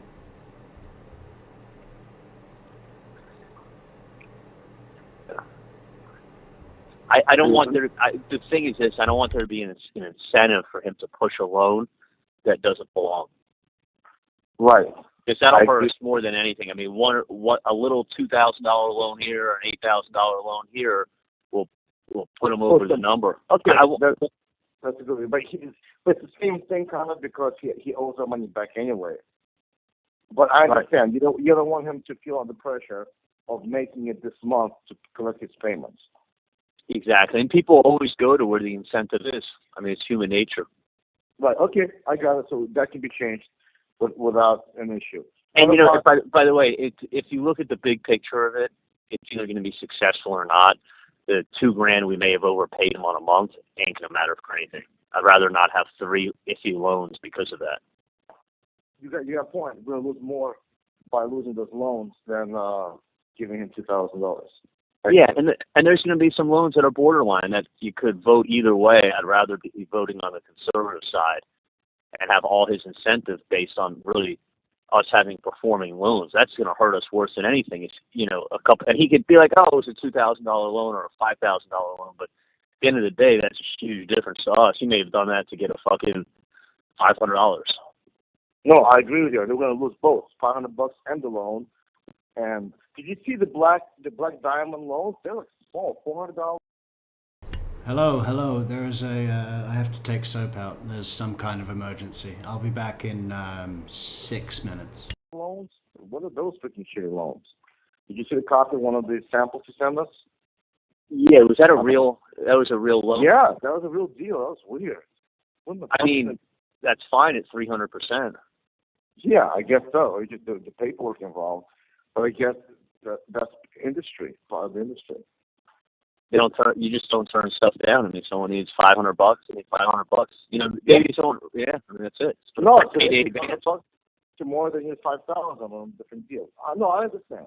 I just that brings me back to Frank's idea of a fee for back office, full management of the back office.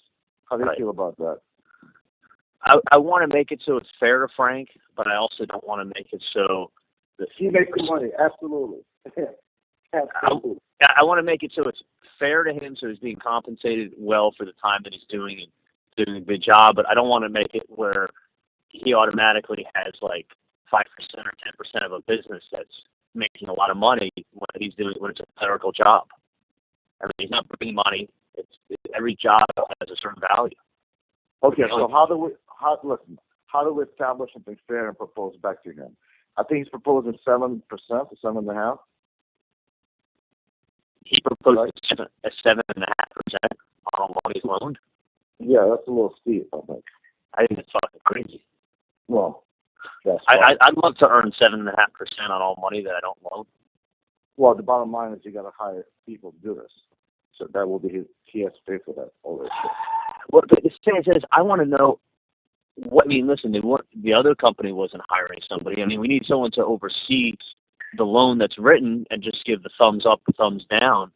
But no, you got to run a whole management software program and make sure that everything is properly accounted for. This is a full-time accounting job, full-time. Let me ask you this: what is the software that's involved in processing everything? You have to custom make. It's about $5,000. Right. And it's from what I understand, it's called Salesforce, and it all has to do with the IT that puts it together. If the right person doesn't put it together, there could be a lot of issues. Well, outside Salesforce, you're right. There's another software, another accounting package. They need to allocate money to the investors, allocate money. Salesforce will not be able to do that. We checked into it. You got two softwares on it. You got Salesforce, you got but that's neither here or there. That's a one-time shot. That's not. Somebody's going to input all the information. Somebody's going to put in and extract information. Who do we find who can do it? I don't care if it's Frank or somebody else. I'm telling you right now. I'm just telling you who do you know that we can do this? I know that he has the back office to do it. The question is, how much do we compensate the guy to manage this? As far as the work will be done perfectly. You'll have the numbers within seconds, whatever you need. The question is, 7%. I think I like the idea better when he was making money.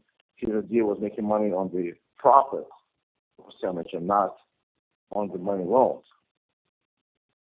Yeah, I thought when you originally threw it out to me, you were saying that's what he was. Well, he was throwing out ideas. I'm just telling you. This came to me same time as you got it. Okay. Friday. So originally we were talking about 25% of that 18% that we were going to get off the top. Well, that's what he was asking, and we thought that was crazy. I don't know what's better. Now we want 7% of the profits. Right. I don't know what's better. Which one is better for us? Well, forget about the percentages, but the system is better for us to just let them go and figure out something else. Well, this is what I need. This is what I need to know. The job that he's doing, how much of it's clerical and how much of it's cerebral. I mean, if it's clerical, you can hire a girl for $20 an hour to put numbers in a computer and say, Alex, here's what I have. I put the numbers in the computer. This is what it's telling me. Right. Well, I mean, that's a clerical job. You get paid $15 an hour for clerical, 15, 18, 20 if you want to be generous. No, 15 is more. Well, he has to pay that. That's something he needs to pay. Right, but what I'm just saying, you have access to this. You have access to the same people. I don't want to pay him. I don't want to let him pay someone $15 and then basically charge us $60 an hour for the same work. Yeah, but the point is, I don't want to manage it. I don't have the time to manage it. He can put his people in and pay him and hire somebody else just for this particular project. Rather, if I can do it, I really don't have the energy or the time to deal with this bullshit. He's in office 24/7. So the question is, you're right. How much is it? He's claiming he's going to do the underwriting also and making sure everything is done correctly. Besides, so I don't know what. See, we don't know the business. So you and I are talking out of our ass because we don't know what's involved. Well, we need to find out A, what's involved, and B, you can find that out from you calling Ryan up and saying, as far as I'm concerned, I think the biggest part is okaying the loans. Outside of okaying the loans, it's a $15 an hour job. You hire a girl, you put her in a room, and you say, plug these numbers in and report back to me if this doesn't, on any day this doesn't look right. I understand, but you have to hire somebody, you have to train somebody, you have to keep an eye on them. You have to. That's the whole point. You don't have time to take a shit. I don't have time to take a shit. That's the whole point. Ryan's going to be busy running around with loans, and you don't want Ryan to manage your back end also or the money. So Ryan's not the candidate to manage everything. He can manage his Salesforce, and not the software. He can manage his people. He wants to hire a girl, wants to hire two girls to go move their ass and get them into the offices. That's his job. You don't want him to have any accounting access as far as making his own decisions on accounting and payments and all that. type of process. Right. I mean, listen, everything's overseen by you also, so it's not like he's going to write a check. But listen, you are not, dude, you and I don't have fucking time to oversee $1,000 check. No, but I could overlook at the end of the month. I could spend an hour and look at a spreadsheet and go over that and say, what's this, what's that. It's not going to get out of control that quickly if you can just spend an hour at the end of the month, and I spend an hour at the end of the month and just go through everything. Oh, no, we have to. That's beside the point. And Even if it's Frank doing it, we still have to go over that. I mean, am I going to give him a hard time about $200 at Staples? No, but if there's a $3,000 nightclub expense, I want to know what was involved. Absolutely. I understand 100%. I understand. So my question is, we need to decide if we want to use Frank or not, and what is a fair compensation to the kid. I don't know.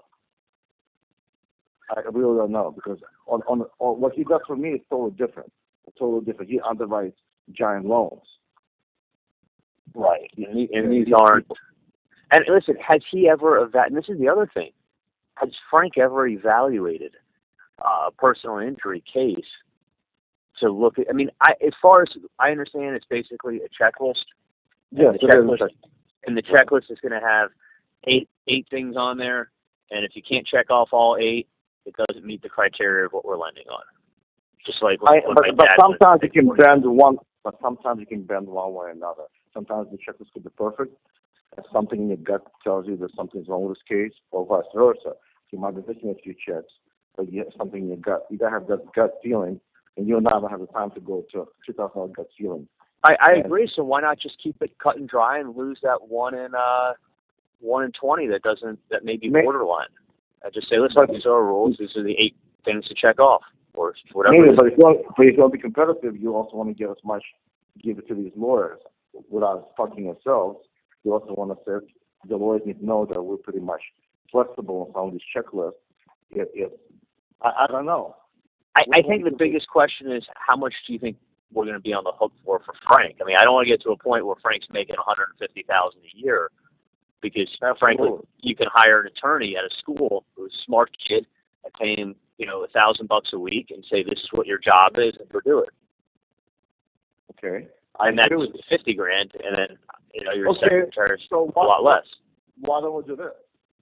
Why don't we figure out 7% on the average of, let's say, $50,000 a month, correct? Of loans. Of loans. How much is that? 7%. 10% would be 5, so what? $3,500. $3,500. Okay, but you don't want to pay him up front. Also, everything, correct? Do what? We can split it the same way as we would with Ryan. On the front end and the back. Yeah. Now, why not? Right, that's $3,500 a month when we're doing $50,000. When we're doing $200, that's over $12,000 a month. It's 13.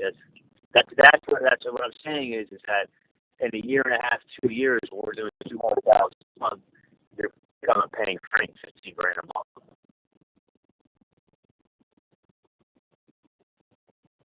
Okay, say that again. I'll make sure because my phone. Can you hear me okay? Yeah, now I can. Go ahead. So I said, when you're doing $50 a month, that's fine when you're paying Frank $3,500. But when you're doing $200, Frank's going to be making $15,000 a month. No, that's ridiculous. Yeah, and that's my point, is that it needs to be capped at some point, or we need to have a point where we can hire him for a year. Why don't we do this? Why don't we literally say, look, this is for the first year, and we're going to need to reevaluate it, but this is what we're comfortable.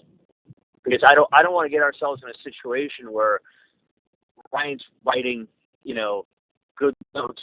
Frank's either basically agreeing Frank's disagreeing with him. Let's say at the end of the year we go, shit, Frank disagrees with Ryan 1 out of 30 times. Okay? And the thing's pretty much running itself, and we're upping the amount of loans we're writing. We're probably at $150,000, $200,000 a month in loans, and we're paying Frank. We're tied into him for $15,000. I don't want to. I don't want to either. It's stupid. You might as well go hire a real smart kid who can't find a job out of law school and train him have Ryan train him for 3 weeks, and then go from there. And you could do that for $45,000 a year. At State, Okay. you know what I'm saying? I don't want to get married to Frank. And No, I know. don't know. And he wants 5-year commitment. That's a little. Well, that's why, because it's going to grow tremendously, and there's a point at which, you know, in 3 weeks of training a really smart kid at law school, we could hire him for $50,000 a year, all day, every day, and a secretary. And hire a secretary for $15 an hour, and that's it. And anything that looks fishy, they either come to me or. Yeah, make sure she's Colombian. I need that for my list. Hire a secretary. Did you hear the snicker? We can hire a sex object. And then go from there. And you could do that for $45,000 a year. At State, you know what I'm saying? I don't want to get married to Frank. And No, I know. don't know. And he wants 5-year commitment. That's a little. Well, that's why, because it's going to grow tremendously, and there's a point at which, you know, in 3 weeks of training a really smart kid at law school, we could hire him for $50,000 a year, all day, every day, and a secretary. And hire a secretary for $15 an hour, and that's it. And anything that looks fishy, they either come to me or you at the end of the week. Anything can be put on hold. I mean, Frank may be disagreeing one out of. Yeah, someone that we can really keep under the thumb. You know, someone who's going to be impressed by all of our glitzy shit. Hire a secretary, $15 an hour. They come to us when they don't know what the fuck to do, which is all the time. We act like heroes and take them out to dinner. Somewhere cheap.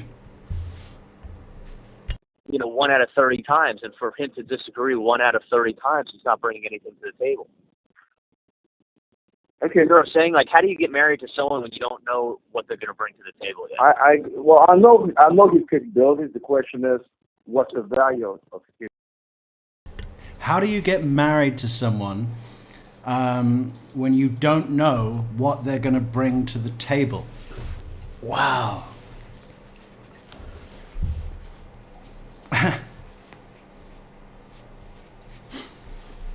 You know, how much stuff has this guy missed, huh? The good things about being alive, because let's face it, a lot of it is a fucking struggle. A lot of this whole being alive thing can be tough, right? And the good things are things that Charlie never knew and now has no hope of ever knowing. It's quite something. For the boy who had everything, right? Abilities on this particular project. What's his value add? I mean, Ryan's direct. I mean, Ryan, 6 months, he's married to him forever. It's 6 months, and he's getting a draw. And he's getting paid based on what he brings in. Frank's not bringing in anything. He's just, you know, basically being a manager. I don't want to end up with a manager making $150,000 a year, and he may have $40,000 in expenses out of it. Okay, that makes sense. And I want to be fair, but he needs to fill in the blank of what he, you know, Okay, he needs to cap, is what I'm saying. So why don't we have a conversation with Frank, you and I? Yeah, what's the point in paying anyone who's actually worth the money? I mean, this is just a sham company to set up some phony investment deal or something. I don't know what exactly they're talking about, but I was outside with the dog, so we're back now. Welcome back. Give us on the phone today after you get some time. Yeah, I mean, what I just said to you is exactly how I feel. I mean, and you know Frank. I mean, I don't think I can pick. Well, I think I met him once for 30 seconds in the office. That's okay. You can tell him the way it is to his face. That's the way he likes it. That's the way he deals with people. That's the way we should deal with him. Yeah, no, and he's also going to ask for the moon because he knows Alice is going to cut him down to planet Earth. If he asks for planet Earth, Alice will cut him down into the ground. To Florida. That's another thing he's picked up from Harvey, isn't it? He's going to ask for the moon. That's just got that, you know, 1950s charm about it. Hasn't it? He's going to ask for the moon. I think it actually is in Jimmy Stewart's It's a Wonderful Life. What do you want? You want the moon? I'll lasso it for you and pull it down. You know, that whole thing. That was a scene, right? That's how people talked back then. That's archaic. And Donna Adelson does the same thing with her sitting very pretty. Oh, she will be sitting very pretty around. That also has that 1950s charm. The Jimmy Stewart charm. Well, of course, that was quite a bit earlier than the 50s. When was that? I know that Bringing Up Baby was 37. I don't know. Let's check that one first. Bringing Up Baby. It's a better film, anyway. 1938. Well, that was fucking close, wasn't it? Now, what about It's a Wonderful Life? 19... Because I think it was set. It was set a lot earlier than...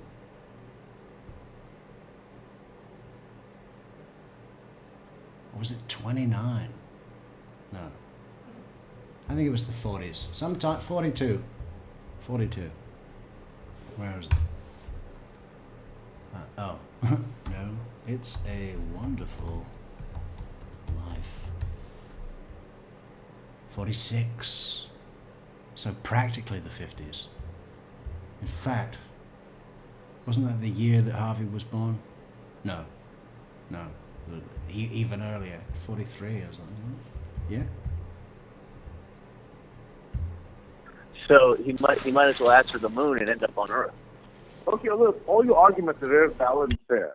So you need to understand there's got to be some kind of either a cap or reduction as the business grows, because there's no way we can take 79% out of all the loans.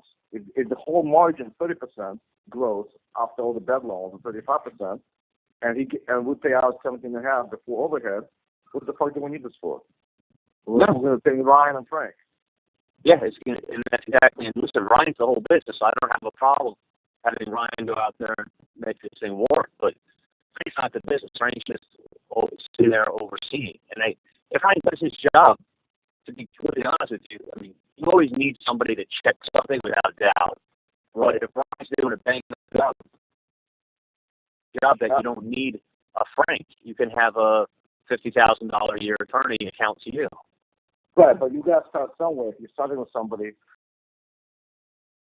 So Bubbles says, I just lost my situational awareness. Forgot I was working and thought I was listening to an old rerun of Dallas. Okay. That happens all the time. Yeah.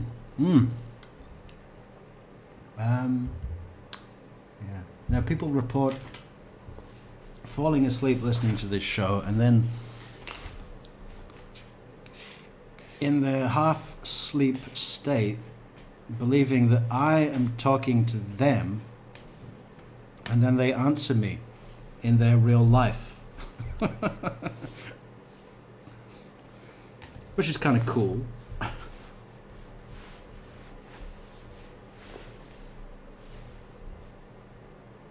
Then I understand. I'm just in a rock and a hard place because he works for me on one end, and this is a total separate project for him.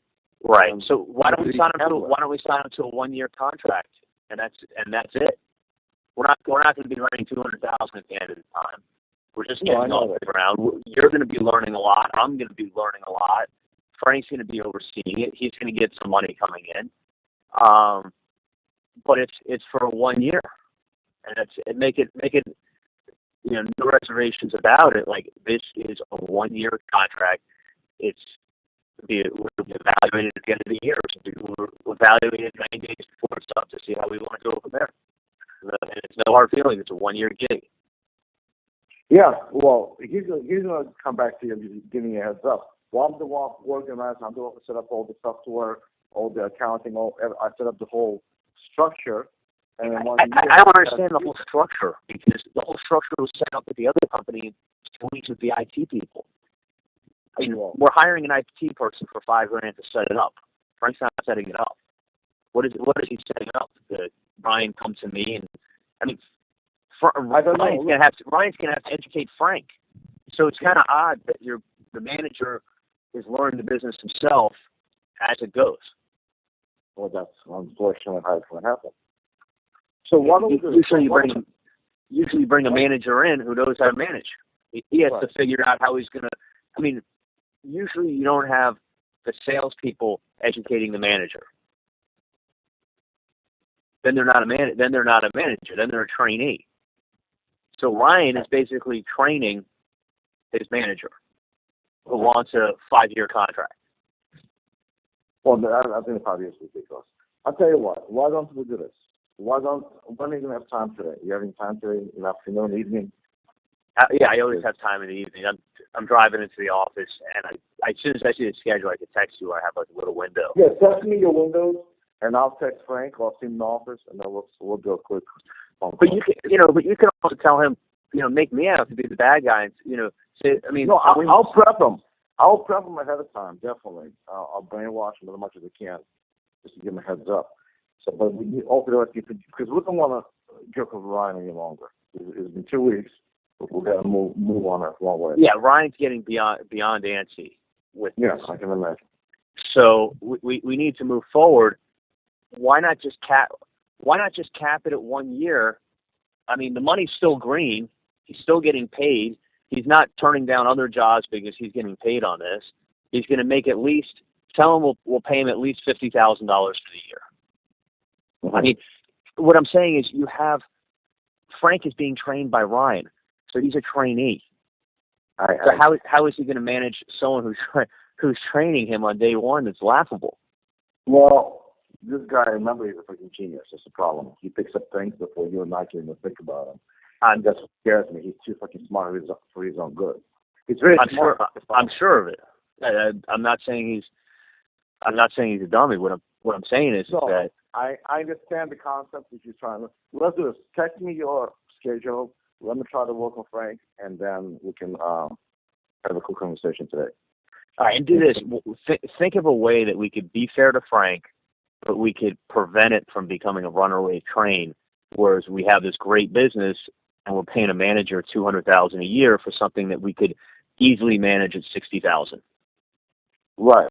That's 100. I mean, that can end up being $140,000 a year. That's serious money of pure profit. That's ridiculous money of pure profit. I agree with 100%. So I think I like the idea on the back end from either desk profits or from investor profits, not from a gross. I like that idea.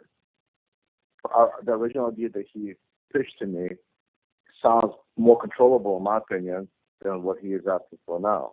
I'm trying to fish us now. Well, he wanted 25% of our 18%, right? Something like that, right? Yeah. So out of the 18%, out of the money loaned that was coming back, he would get, which should be like 90%. He should be getting 5%. Yeah, about. Well, this one's pretty fucking boring, isn't it? Okay, we've had enough of that. We got a 22-minute call, and it was a piece of shit. How about this one? 9 minutes. Hey, Dan, how are you? Donna. Good, how are you? I'm at 519. Okay. No, it's Harvey. What's the 519 amount? 20,000. I put into your account and 20 into mine. Leaves us a balance of about 6,000. Oh, is that? I didn't even realize the address. It's 519 is the 24 bucks. Yeah, it's 519 Southwest 29th Avenue. I sent you another message updating that. Yeah, okay. I was talking 24 bucks. Yeah. No, that's fine. Well, that was nice. Yeah. Just so we might as well, because we had a lot. We had $46,000 in there, or 45, something like that. So I thought there was more than that. So did I, but we've been writing checks out to things. Yeah. That's all right. And then you're going to get a whole bunch more in. So what do we have in there? 6 in there? Under 6. maybe somewhere around 5,000. All right. What happened was I just wrote Danny a check between, it was like for 22 or 20, I think it was around 2,000 or something like that for that apartment to totally get redone. Okay. All right. So and by the way, Danny told everybody at the building, which is fine. I don't care because we can rent those units in a second for $750 and $850. He told everybody in the building that in October we're going to send out. Well, he told about 10 people, and the 10 people will tell the other people there that in December we're going to send out a notice, and the notice is going to be that all 1 units are going to be $750, all 2 units are $850, so everybody's equal. The units are going rate. If they want to leave, let them leave. We'll put someone in at $750 and $850. Okay. And All then right. he told them, every year it's going to go up $30 a year after, which is normal. Everything goes up 30% a year. Mm-hmm. So he told him, and he's like Charlie, he's like, you can easily fill that for $750 and $850. He goes, so let them, if they want to leave, let them leave. Put someone in for $750. I'm like, you're 100% right. And at least these people have like a 6-month heads up. It's not like they're going to wake up one day and be like, what's going on here? Yeah. So that's fine. And next year, Dad, it's going to be $750 and $850 and a $75 late fee. And that's what you said. Yeah, that'll bring the monthly total to $19,200. Should be $400 to $500, something, maybe $400, something like that. By the way, I got like bags of quarters to give you. Literally, I got like $500 and probably $400 in quarters in my house. Okay. Really? But anyway, so we're going to bump it up to that, and the $75 late fee is going to make sure people hand stuff in on time. Yeah, I know. We want to. Yeah, we want to take care of it. Well, there's no reason to hand it in on time at this point. Nobody cares. Yeah. It's 4 that you're looking at, right, Donna? That we have to. They just got to find out on Thursday what's going on. For what? Checks that aren't. Yes. Yes. I gave you the check numbers. Yeah. There's 4. Donna's in the background as well. I gave you the check numbers. 4, the apartment numbers. Yeah, there's 4. There's 4 that we have not been paid on. And the thing is too. They're just moving money, aren't they? Just shoveling it around. Donna's getting the check numbers. Harvey's on the phone with the investment genius son. They're talking property. They're talking shares. Oh. No lawyers yet. No lawyer fees yet. Not many. Nothing criminal. Nothing majorly criminal. The people there really like him. Like, he's one of them. They're all Spanish, and they're like evidently a lot of really nice people. They all like him. Yeah. So the fact that we can have him on the ground dealing with financial issues.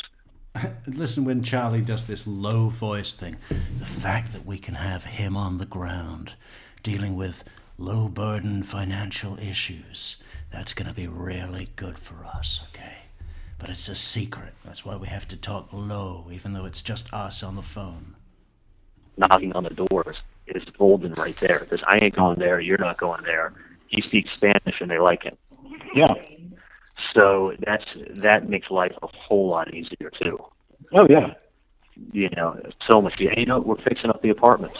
So if you're gonna get $750, no problem. $750 and $850 is still low for the area. Yeah. Well, that's great. Yeah. No. It's awesome when the first of the month comes and your mailbox fills up with checks. Mm-hmm. Yeah, there's no problem at all. No. We've got just the one guy that pays us after the 15th of the month. I don't care. He's not going anywhere. What was that? When you open your mailbox on Sunday and it's full of checks? So if you get $750, no problem. $750 and $850 is still low for the area. Yeah. Well, that's great. Yeah. No. It's awesome when the first of the month comes and your mailbox fills up with checks. Mm-hmm. Yeah, there's no problem at all. No. We've got just the one guy that pays us after. Yeah, we love money. That's actually our whole thing. Money. Just having it. To the 15th of the month. I don't care. He ain't going anywhere. He got his security. Yeah, and Sully collects Matthews, so that's fine. His last paycheck, I told him I'll be paying. So, yeah, actually Sully collects him, and then there's another guy in my other building, Sully collects him. Really? Friends, yeah. So They both pay cash to sell, and the still pays because it's a man trying to buy a scalper from the neighborhood. Oh, good. Okay. Yeah. Mom, the only reason Mom asked you is we want to make sure that it's just checked off on here. Yeah, no. So what it is this guy's last paycheck. Yeah. So he's going to give him his last paycheck. So he pays me the rest. How's his son doing? Same way? It's fucking horrible. It's yeah. Getting worse. Oh, boy. And it is so rare. Usually this happens when you're in your 20s or 30s, and it's after a traumatic injury that can trigger this. Looking back with Charlie Adelson. Usually this happens when you're in your 20s or 30s. What the fuck? And it's usually in women, but it's usually after... He's speaking to his father. Usually, in your 20s when that happens, and then you go on to your 30s and it's still going on. Usually that happens. For a traumatic injury. So, no. Yeah, I mean, you know the names of who they are? Erica does. Yeah. Oh, okay.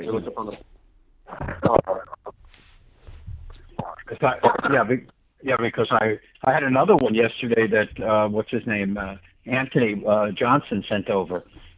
This woman's a fighter, a UFC fighter. Did Erica tell you? Oh, really?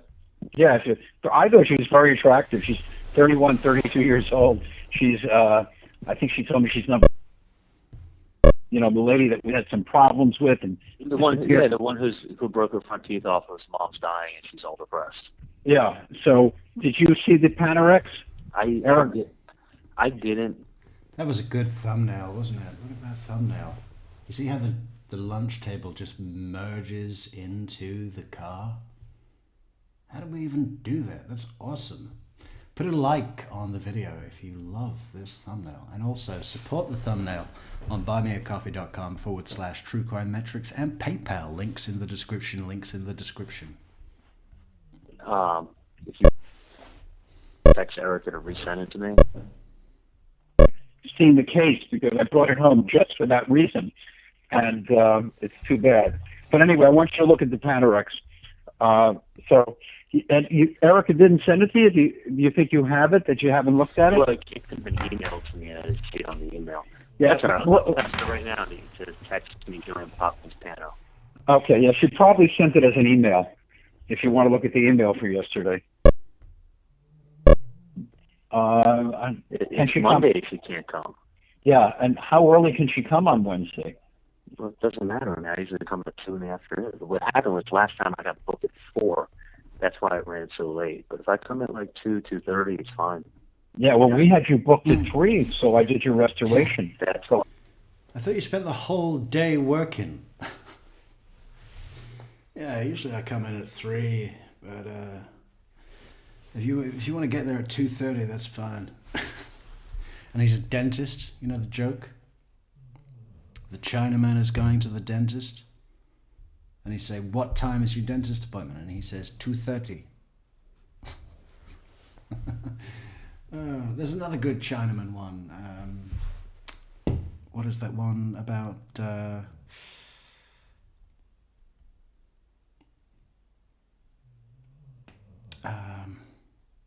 Chinaman goes to see the eye doctor. After the examination, the doctor says, I see why you're having trouble. You have a cataract. Chinaman says, no, I have a Rinkin Continental. You like that? Is that good humor? But I didn't see patients until 4. Right.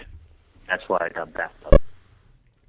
Same thing. So I'm paying about $65,000 a year in taxes, and that's besides the $16,000 that I'm taking. How much did he say? 65. Same thing. So I'm paying about $65,000 a year in taxes, and that's. Well, that's probably quite low if you think about his income. I mean, so if that were 10%, how much is tax? Tax is like 30%. I have no idea. So if it's 30%, He's paying $65,000 a year in tax. That means he would be, well, if it's 33 and a third, it would be $195,000 income. Which he's like way more than that. Way more. Besides, he's probably earning that a month, some months. the $16,000 that I'm taking out, because after 70 years of age, you have to take 10% of your IRA out. And when you take this 10% out, I have to pay $16,000 on that amount that I took out. Yeah, you know what's awesome is that you and Mom haven't started touching your savings. Hold on 1 second. Yeah. Hang on a second. Yeah. You hear the fucking covetousness in his voice. You and Mom haven't even started touching your savings.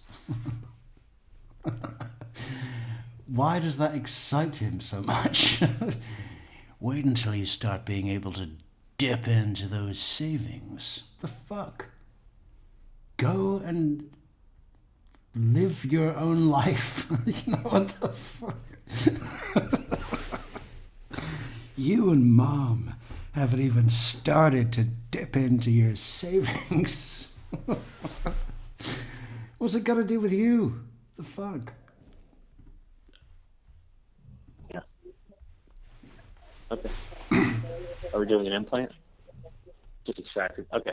Just play solid. I'll be right there. But you and Mom haven't started touching your savings yet. At all. I know. So you're just still working with what you are, you know, the office and Social Security and then real estate. Yeah. Which is awesome. I mean, that I was saying to Mom also, by delaying touching your savings like 2 years at this age, it's astronomical because that money that you have put away is getting to just multiply. Yeah. It depends. You know, it's like anything else. It depends on what part of the cycle. Because the market is kind of stable, you know. It doesn't. But that's why it's great that you're in real estate because you have an income. You get basically $5,000-6,000 a month that's going to be coming in as income. So you don't need to say, well, was it a good time to take it out? Was it a bad time? Well, it doesn't matter. I needed it to live off of. Yeah, I'm going to have to take some of. Well, where I deposit my Social Security check, I pretty much use all that. The Social Security check that Mom and I get, we use all that. So you use that, and you use the real estate, which is another 5 to 6. So that's like 8 to 9 a month coming in from not anything else. Right. You know, I have at least another year because I'm getting about $3,700 a month for the condo. That'll be finished in, in about 14 months or something like that. But by delaying it 2 years at this age of not touching your retirement changes everything. Oh, yeah, I know. So, no, that's awesome. Anyway, that's good. Let me get to work. Okay, All right. I'll tell you how to send me Pocket Spano. Okay, great. All right, I love you. I'll talk to you later. Let me know when you see it, okay? Yeah, let me know.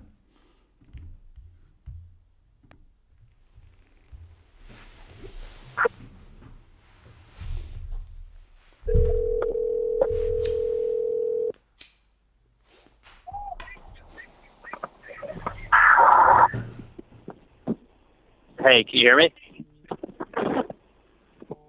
Katie, can you hear me? Yeah, I can hear you. Yeah, I can hear you. Can you hear me? Yeah. Okay, listen. Take commercial like you're going to Sully's. Uh-huh. Go to Federal. You're going to make a left on Federal, so you're going to be heading north.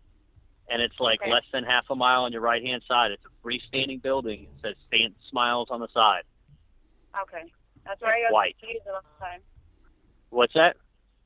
That's where I got confused the last time. I thought it was just like going straight. Like I didn't make a left on Federal. Yeah, just make a left on Federal, then it's right there on your right. Okay. So I'll be there. I'll be back there at 2.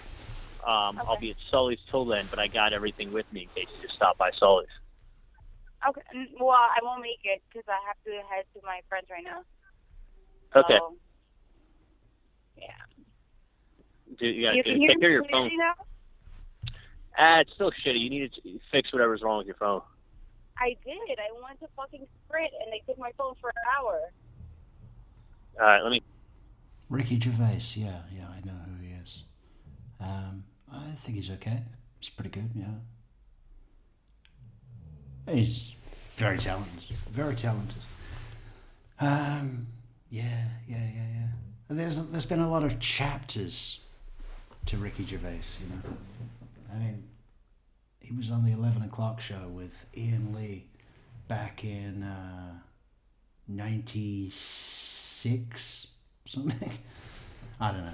Yeah. No, he's good. He's good. It's better now, yeah. Supposedly, before, like, nobody can even understand me, like, couldn't hear me.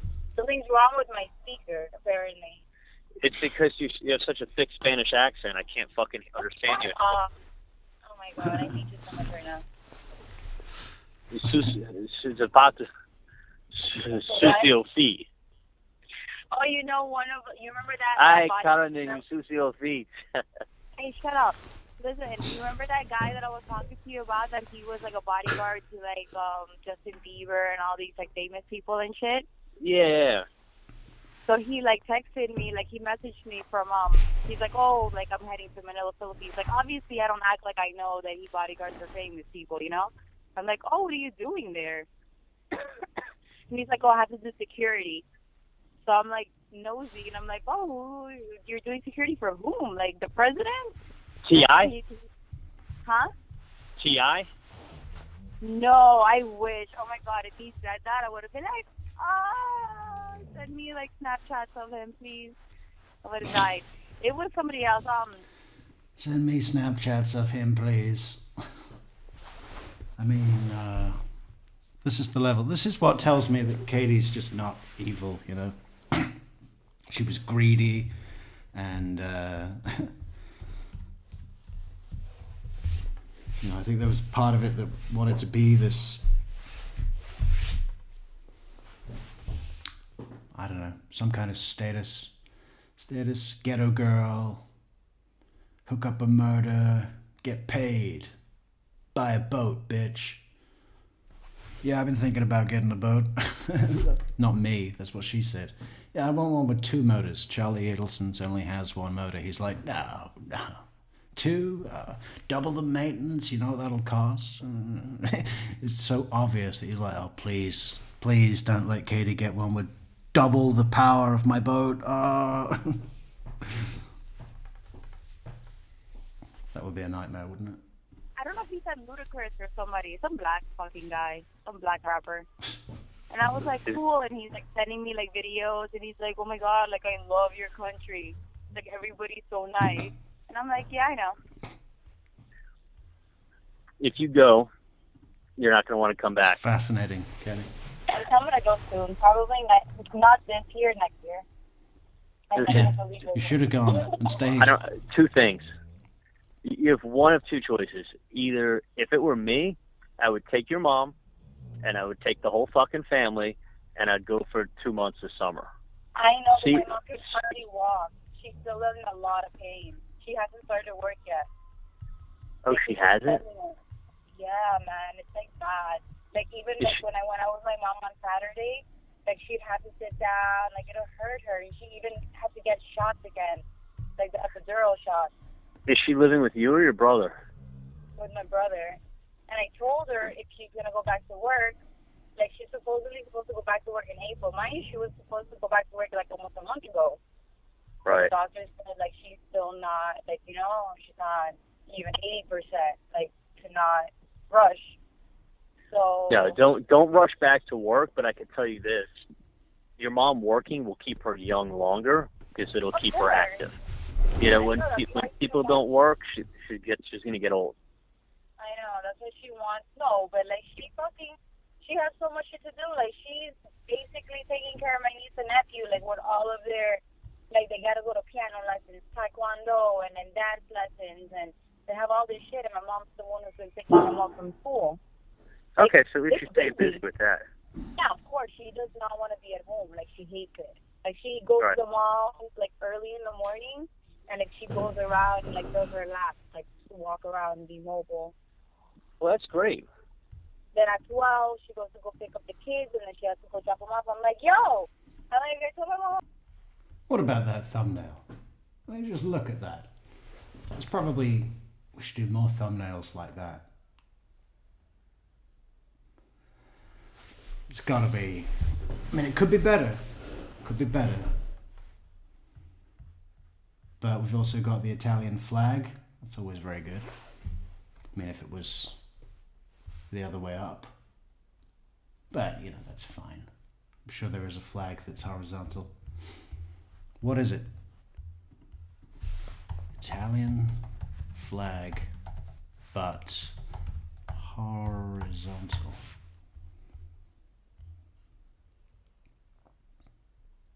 Wow, is that not claimed?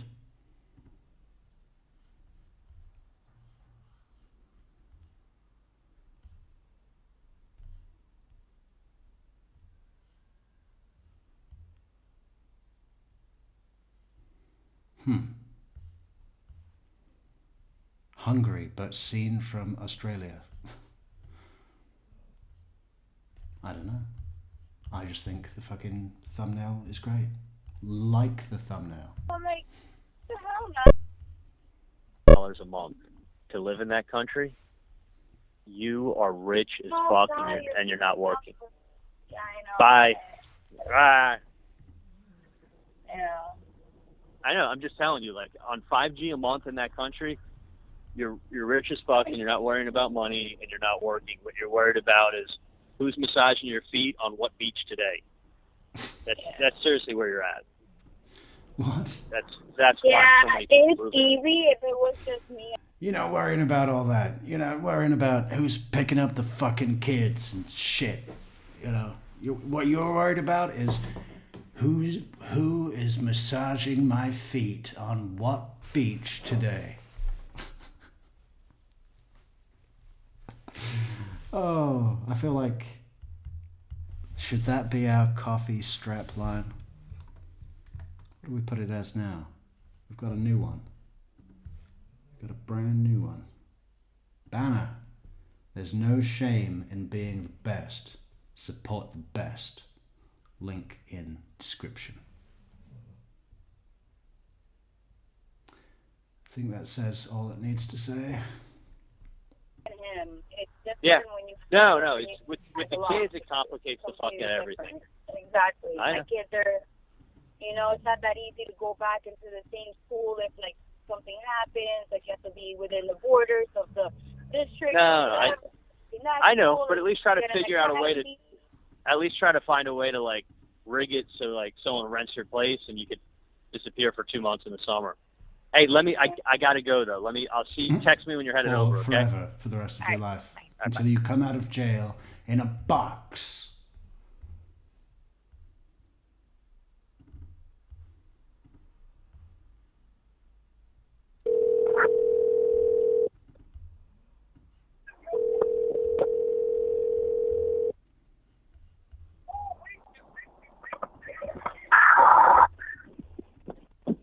Hey, can you hear me? Katie, can you hear me? Yeah, I can hear you. Yeah, I can hear you. Can you hear me? Yeah. Okay, listen, take commercial as you're going to Sully's. Uh-huh. Go to Federal. You're going to make a left on Federal, so you're going to be heading north. And it's like less than half a mile on your... Okay, this is April 12th at 12:58 in the afternoon. And this is still pre-bump. So no bump has happened. No, as far as they're concerned,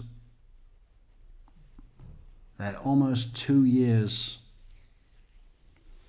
since the murder. And nobody's come a-knocking. The right-hand side, it's a freestanding building. It says St. Smiles on the side. Okay. It's That's where I white. got confused the last time. What's that? That's where I got confused the last time. I thought it was just like going straight, like I didn't make a left on Federal. Yeah, just make a left on Federal, and then it's right there on your right. Okay. So I'll be there. I'll be back there at 2. I'll be at Sully's till then, but I got everything with me in case you just stop by Sully's. Okay. Well, I won't make it because I have to head to my friends right now. Okay. So, You gotta do. you Take can care of hear your me phone. clearly now? It's still shitty. You need to fix whatever's wrong with your phone. Hey, great job on 100% likes, everybody. Everyone's clicked like on that video. That's great. That's great news. I'm happy. Let's celebrate with a coffee. Here. Yeah. Celebrate. 100% likes with a coffee.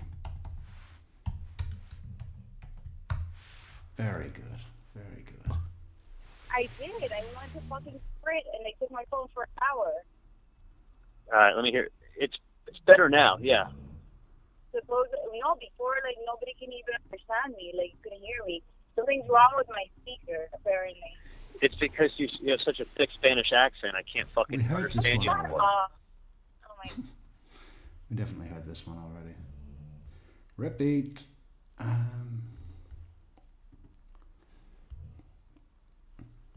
Okay, now we go for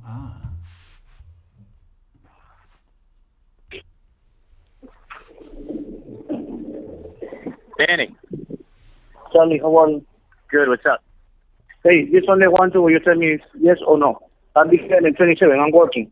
The apartment 112. He saw me painting the apartment.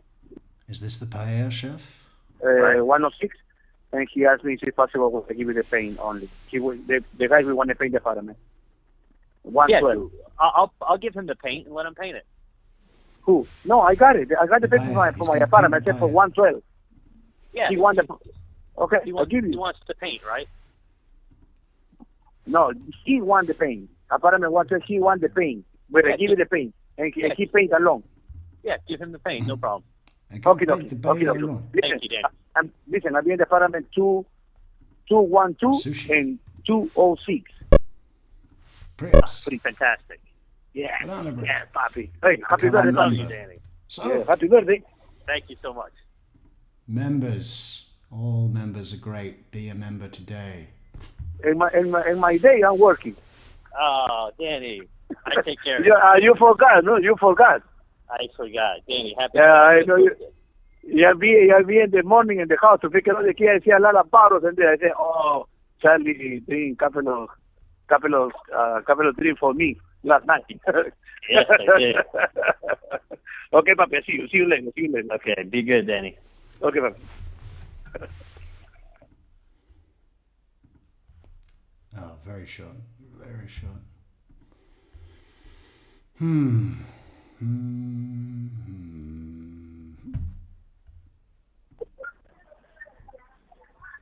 This guy is on the phone all day. If you look at the time codes, like the last 4 calls have all happened within a 20-minute window.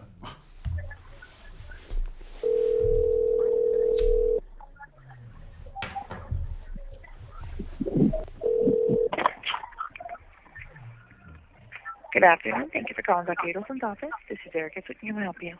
Hey, Erica. How are you? I'm good. Good. I called in a script yesterday for Katie, and then I heard they called the office to validate it. No, they sent the fax. Okay. Did you validate it for her? I was waiting to see what Dr. Adelson was going to say. So just send it back? Oh, yeah, of course. Yeah, send it back. Well, check with me. My dad told me about it. I'm like, yeah, I called it in. Yeah. He said hold off before I do anything. So that's why I didn't send it back. All right. Go ahead and validate it and send it back. I mean, anytime that they come for her, I can, though, right? Like, yeah, of course. 100%, without a question. Just check with me, though.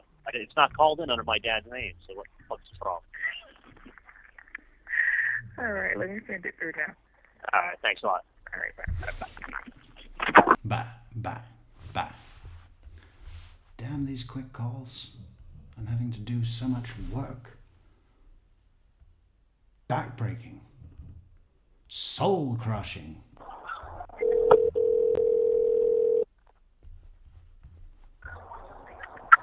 Hey. Hey. Nothing. Yeah. I thought you were out of town. No, what's up? Nothing. Dr. Heineke's brother is in town. Yeah, I'm going to have him. Oh, you are? Oh, okay. Yeah, I sent him to June. Dr. Berkovich. I'll take care of him there. He just has to call up there and they'll give him an appointment time. I gave the number to Jen. I'll give it to you too. Yeah, let me make sure, because I just want to make sure this gets done for him. Okay, you're going to be there on Thursday, right? Yeah. Okay. I mean, if you want, you can come see me today. No, he's only available, I guess, on Thursday. I said that too. I said he's, at the different offices. Okay, what's Berkovich's number? 427-3000. 3000. Okay, and you're there Thursday from what time? I'll be there from 10 till 6, I think. But they need to put him in the schedule when I can see him. So I don't know what the schedule is. So they'll Right. Right. Okay, all right. Then I'll call Adam right now, and then I'll figure it out. Yeah, he sent you a picture of the implant, right? Of the implant? Of the implant? He sent you a picture of the implant, right? I guess he's talking about a dental implant and not a breast.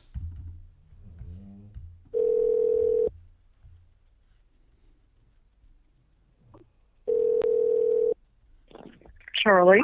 Yeah, that's not Darren's new car. What are you talking about? Okay, did Darren sell you a 2012 Land Rover? No, it's a 2004. I know. You had told me it was an '04.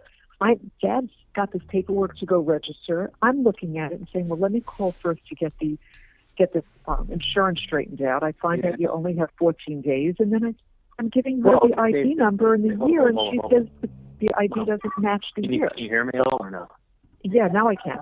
You have 14 days from the date of sale. What is the date of sale of the title? We haven't filled out the date of sale yet, have we? I told him April 7th. Why did you tell him April 7th? Because it gives you till the 21st. Okay, well, you could tell him April 12th. Does it matter? No, I'll give him it doesn't. I've already given it to him. I mean, I'm lying through my teeth with everything else I'm telling him about. What are you lying through your teeth about? I mean, it was actually before that. It was in March. No, I know. I don't want to tell him that. You only have 14 days. No shit. So you write a different date on the title. Fine. There's nothing. Hold on. What, honey? Yeah. Okay, 1 second, honey. Yeah, we don't need to lie, Mom.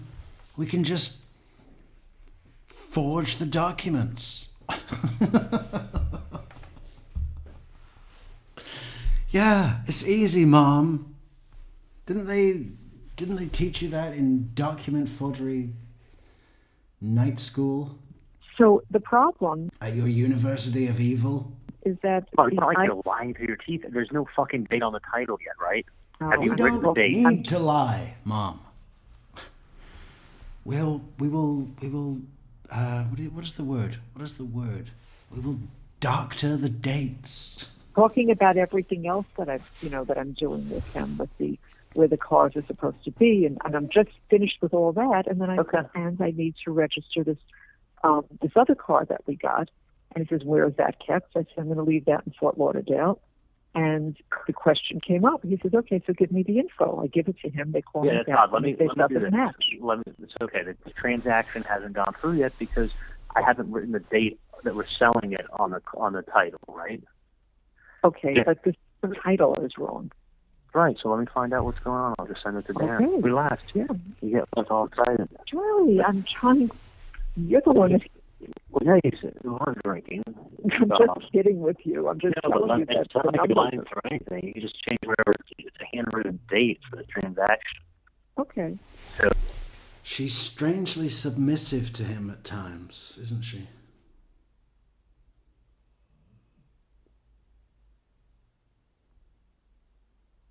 Very strange. It's Norman Bates.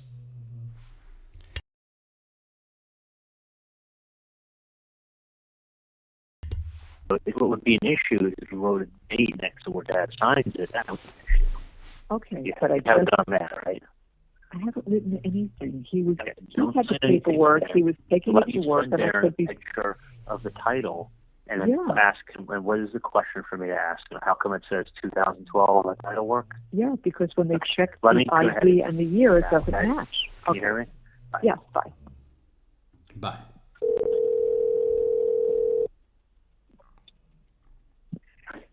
Speak to me. right, Alex. Not much. I talked to Ryan for a few minutes, Mm-hmm. and I just wanted to get a feel for probably. Who answers the phone like that? Speak to me.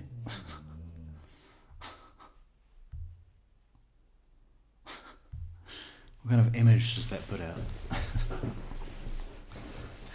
Is that going to make anyone feel good? Speak to me. I mean, depends what's come before this. You know, it could be very appropriate to say to Charlie, Darklin, deja vu. Yeah. What? That we're playing the Adelson Wiretaps again? Yeah. Well, we need the numbers. We need those Adelson numbers. Still quality. For how they were supervising, you know, what's involved in everything. The funny thing is he's like, you know, the first thing is he's going to have to train Frank on what to look for, what to read for, what to do. Right, and Frank's fully trained, boss. so what was there in the past? Because I worked for a company doing this before, and he said, well, basically, I forget the name of the company. Or whatever. He said it was basically like 6 secretaries.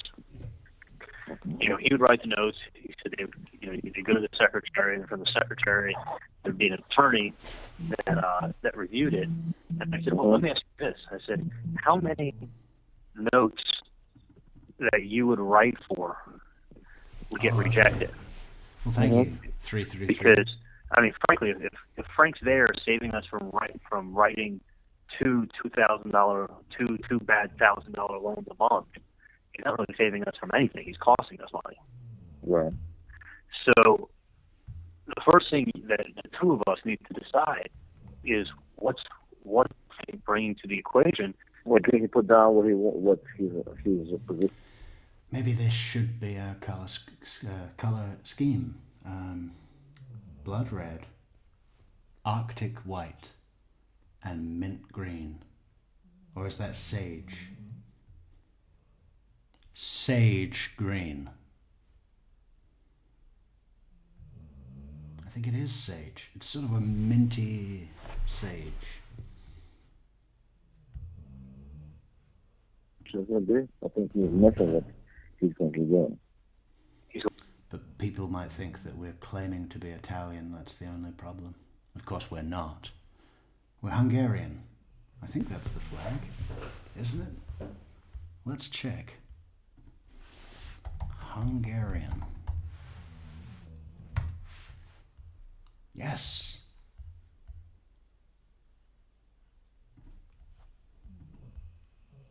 Well, we could probably get away with that. Who knows what a Hungarian sounds like? They sound like this.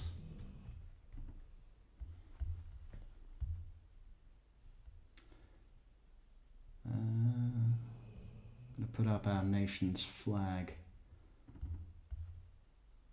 It's actually the same color as a Whopper as well.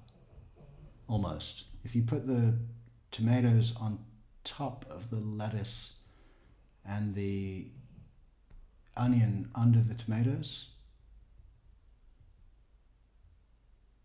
that would work. Cool. Everybody buy a Whopper today and leave a like on the video. Support the channel with buymeawhopper.com. Okay, if everybody buys us a Whopper, whatever that number is, I will eat that many live on air today. If it's 100 Whoppers, I won't move until they're all gone.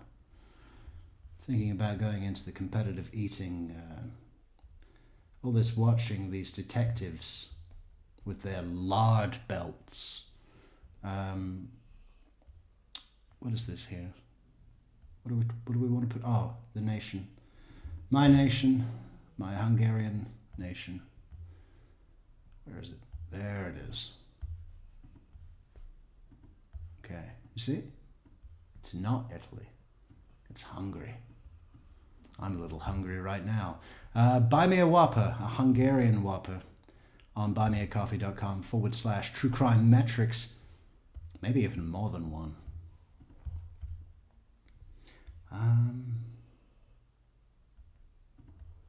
What? He mentioned what he's going to be doing. Frank did. Yeah, in his email to us.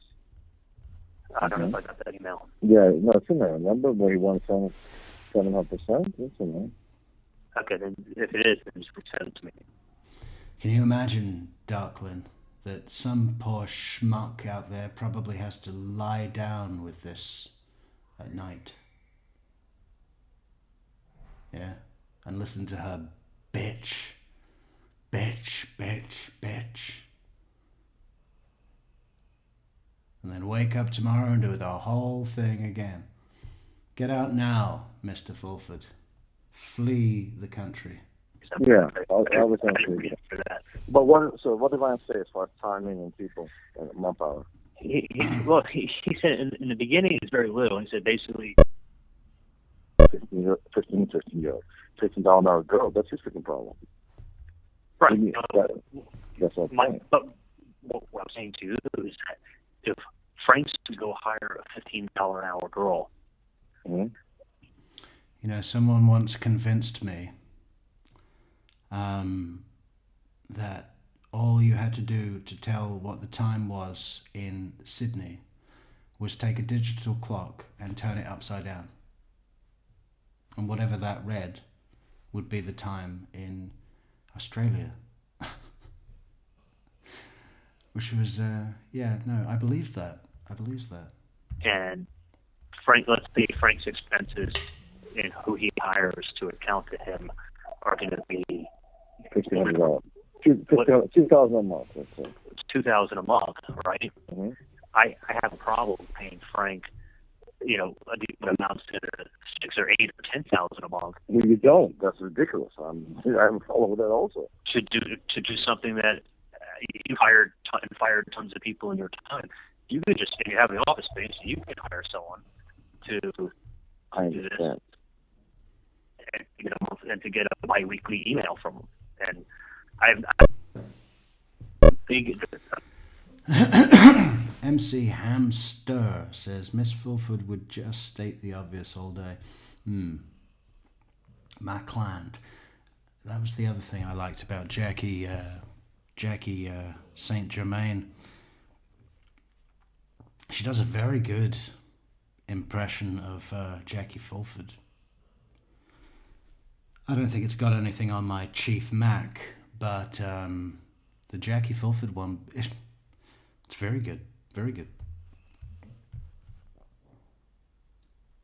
What was I going to say? State the obvious all day. Jackie's domestic discussions. I'm talking about Jackie Fulford now, right? Jackie Fulford's domestic discussions would be about the toaster. Should we get a new toaster? Should we get an extra power, high power toaster? You can defrost bread in half the time. I saw one advertised. It's made by DeLonghi, and they're famous for coffee. But they also have now doing toasters, and they've got this frozen bread setting. It's a bit like in a four-wheel drive, you have the extra high gear or the extra low gear. Yeah, the extra low gear, right? For when you really want to go fucking torque my way out of trouble. T-O-R-Q. Is that it? Or is it Q-U-E? We may never know the truth. Could be either.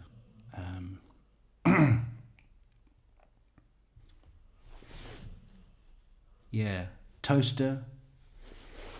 100% she has a NutriBullet. Probably two. A big one and a travel one. For when she's traveling with all the law. And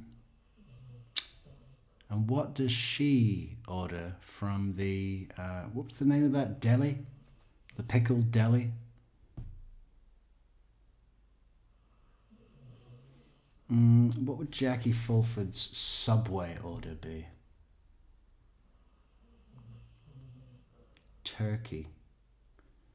Turkey neck. Turkey neck. She ate that bird whole. Everything but the beak and feet.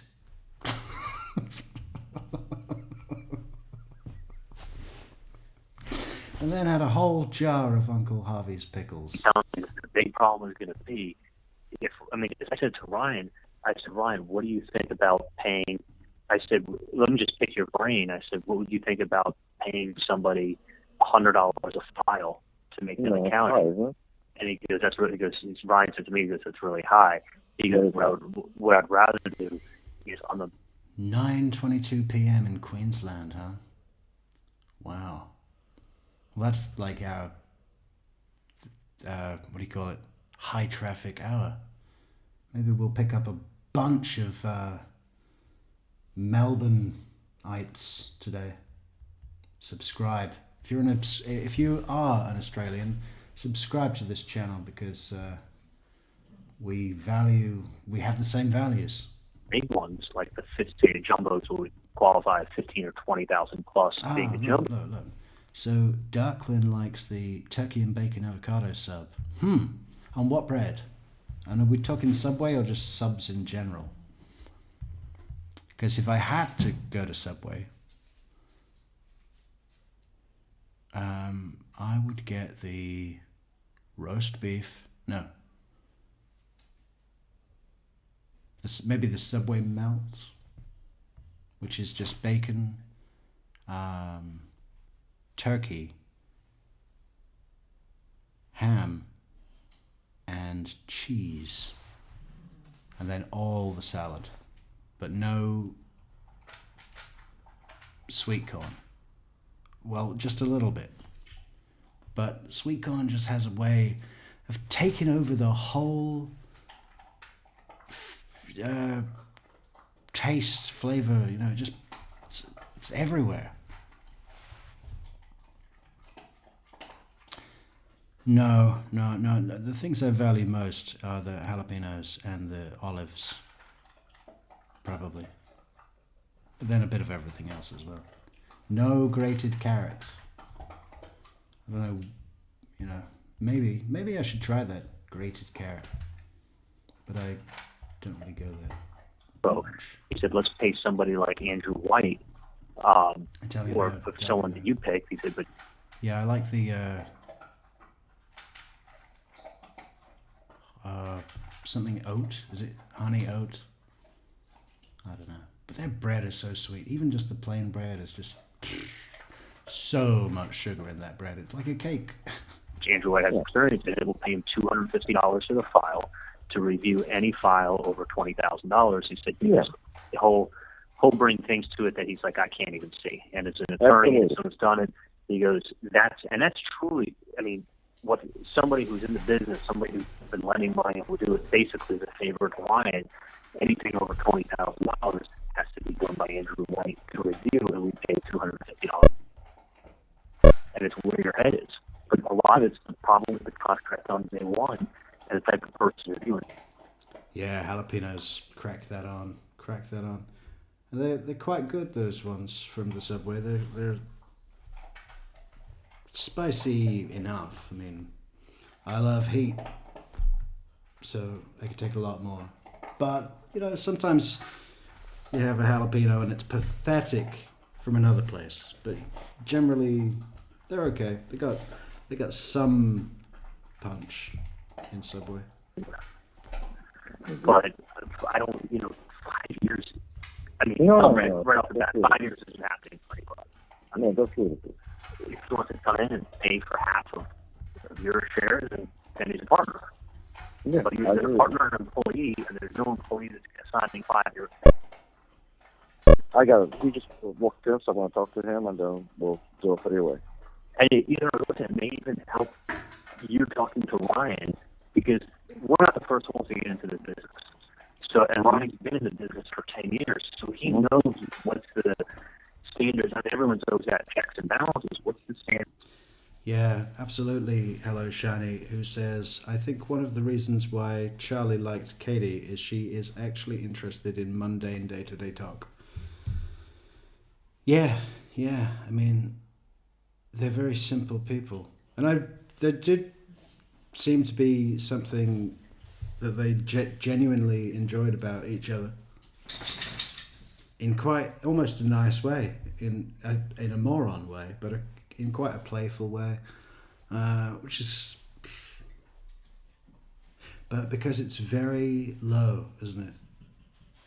There's no intellect about any of it at all. Not even one tiny bit. Even when they speak about each other's sensory perceptions and intuitions. Oh, I got a feeling, or I interpreted his. He started polite and then he put on the tough guy act, got more and more and more. I've got a very good eye for these. That's what he's saying to her, right? Even when they're doing that, they're wrong. They're verifiably wrong. 90% of the time, which is hilarious. I'd have a conversation with her. Yeah, no, this is what I was saying to our.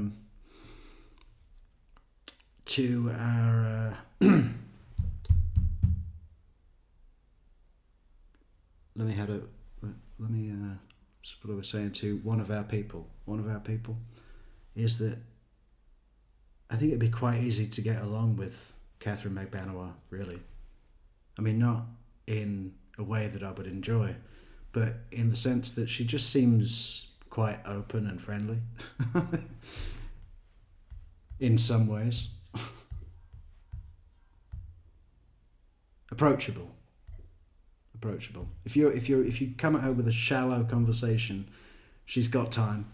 Your checks and balances and how does it work, and how can it be so Alex spends 1 hour a week and Garland spends 1 hour a week looking over something?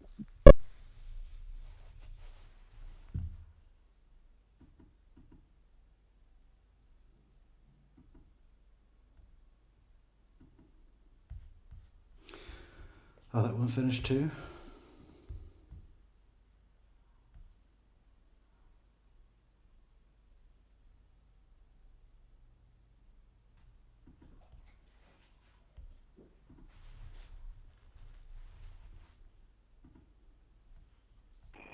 Hi, thanks for calling your 24-hour Walgreens. Para continuar en español, oprima 9. Are you calling to check on the status of a prescription order? Just say yes or no. Speak to a pharmacy. Sorry, just say yes or no. No. Okay, then you can say pharmacy, photo, health Pharmacy. clinic. Okay, you can say refill, prescription status, pharmacy hours, or say help me with something else.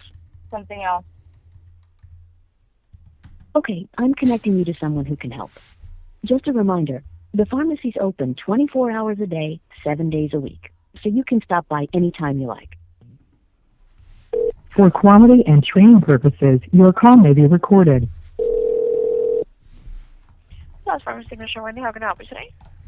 Hi, I don't know if you guys transferred me to the main location, the Walgreens in Biscayne, in 125th by the Causeway, because the guy hung up on me and I was on hold for like 5 minutes. I apologize about that, ma'am. Would you like to be reconnected? Yes, please. Okay, give me just one moment while I connect you over. You may have to repeat your request. Thank you. Please remain on the line to speak with a member of our staff.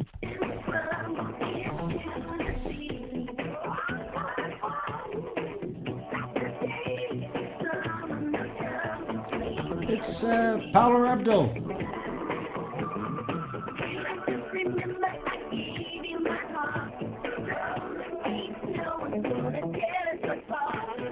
Wasn't that a great time? I mean, for some people. Not me. Definitely not.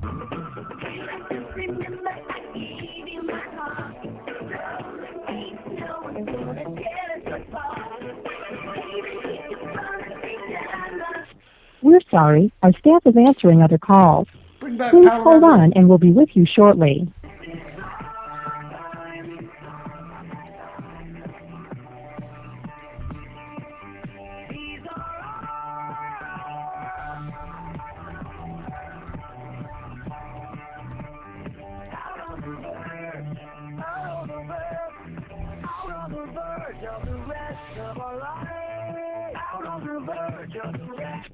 We're sorry, our staff is answering other calls. Please hold on and we'll be with you shortly. Wow. You know, Paula Abdul is 64 years old? Holy shit. That's too much. Where is she today? Paula Abdul is currently active in entertainment, working on TV projects continuing her performing career with residencies and live shows, judging shows like Canada's Drag Race, and staying active through dancing, while also focusing on her health and finding joy in everyday activities. Yeah, but what are they? They could be go-karting, jet skiing, everyday activities. That changes from person to person. She launched an Amazon store in 2023 and received a star on the Hollywood Walk of Fame in late 2025. Wow, that's just happened. Right? Late 2025.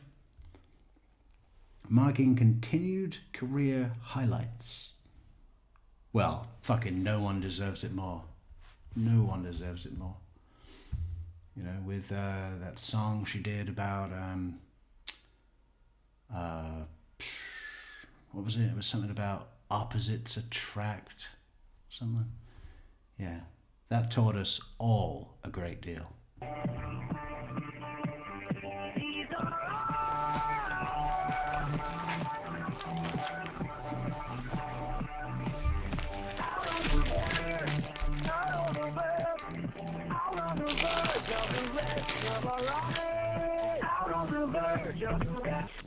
We're sorry, our staff is answering other calls. Please hold on and we'll be with you shortly.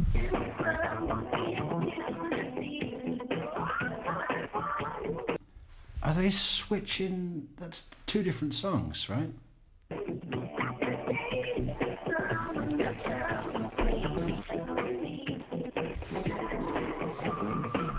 We've got to identify the song. I want to know if this is definitely her. We need to pick up a lyric. We're sorry, our staff is answering other calls. Please hold on and we'll be with you shortly. Need you to see.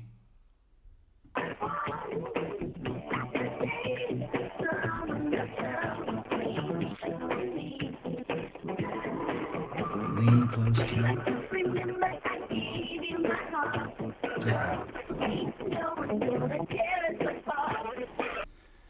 Just remember, I get that's the one, isn't it?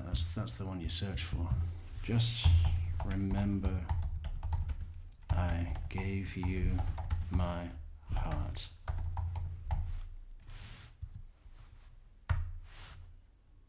It is Paula Abdul. Awesome. Let's check this out. Hey baby, you gotta remember, I'm forever your girl. A baby forever and ever and ever. I know I am. Baby, pick up your head.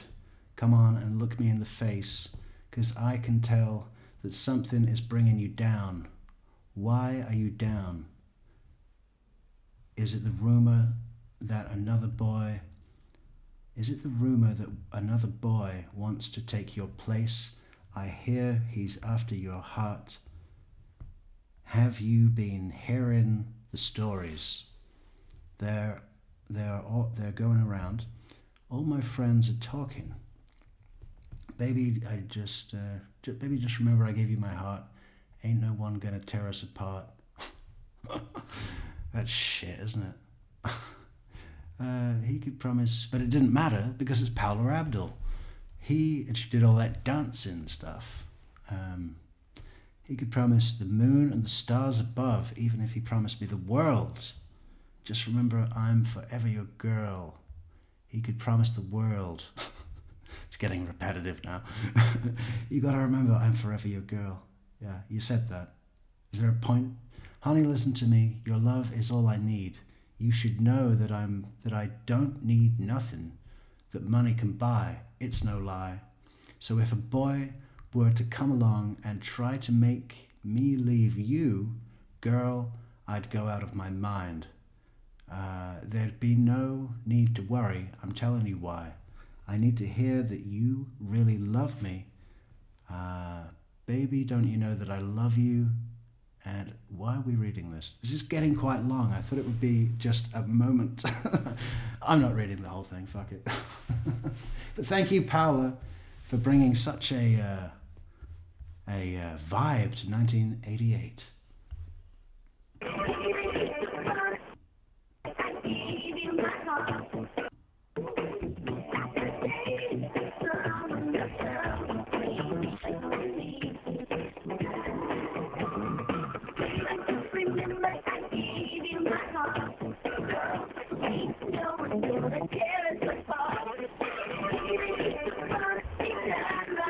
We're sorry. Our staff is answering.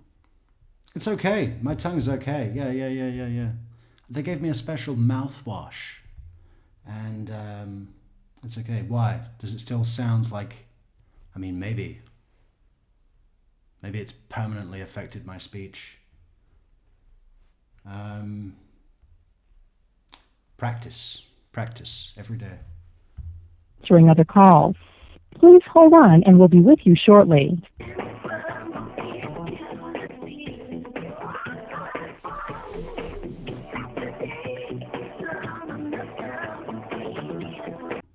I think there's going to be it is sunny today. Now, this is the sort of music that you put on when you drive near the cliffs. Whoosh. See the sun come off the water onto the rock. That's going to be great. That's going to be great.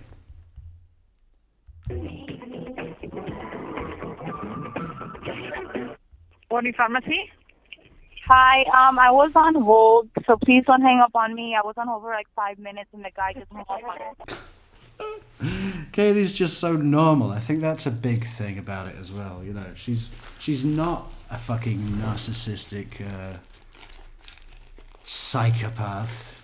She's just a pretty normal kid, basically. Hello, I was on hold, because that always happens to me. I'm so unlucky. You know, there's this really, like, normal thing about it, right? I was on hold, so please don't hang up. Morning Pharmacy. Hi, I was on hold, so please don't hang up on me. I was on hold for like 5 minutes and the guy just hung up on me.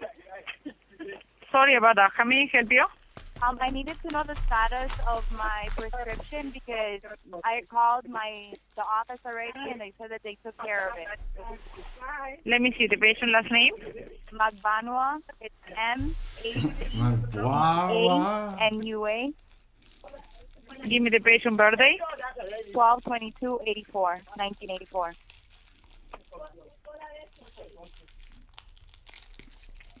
$1984, huh?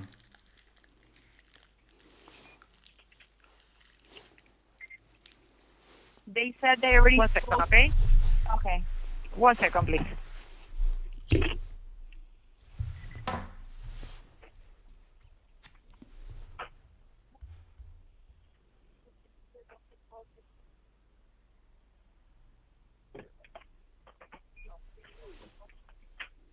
What is the problem?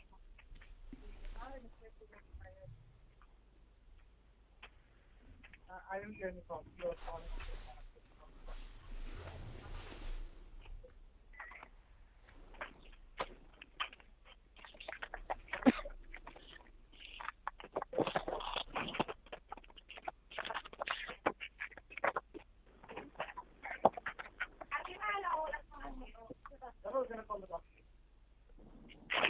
Mildred. No te bajas ahí. No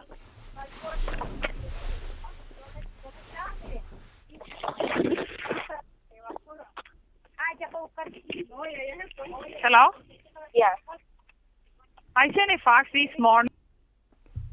Star signs of all the main players. Yeah.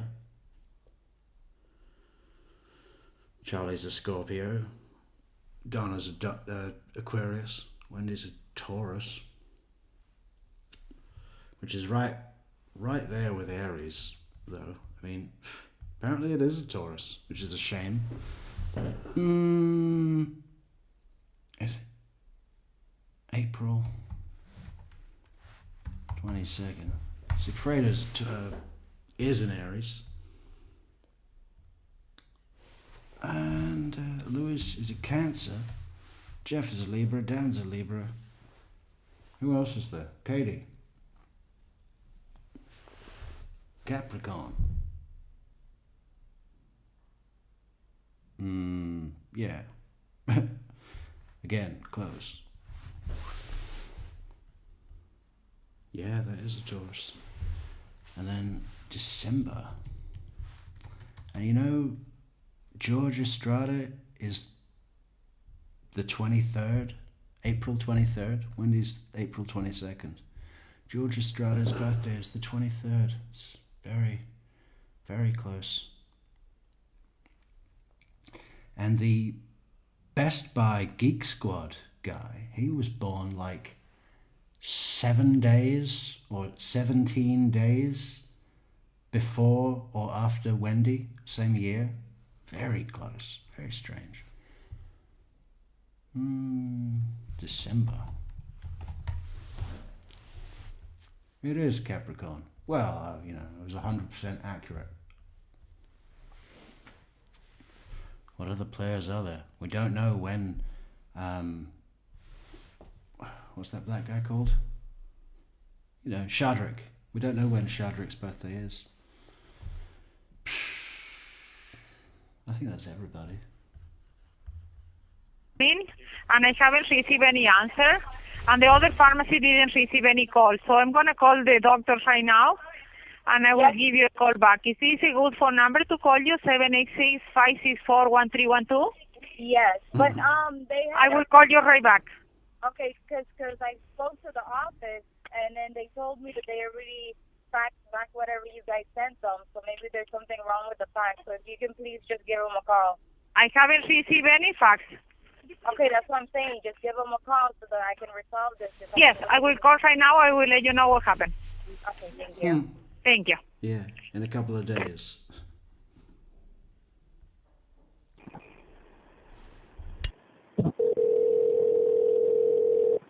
Yeah. Hey, I was gonna ask you, I forgot. When you applied for Heidi's kid, what is it? Florida Kid Care? Yes. How much do you have to pay? 15. How come they're charging? They didn't even ask me for paperwork. For income or nothing? No, they didn't ask me for anything. That's so weird. You got really lucky because Kenya's paying $157 per month. Oh my God. I'm like, why? I'm like, why? They didn't ask me for, and I don't know if it's because she's so little, if it makes a difference, but they didn't ask me. Obviously for child support too, and I was like, well, you should have done, since Alex gets paid less because he's a waiter. Was him. He should have filed for her. She's like, they don't stop calling me. They already want payment, and I told them, I'm like, hello, I just paid last week. This was a couple weeks ago, And when she told me, I was like, are you fucking kidding me? No. Because that's how much a kid is cost, to put it under your in her company insurance.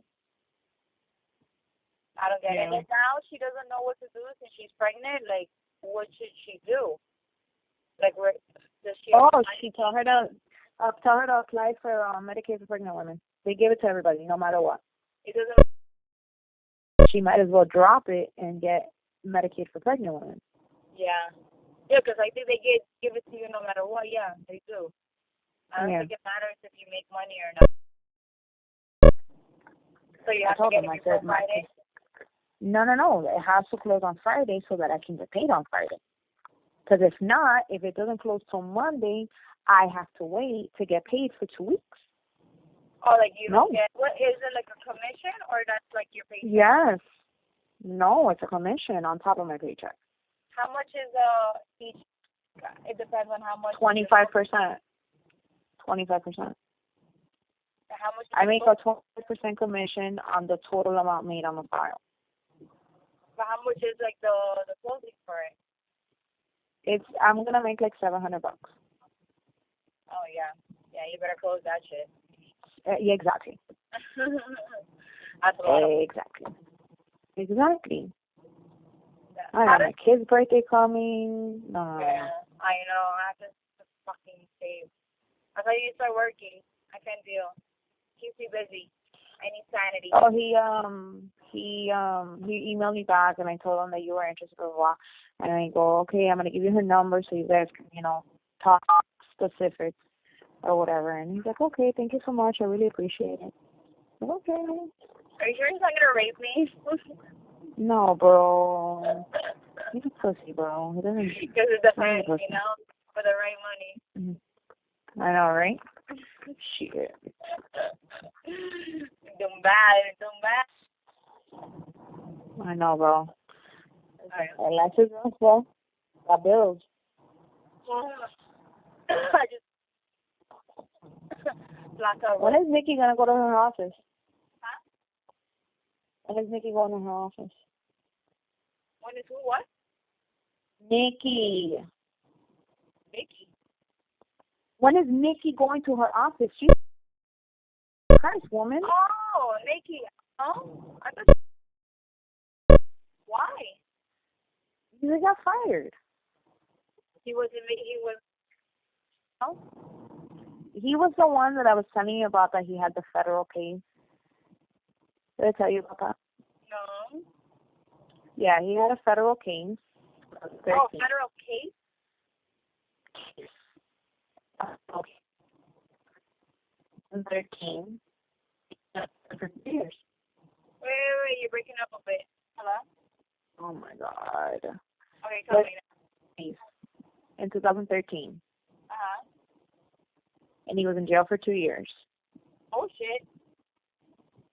Yeah. Doing what? God. Huh? I can't hear you. Fraud, woman. Fraud. Oh, fraud. Oh, great. Yes. Yeah, So somebody got and posted the link to the story on the Facebook, on the company Facebook. Who did? We don't know. It's a fake Facebook posted the link to the story on the business Facebook. So now everybody knows about it, so they had to let him go. Oh my God. Send it to me. I want to read it. I'll send it to you. That is fucking crazy. That's fucked up, though. Somebody's actually trying to make a living, Yep. And then, he anonymous. Is Somebody that didn't like Yindra? it. Yep. That's Yeah, like, okay. but we have a lot of haters. Send it to me. I want to read it. All right. All right, girl. Bye. Awesome, Lisa.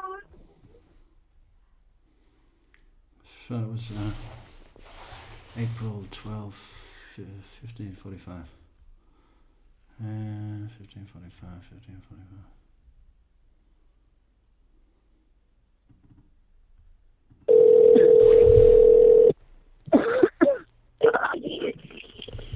Yo.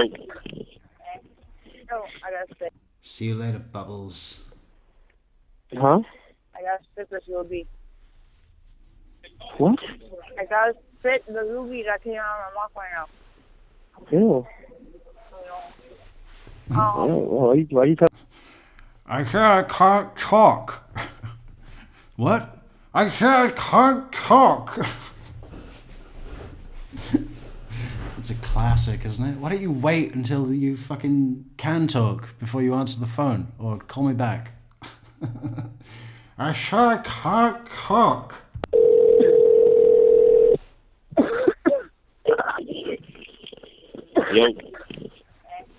Oh, I got spit. Huh? I got spit the loogie. What?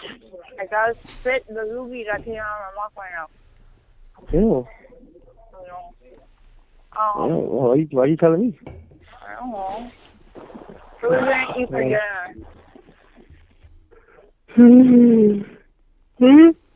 What are we gonna eat for dinner? I don't know, man. You wanna cook? Cook something. Let me take a pasta. It's easy, man. Get the angel hair pasta. You gotta boil the chicken. Oh my God! Why are you saying this out loud? Like, I don't know how to cook. Oh, damn, nobody's listening. Everybody's on the phone. Boil the chicken.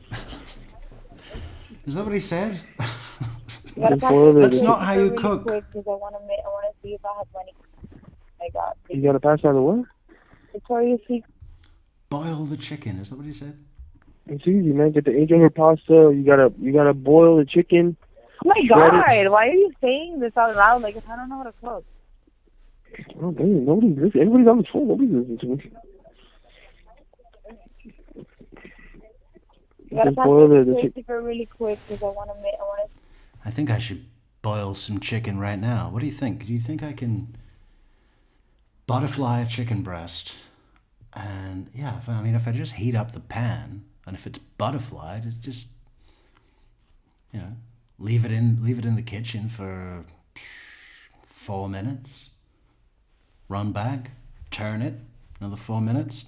Done. Chicken on its own with hot sauce. Maybe an egg. Does an egg go with chicken? Probably shouldn't. Seems a little mocking. It's like killing a mother and their child at the same time, which I am against. See if I have money. I got. You gotta pass out the what? Victoria's Secret. Been wanting to go and the thing is gonna expire. It's 4 o'clock, bro. It takes forever. No, I'm not. Leave me alone. Right. You took forever in Men's Warehouse.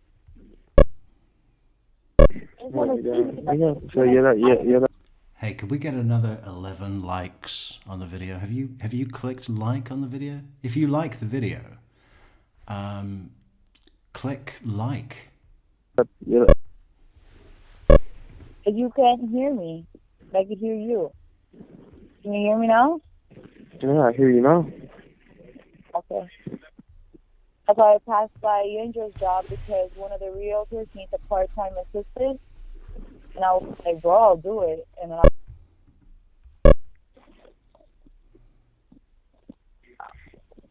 I better not be no young, good-looking guy. no, I told me he's an old guy. Like a Russian, or not Russian, but he has like so Eastern. Like he could speak English, but he doesn't. It's not clear. Can you just be happy? At least if I can get some part time, I can have some income. I'm happy. Is she talking about that guy that made the judge laugh? The guy from, I think we decided that it was probably Jordan. He was Jordanian. The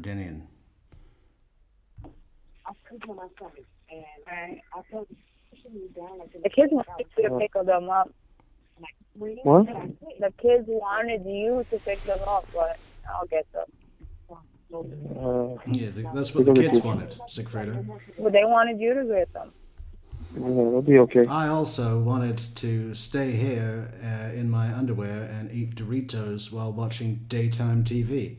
But that has nothing to do with this. The kids. It's about the kids, and they wanted you to pick them up. They always wanted you to pick them up every day, so... Oh, yeah, well, now they're asking. You always get to freaking buy stuff. I'm never doing anything. All right. Gotta go. Bye. Oh. 55.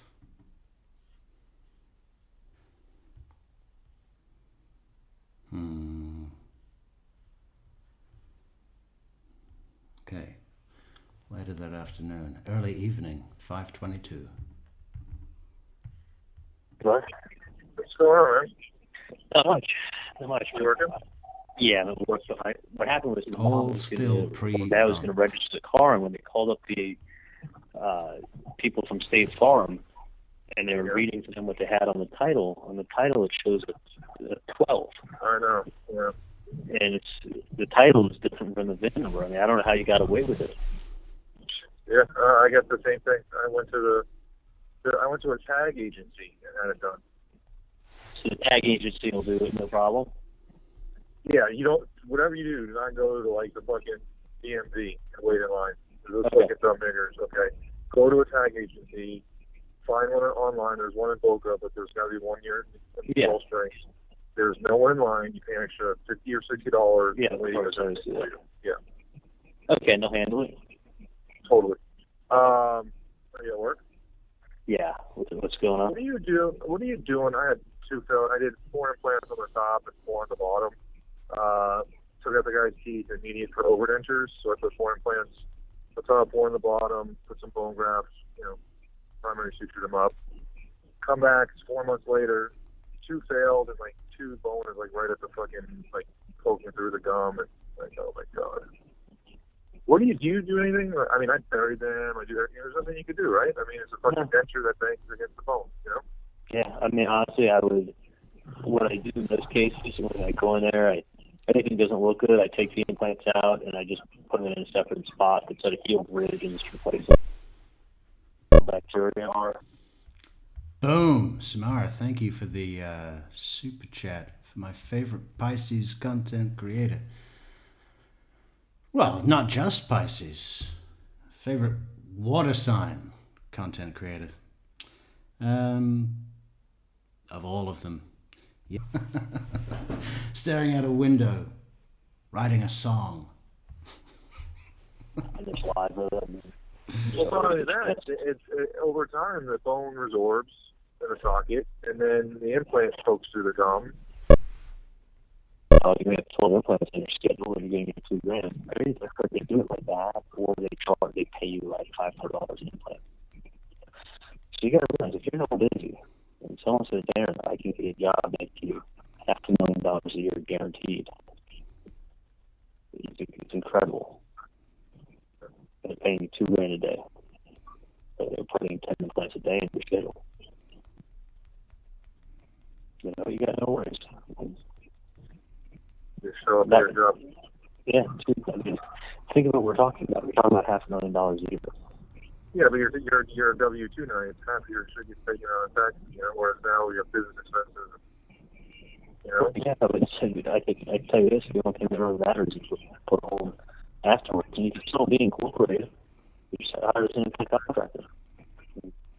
But a lot of these corporations want you to be, take the taxes out for you, and you're an employee. I guess. I mean, I don't know. You can always be an escort. Yeah. You can always have you can always have a consulting firm, so you buy dinners and shit. You're fine. But yeah. That was my day. 2 out of 8. That's not bad. I've had the worst. People say I'm using drugs these days. Where are you? I'm using top stand in the office in Fort Lauderdale. Okay. Probably get done around 7. Busy day? Yeah, it's good. It's a good day here now. It's okay. So, I mean, I don't say I wish I had to get off, but it's like this. Call it switch, yeah. Yeah. So that's what you got going on. Nothing. Driving home. Yeah. Hey, when you went to the tag agency, did you bring it to their attention, or did you pretend like nothing was up? Yeah, I didn't even notice it. They're the ones that did it to you? Yeah. But they were able to work it out. But it was fine. Yeah, they did it. They whatever, fill out the forms, and they got a new thing in the middle. Okay. Yeah, I'll tell my mom, because I think... I mean, the VIN's there, right? I mean, it's not like it's... Yeah, the VIN's there. I mean, it's not... It should pull up on a database. That won't be an issue. Clear burner. No, I don't know. All right, let me call him up and tell him. All right. I'll hit you later. All right. Yeah. Not much of anything, that one. About, okay, here's a short one. Could be anything. Could be gold. Sometimes I skip the short ones. Maybe I shouldn't.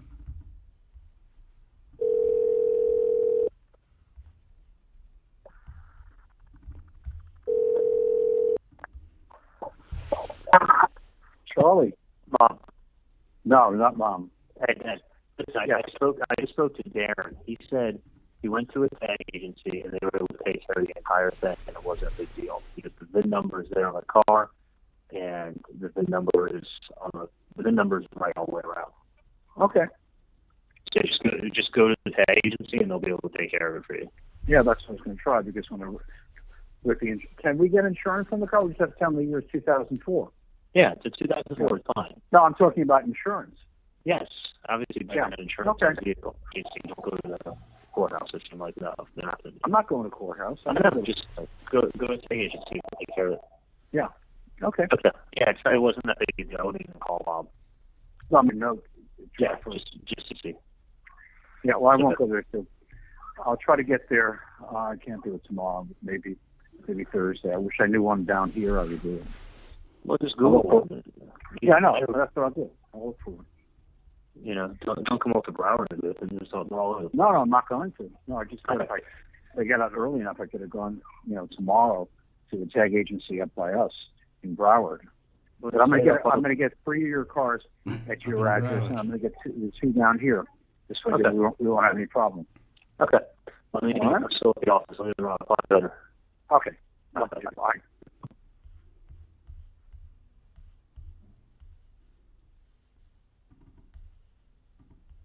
Oh, not this one. Slow down.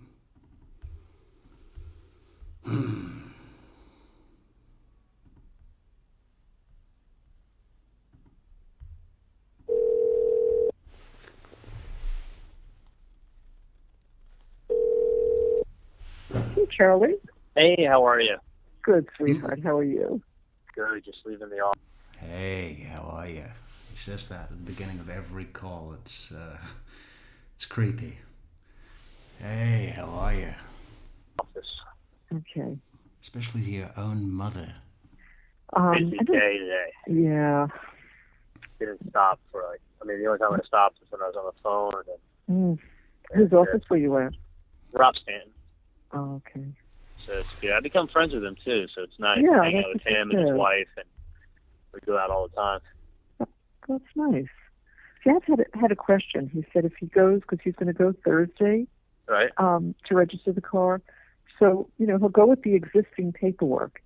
If they say anything to him, like 40, whatever it is, 43, 48, what number, how much did you want the car to stay for? It's 43. Whatever. $4,300 for a 12 Land Rover. It's a 2004. The VIN number is a 2004. The state of Florida screwed up when they did the title, but the VIN number is correct. On the title and the VIN number on the car reflects an 04. Okay, exactly. So that's why she even asked me. If it's all correct, Charlie, then why does this just feel like a scam? What is it about this situation that makes me think that there's some money-saving, insurance or something? He needs that to be the registration, the date of manufacture date. Are you sure this is a 12? Yeah, it's not a 12. Matching. Right. So even though it says that on the paperwork, should Dad say to them it's an 04, or should he say nothing and see what they do? Say nothing. Okay. The VIN number is the only thing that matters. The other thing I was going to tell you is this: why doesn't Dad just go on Monday on the way after the office and do it? Stop in for 15 minutes and go do it for 20 minutes. It's hard to do that because it's not 15, 20 minutes. It is 15, 20 minutes, but he doesn't leave here Monday. He works out from 8 to 9, showers, and then just gets up there just before 10. I'm sure there's a place in Miami you can go. Isn't Yeah, that's right. Oh, yeah, he's not going to Broward. Okay, yeah. I found a place down here. He can go here. I wouldn't be surprised if there's one on the beach. I found one the last No, it's sitting in the driveway. Oh, perfect. Okay. Clint's got my driver's license. I've got a car without a tag that doesn't match the thing. I've got no registration. Well, other than that, I'm like, other than that, fucking write me the fine. I'll have Mike get me out of this. Great. it's just that it has somebody else's license. Tell Dad I'm missing my driver's license. I don't have a registration, and I have a tag that doesn't belong to the car. Besides that, I'm perfect. Oh, Dad said, yeah, he'll have to get your license plate, right? Yeah, unless he wants to like draw one on a piece of paper for me. Yeah. That's why he's asking you if it has one. But it has one, it just doesn't belong to the car. Exactly. It's not We a took it off transfer. a different He car. needs a new one. Yeah. He needs a new one. Is that a transfer? Okay. You That's can't what he just needs take to do. license plates off of cars. It's kind of No? illegal. No. Okay, so we'll make sure he doesn't do that. Okay, take care of that. Yes, no problem. So, distribution with like 150 stores in New York and Good. in New York and New Jersey. So You just did that today? They announced it today. I knew about it. Oh, they announced it. Oh, wonderful, honey. It's always interesting when you know the news before it happens. Yeah. It's like so what did it go up to? It's 0.032. Okay, so it's moving. Oh yeah, I mean the thing is, and the volume is good. It's over. The whole thing with this is having the volume, because you have the shares, right? Right. But if it's not being traded, like if it's a thinly, I'm sure you've heard the expression, it's a thinly traded stock. No. Thinly traded just means there's not many shares being put out there. Yeah. So you may want to sell your shares, but there's nobody looking to buy them. It's not like Disney World, where there's 15 million shares a day traded, or 20 million shares, whatever. Island Gerlog. Island Gerlog tells us, love your commentary, and I agree. If you had a day, we can always catch you live. So you're saying that we should stream less, but always on a day? I mean, that just seems like it'd be worse for me.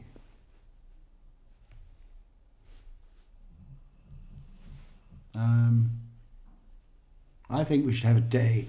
I think you all should set a day where we donate coffees every day, right now, and tomorrow, and the day after that. In fact, every time that we stream, people should send a coffee. It's just like a drive-through. You drive, you pay. You know? Just because we don't, a prostitute, you put the money on the table. You don't just go over there and make use of the services without expecting to give a little back, right? This is the same as that. So I think we'll go on to a more strict schedule just as soon as the books are balanced. Disney. So if you want to sell your shares at Disney and Donna has 10 shares at Disney, you'll sell. Yeah. Well, if you have 20 million shares, but it's only trading 20,000 a day, you can't do the math. Yeah. You will never get filled. I mean, it'll take you. Well, what is the math? If you've got 2 million shares, but it's only trading 20,000 a day, well, it depends how much the shares are worth. If those shares are worth $1 a piece, and you've got 2 million in the game, but it's going up by 20,000 a day, that's a good position, isn't it? But if they're penny shares, which they probably fucking are, because that's just got Adelson written all over it, hasn't it? The kind of shares that are negligible. The kind of investments that people are happy to walk away being burnt because it's less hassle than going through the courts. That's the kind of stuff that they'd be pushing, isn't it? Penny stocks. We've got a new technology that's waiting for scientific evaluation. But as soon as that test comes back, the company is going to be in seven-figure territory. And I've just got word from our source on the inside that that decision is happening any day this week. It could be today. So if we can get you into this right now, you know, you're paying yesterday's price for tomorrow's product, is what I'm telling you. And it's all bullshit, right? It's all bullshit. I enjoy your voice. I enjoy yours too, Island Gerlog.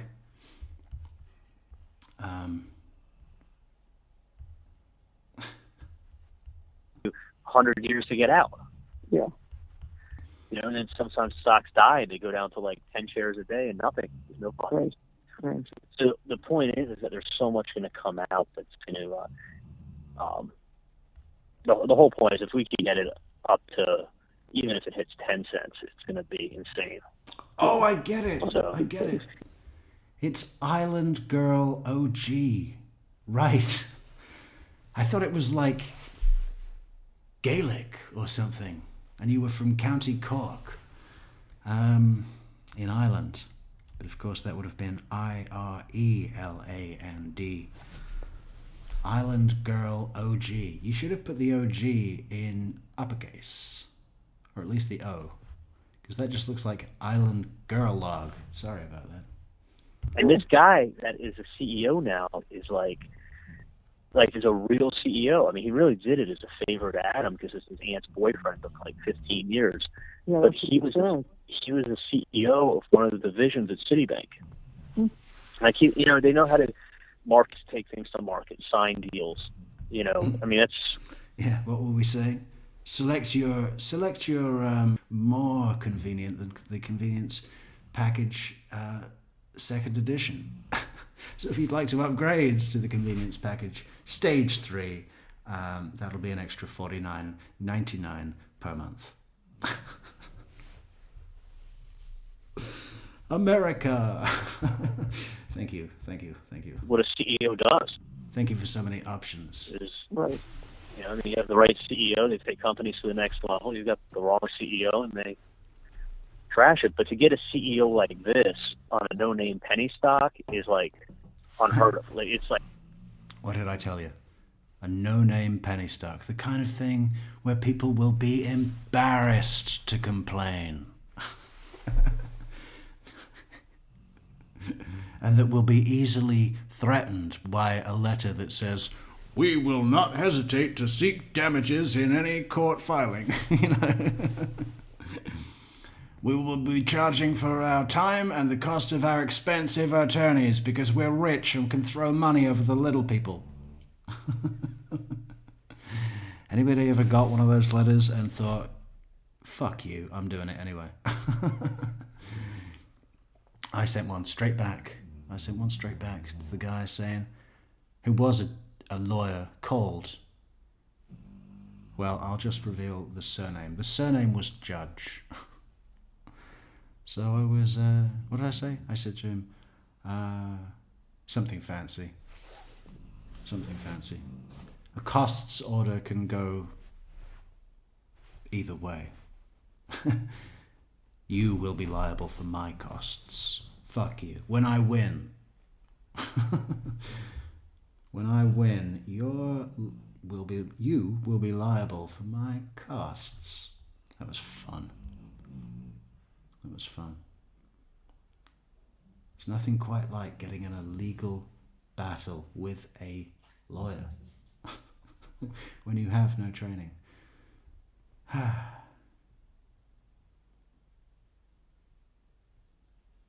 It would have been worth it even if I did fail.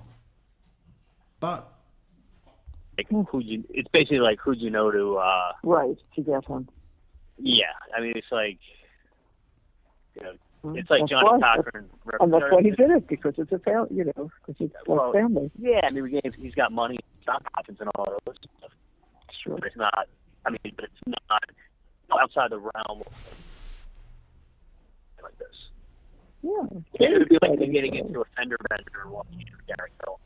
Right. And the car would be like, all right, who'd you know? Gary doesn't Yeah. do shit like that. Right. He doesn't. Like, do that. still getting paid or whatever, but it's not like. Oh no, I next- understand. So, but anyway, so it's exciting. We'll see what happens. But it should be a really, really interesting year. It should be. It should be. I hope it's a wonderful year. That's great. So I'm excited too. So anyway. Good. All right, my love. So we are going to finish up this pile of paperwork in front of us so we could get done for the evening. We had a ton, and then we had, the kids full afternoon. So, and Ben was really fine. He told Wendy he didn't feel well this morning, and he's never said that to Wendy. This kid usually doesn't eat anything. I said he ate all day long. He's just fine. Yeah. Yeah, he's not missing his dad or anything. That was all a phase. It is. Oh, good. So I'll be able to find out the full scoop. Yeah, I wonder why. Unless they have other plans to go out for her birthday, but I can't imagine him missing her birthday. It just doesn't sound kosher to me. I don't know. I mean, I'll find out everything. Yeah. I mean, Bree lives with Dave, and I know. Like, talk some sense into the girl, and let's just see what happens. But Wait till I talk some sense into the girl. Isn't that a euphemism for beating the shit out of? Wait till I talk some sense into that girl. In the cartoons, this is where there's just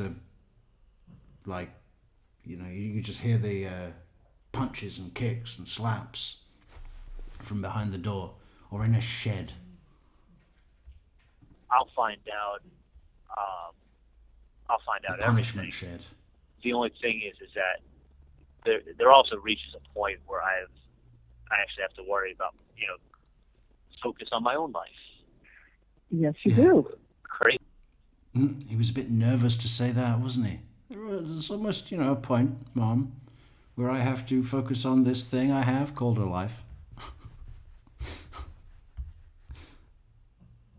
He thought sometimes, but I've done.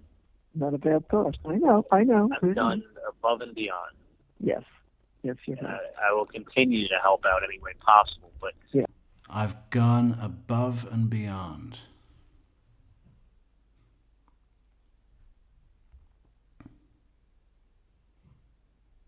So this is...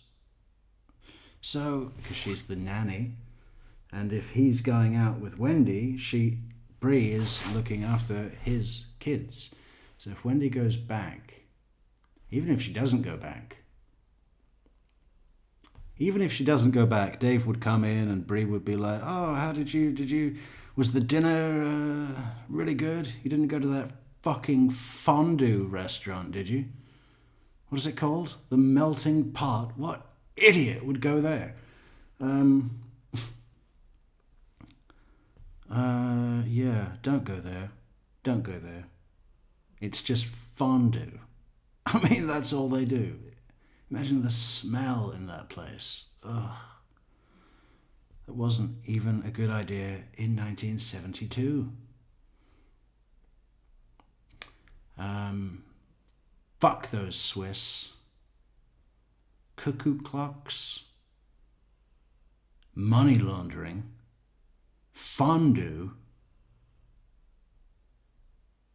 Yodeling.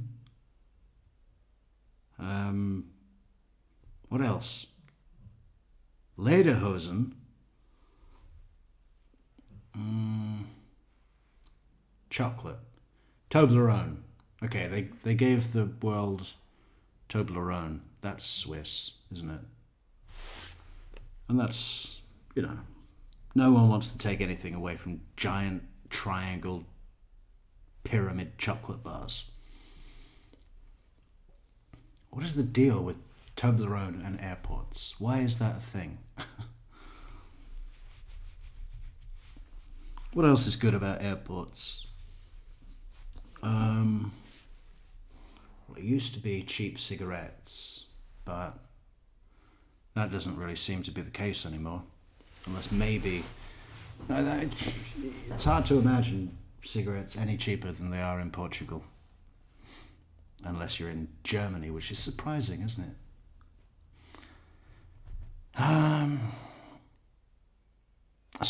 Spain's cheaper. Spain's cheaper. What else? What else is great about airports? Well, that wasn't even the question.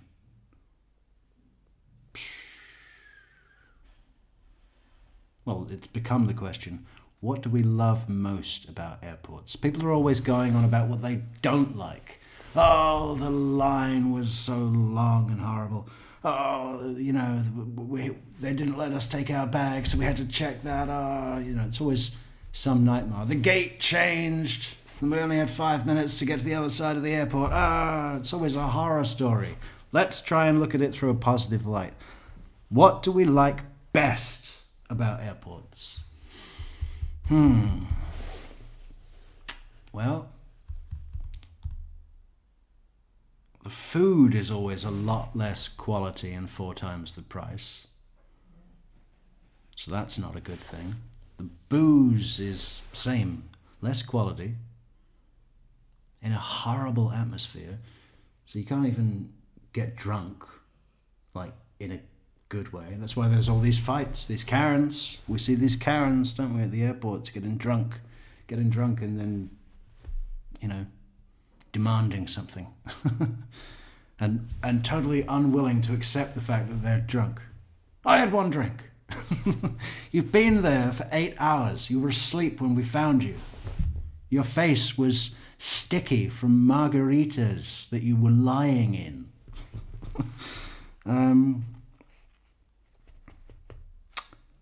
So it's not that either.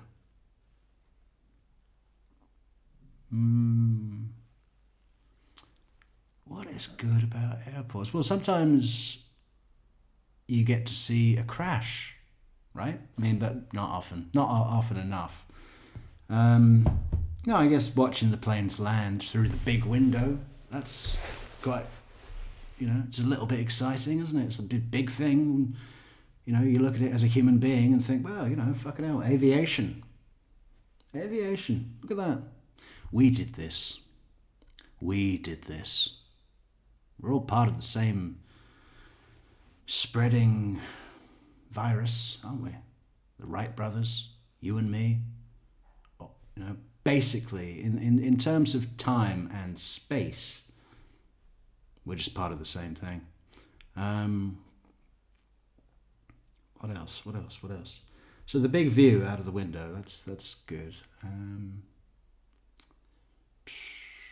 mean, sometimes there's something in the gift shop that's fun, like, I don't know, I got a stuffed pig as a gift for someone the last time I was in an airport, and I named him Paul, and I said that he was all about nature, and he was. In fact, that was the brand, all about nature. And it was great. And I wouldn't have thought about it if I hadn't have seen the pig in the airport, right? So that present would have never happened. And that pig is spreading joy. What else? There's really not much, is there? There's not even... it's just the view out of the window, and I quite like when they want to search your bag or pat you down when you go through the metal detector. That's always a bit exciting. When they wand you and it beeps and you go, oh, I've forgotten to take this small change out of my pocket. Whoops. Oh, my belt buckle. Sorry. Sometimes I actually leave the belt buckle on purpose, knowing that it'll go off just for the excitement. And then if they want to look through your bag, it's like, yeah, what?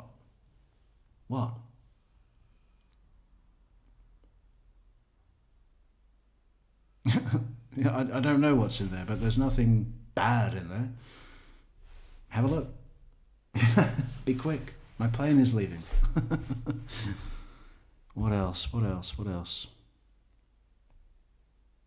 if you go to a big airport, sometimes those it's fun because you can cover some distance like that, can't you? You're going the full length of, I don't know, half a mile sometimes or more. And you can do it in half the time, less than half the time. So that's kind of fun. Nothing else is any good. You know, like in life, I think sometimes, I mean, not that you shouldn't guide people, and not that you shouldn't offer your advice or whatever. This is a good one. This is a good one. Yeah. It seems socially acceptable to drink alcohol at any time of the day. Travel beer, plain beer. Yeah, it's 8:30 in the morning. Or earlier. It's fucking 5 a.m. I just got here. Give me a beer. It's okay, I'm traveling.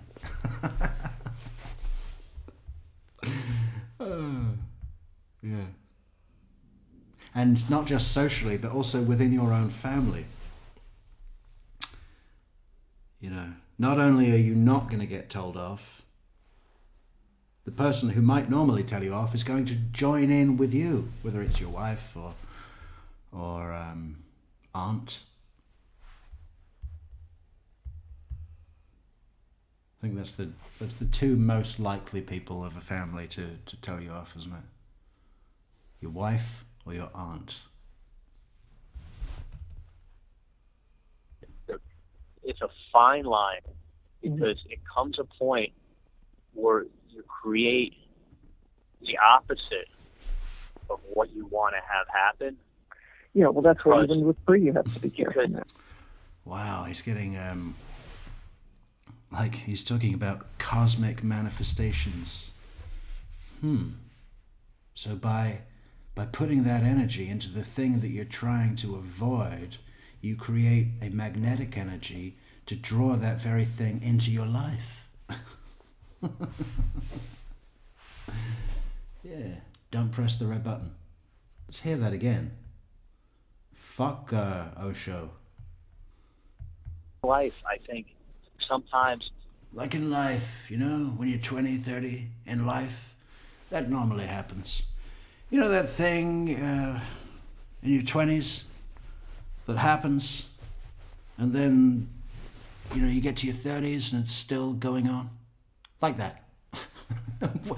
He never says what it is. You're just expected, and you know that anyone listening to it is just nodding. Just nodding. He's going, yeah, 20s, are you kidding? Oh, yeah, totally. 30s, And that's it. I mean, not that you shouldn't guide people, and not that you shouldn't offer your advice or whatever, but it's a fine line because it comes a point where you create the opposite of what you want to have happen. Yeah, well, that's why even with free you have to be careful now. Because then, yeah, but I'm saying, but what happens sometimes is you can create the opposite response than what you want to have happen simply because you doesn't want to feel like they were forced into it because this is what they wanted, so I guess I should go do this. And like next thing you know, you're getting I'm doing the opposite more for the reason of I'm not letting that. Nobody likes to feel controlled. Some people really don't like it. Right. So what you got to be careful because you can end up, you know, you want the horse to think, hey, I'm thirsty, I'm going to go get some water on my own. Right. You don't want to end up with a situation where you're dragging the horse by the ears over to the water trough, and it's an independent horse, and the horse is like, you know, you can't make me do this, and they're just resisting because they feel like they're being told what to do and forced what to do, and even if it's the right thing to do. What the fuck? Oh my God, why is he over-explaining that? You can lead a horse to water, but you can't make it drink. Is pretty fucking self-explanatory. He's saying, even if the horse knows that that is the sensible thing to do and the right thing to do, you can't make a decision for the horse. Oh my God! What? I want to hear it again. Of I'm not letting that. Nobody likes to feel controlled. Some people really don't like it. Right. So what you got to be careful because Right. you can I know end what up. you're saying. You know, you want the horse to think, "Hey, I'm thirsty. I'm going to go get some water on my." You want the horse to think, "Hey, I'm thirsty. I'm going to go and get some water," but not at the airport because it's going to cost me $15 for a little bottle. My own. Right. You don't want to end up with a situation where you're dragging the horse by the ears over to the water trough, and it's an independent horse, and the horse is like. You don't want to get in the situation with an independent horse who's very, doesn't like to lose control. You don't want to drag him by the ears over to the water trough.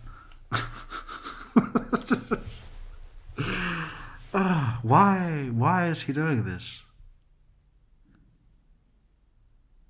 He's doing it simply because he likes to feel like he's explaining something, right?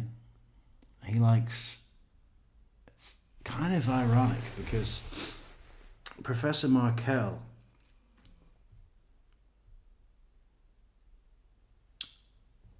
was passionate, right, about showing people how to think in terms of the law and legal,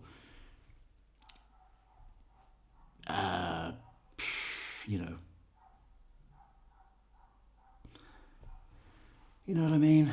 In the kind of, within the legal framework, the legal universe, there's a way to think about things, right?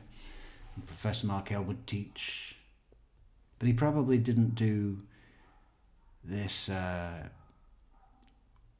horse analogy. Can you imagine Professor Markel lecturing at Florida State in front of a huge class of students going, listen, you want the horse to think, I'm thirsty right now, I'm going to go and get something to drink. You don't want to be dragging your independent horse by the ears over to the water trough. It just wouldn't suit the setting of an educational what is the word? An educational organization, right? Not at all. You can't make me do this, and they're just resisting because they feel like they're being told what to do and forced what to do. And even if it's the right thing to do, nobody likes to be told what to do and forced to do something. And if they start feeling like they're forced, they're going to start rebelling and being like, you know what, mind your own damn business. Don't tell me what to do. Even if you're telling them the 110% thing to do, right? It's like, you know what, I'm an adult. Mind your own business. Let me worry about me. Stop. Right. Yeah. And instead of it being like, you just kind of like a little bit of guiding, and then you just back off and let them do their own damn thing. Let them go fuck up their life. You know what I'm saying? So then what she said opened up the door for me to say whatever I wanted to. Right. But had she not opened up that box and I just dove right in, she would be like, "Would you quit telling me what to do with my life?" She's the one who brought it to me. Then I, you know what I mean? So it's like, it's a very delicate thing, but I could definitely find out, what's going on. And then I since Wendy's already talked to me about this stuff, I can talk to her more about it. I mean, things are obviously fine because things are good and they're progressing, and I don't think there's any reason to like. No, I would talk about. But I'll get the gist of it. I know Dave's still crazy about her, so yeah. So that's all good. I'll just make sure. More importantly, I'll just make sure Bree's giving Dave the right advice. Yeah, exactly. So keep her on track. Yeah, maybe what we'll do. You know what we'll do? Maybe because Bree brought this idea up a while ago. Maybe I'll take like a cruise with the four of us, and we'll go away for like a weekend or something. Like one of those like leave on Friday, come back Monday morning. Yeah. And do what? I've never understood this. What is can we look at a promotional video Show me what happens on a fucking weekend cruise, or any cruise. Weekend cruise from, where would he be going? From Miami to, what, St. Lucia or something?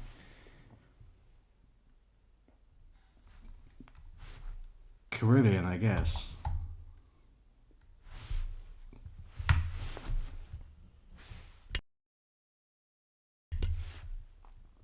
Miami to Bahamas videos. Carnival Conquest. Oh, God. That's a bit long. What about this one? 32-night luxury cruise. Well, that's not a weekend.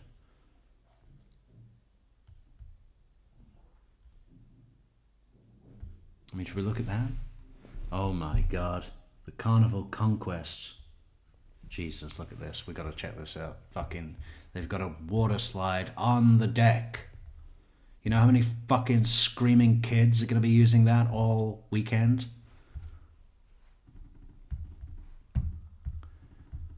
Yeah. I don't think children should be allowed on anything. Just sit in a box, you know. Used to be, when you got a TV, it came in a box that could also be a fire engine. Now it's too thin. It's more like a, oh, here's a box. You can pretend it's a box for a TV. Great. Pretend that you have a TV. There is also a magic carpet. Oh, there you go. Easy. So how do we show this video now? Right over here. Okay.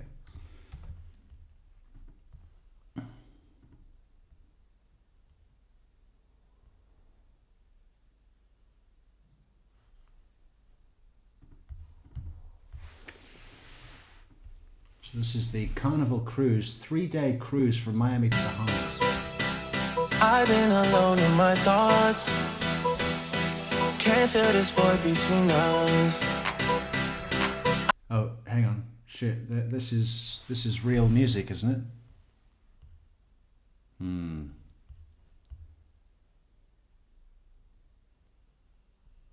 It's probably too late. Oh, why have they used copyright music? Who is this? So my heart will turn it off. Okay, that looks horrible. Everything horrible. Seriously. So that's like, you know, okay, there's a room. If that room wasn't on a boat, do you think Charlie Adelson would be happy? I don't. And this is, so there's a bunch of floors where there's loads of rooms, or they don't call them rooms, do they? What do they call them? They call them quarters, or I think there's another word. I need to go back to my, what is it? Is it room? Could be something else. But then you come down to this horrible elevator. Let's look, you know, it's just horrible, horrible.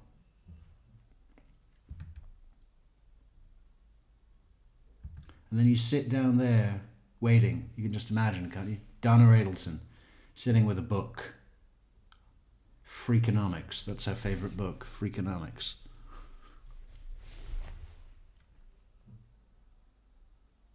And there's a DJ and a band. I mean, God, this is a dance floor as well, right? So there'll be all these fucking travelers dancing later. And then this. So you go out there with a drink or a little sandwich or something. Sit on a sun lounger. Okay, I mean, you can do that on the shore. And then here we go. Look at this thing. Look, this is really early in the morning, so there's no kids up yet. Maybe it's still closed. There's a big screen up there in case you don't want to look at the sky. They probably show fucking Finding Nemo on there, don't they? Something with water. Something with water. Finding Dory. Horrible pool. Horrible kids. Horrible ocean.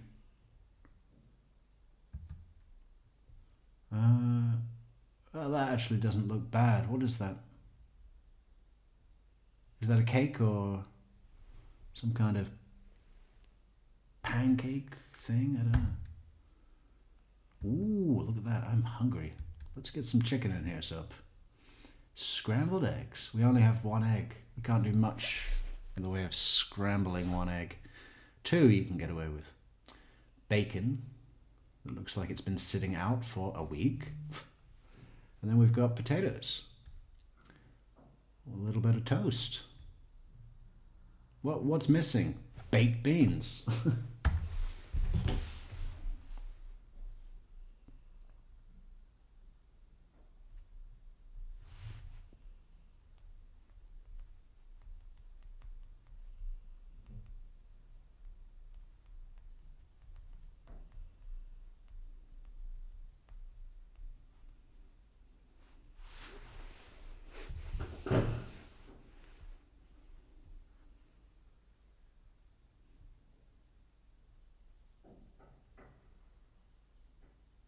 Oh my god, look at all the Floridians.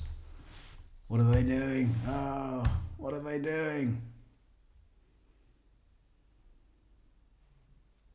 Look at them there. Oh no. God. Oh, what's that one doing?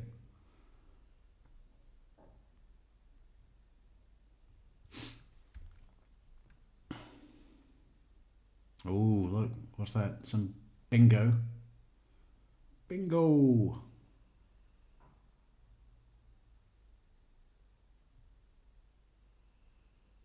How long do you think it takes to get served a meal in there? I'm guessing 40 minutes minimum.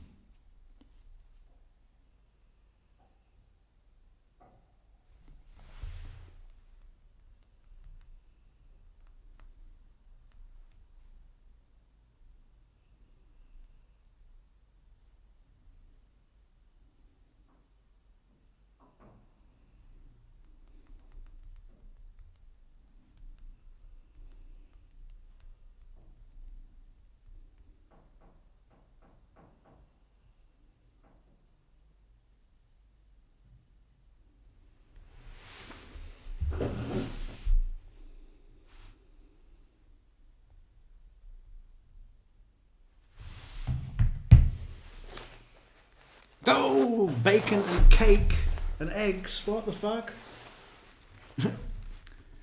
Okay, I think we found the fucking reason behind the ongoing obesity problem in the country. Look at this. This is what they're eating on this thing. What? Okay, we got eggs, bacon, fruit. Get that fruit out of here. Put some fucking sugar on that fruit. And then a big cream cake, pancake thing over there, look. And then, second course, what the fuck? Waffles, chicken, bacon, French fries, and powdered sugar. I can't even believe that. I can't even believe that. Look at that. Wow. That should be illegal. Waffles, cream, powdered sugar. Wow.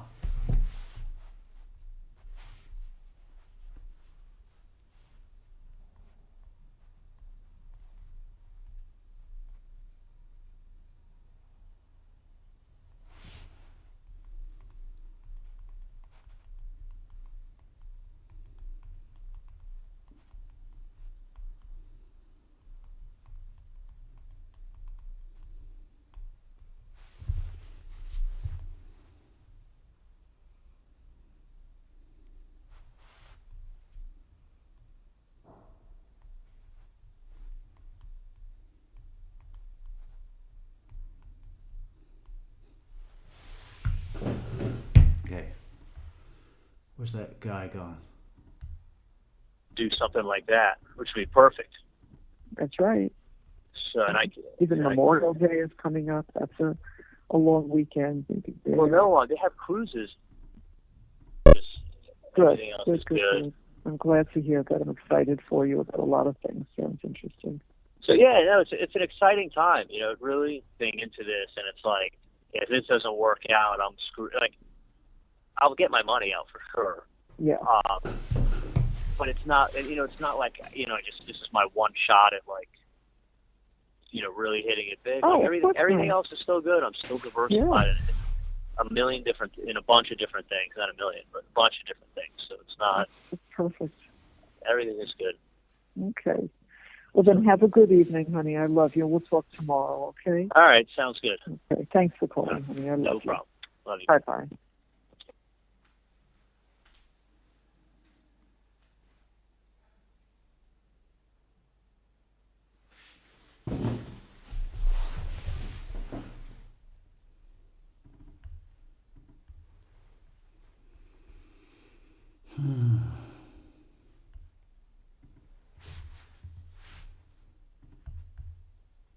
Just say yes or no.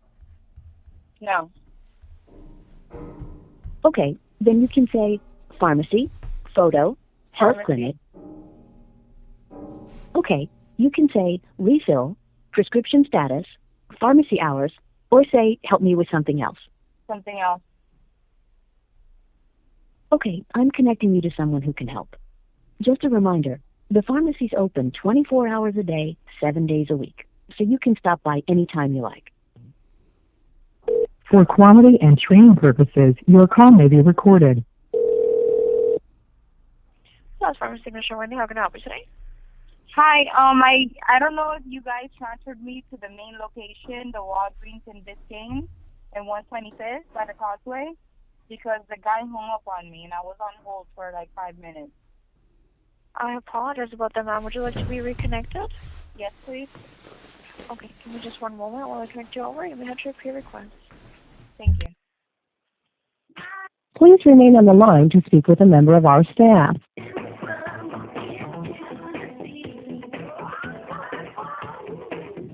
Palaraptor's back. You see, when someone says, what absolute shit this man talks, I don't know if she's talking about me or Charlie. I don't know, but that's okay.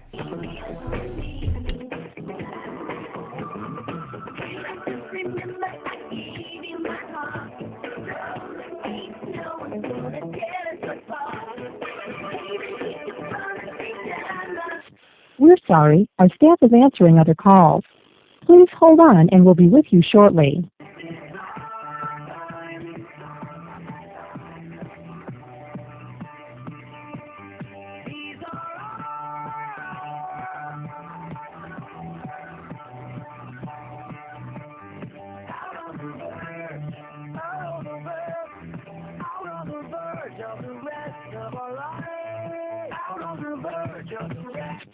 We're sorry, our staff is answering other calls. Please hold on and we'll be with you shortly.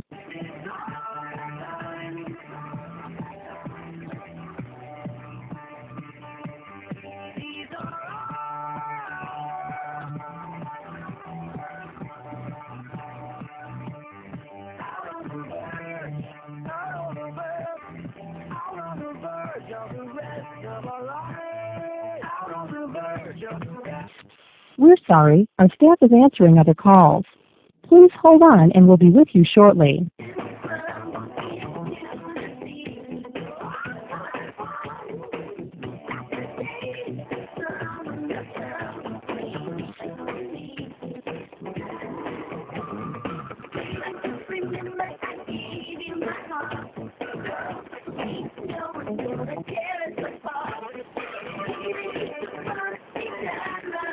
We're sorry, our staff is answering other calls. Please hold on and we'll be with you shortly.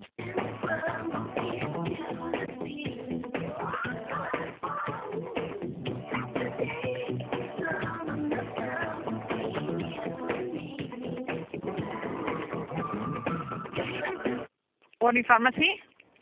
Hi, I was on hold, so please don't hang up on me. I was on hold for like 5 minutes and the guy just hung up on me.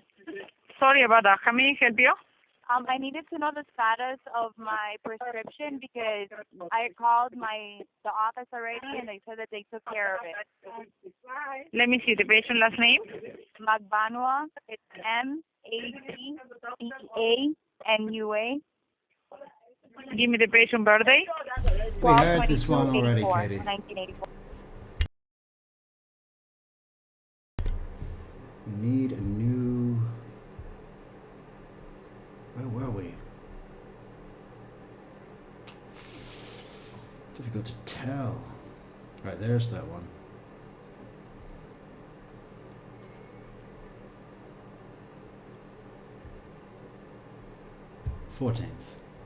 April 14th.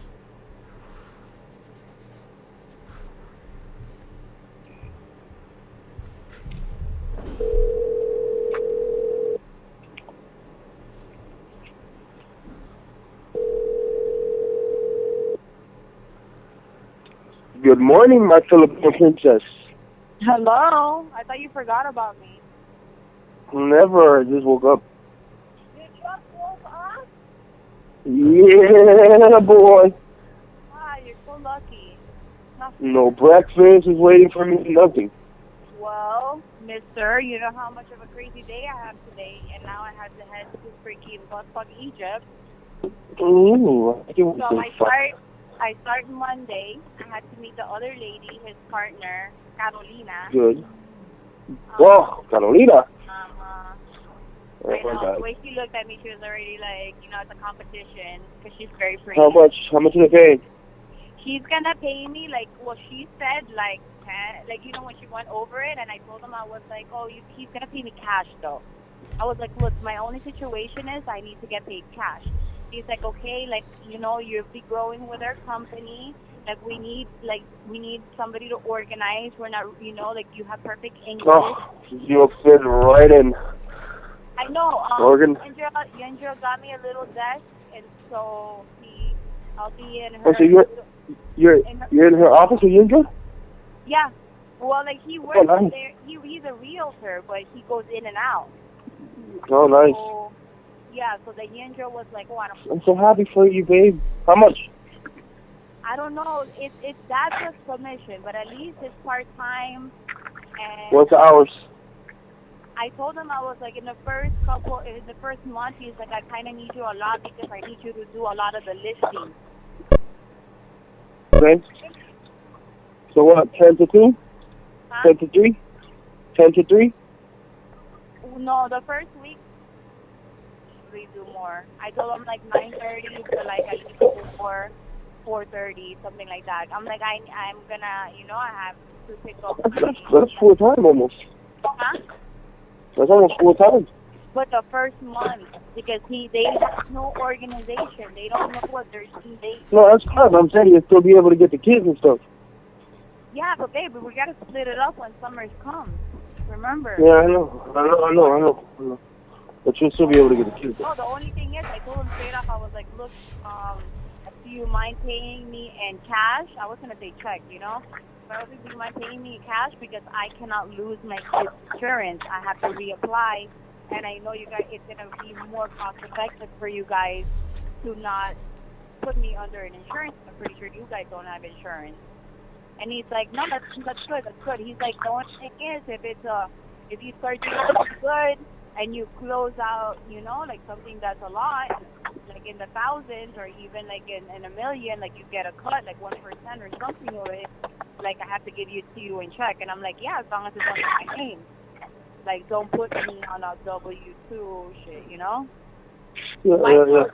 He might do a double lease. I don't know. I don't want to claim it. So how much do they say? 15?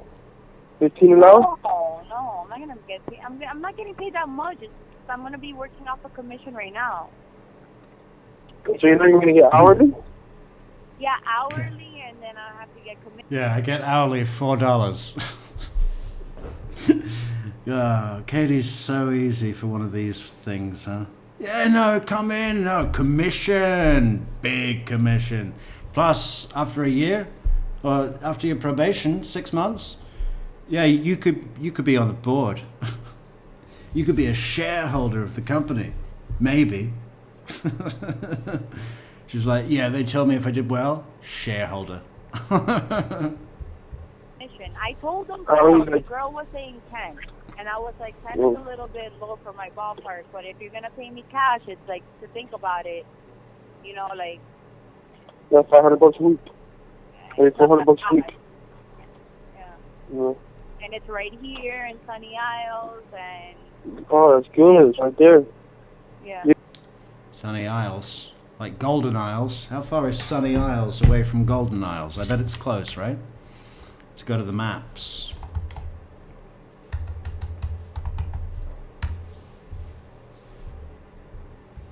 Golden Isles.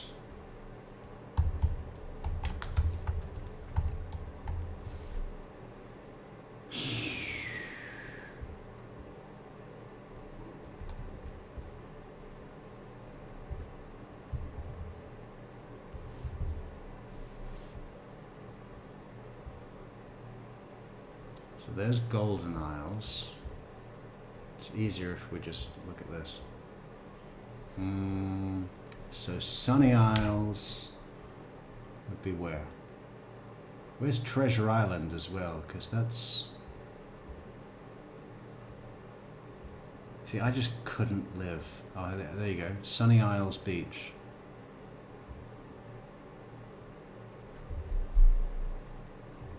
So it really is all that close together, isn't it? Crazy Miami. Crazy northern Miami. Hallandale Beach. Biscayne. Executive Airport. International Airport.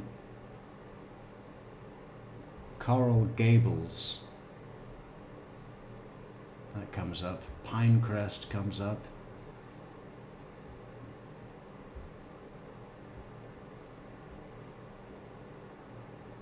And then you go down here and it's like, what the fuck? What is all this? Everglades. And then you're onto the Keys thing. Key Largo.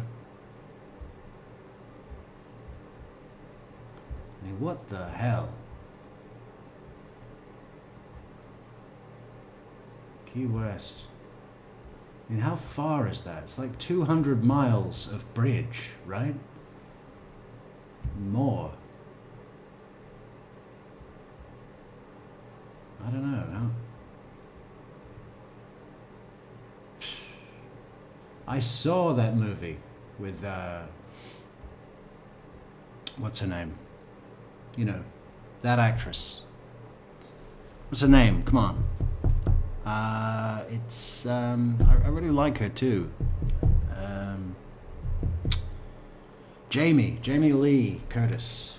Yeah. Where she's on the limousine and she's driving on the bridge. It was a good movie.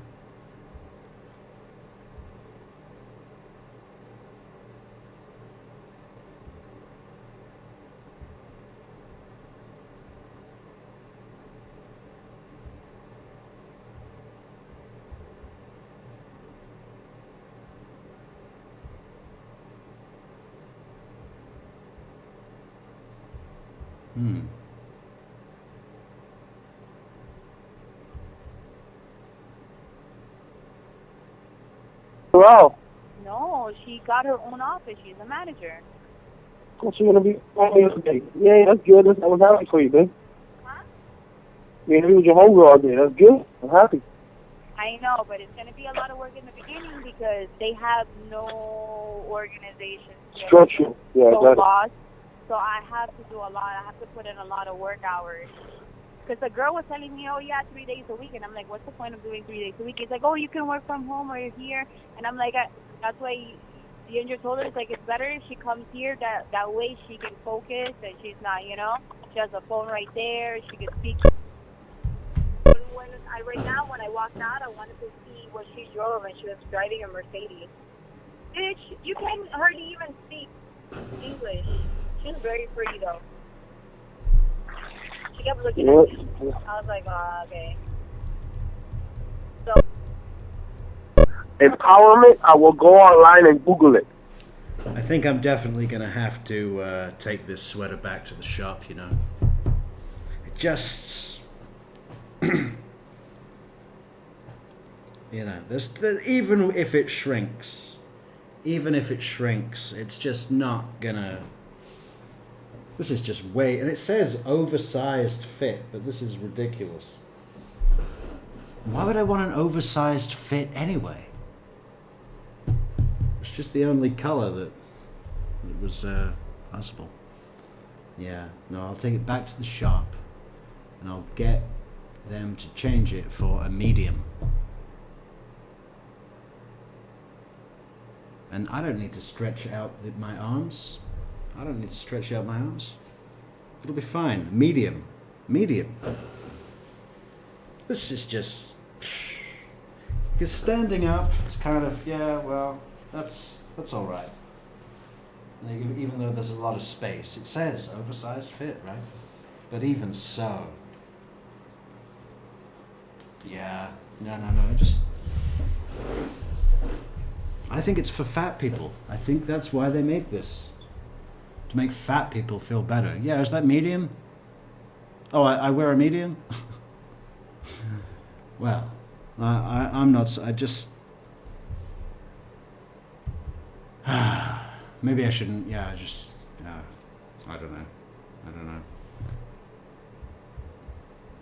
Listen to me. Okay. You just woke up. What were you doing the whole time, huh? Were you playing with yourself? Actually, I squeezed one in. Yeah, you know me so well. Yeah, she knows you so well. You playing with yourself? She considers that cheating, by the way, just so you know, Sigfredo. He cheated on me with himself. We were separated and he jerked off. Y'all squeezed out one of the devils that got Waking up at 1:55. Unbelievable. Oh, hey, look, man, it's the only fucking day that I get to sleep, right? What's your problem, bro? What do you mean? It's the only day. Hey! You were gonna take me to her appointment. Hey! What the fuck is your problem, bro? How do we turn some happy shit into some negative shit? Why do you always do that, bro? What's your problem? Tell me the truth, then. Tell me the truth. You jerked one out. You jerked off, right? You knocked one out this morning? Alone? Well, I want a divorce. What fucking truth? What are you talking about? What did you ask? I told you I beat one out. Isn't that truthful enough? How much you, like... I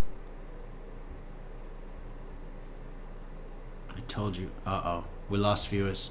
As soon as I start speaking about my dilemma, we lose 10 viewers.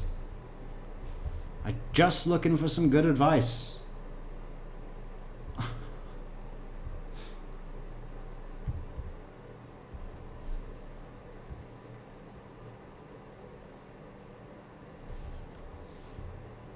Hi. I saw your note as I was sending you a note saying it was a good time to talk.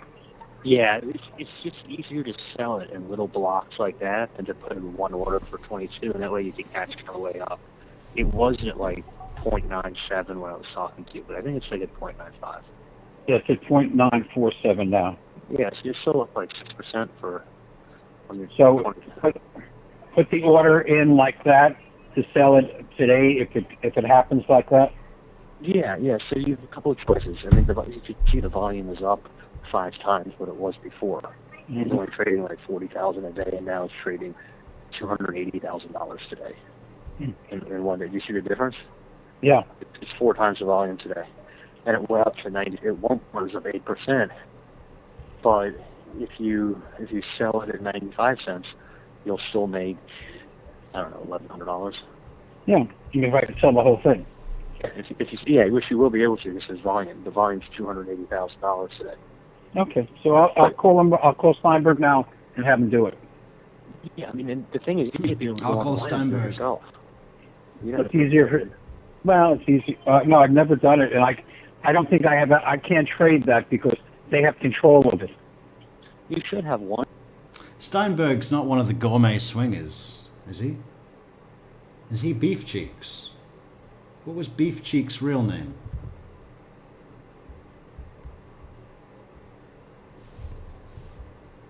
What do we call beef cheeks?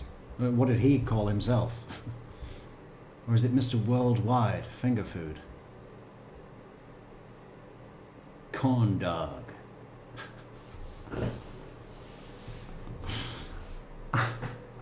Clamfish, corn dog, finger food, and beef cheeks.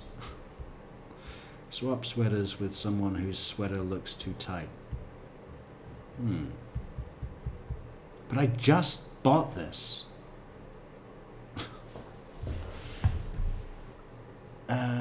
Yeah, I don't think that's going to work.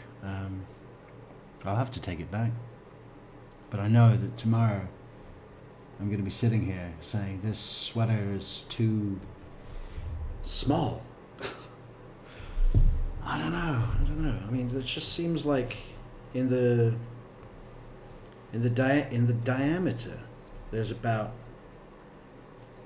8 inches of extra space, which just feels way too.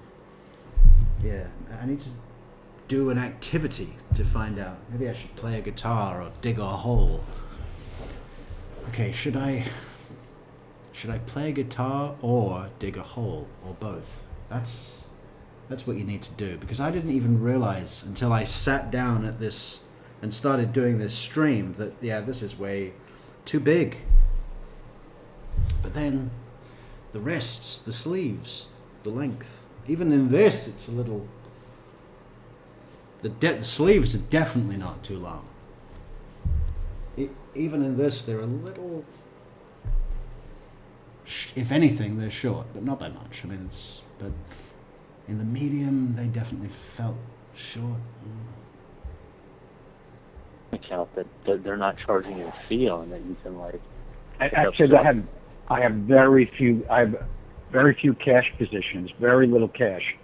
Okay. Everything is in stock. Nothing is in or electronic. It's either in spiders, ETFs, or stock. I had 50 in cash as a total. Okay. Well, tell them to get rid of what they can at 0.95, and then that way, if they sell it all, you made $100 for today and did nothing. Yeah, I'll give them a call. But the thing is, I don't think it's going to go. Basically, it's going to drop back down, and then it's going to go back up. So he's like, basically, what you want to do is trade the stock, sell it at this, make some money. When it drops down to say 0.88, then you buy more, and then when it goes back up, then you just get rid of it again. Yeah, all right. I'll give them a call. Tell them sell everything at 0.95. If they can't, then sell it at 5,000 block.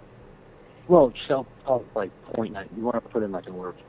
You have two choices. You can either get out of everything at 0.95, or you could put in an order for 5,000 at 0.95, 5,000 at 0.97, 5,000 at 0.99, 5,000 at $1.02. That way, as it hits it, you unload it. Or you can just try to get rid of everything. I think what happens is if people can see what your bid is, and if they see it, they can manipulate the stock.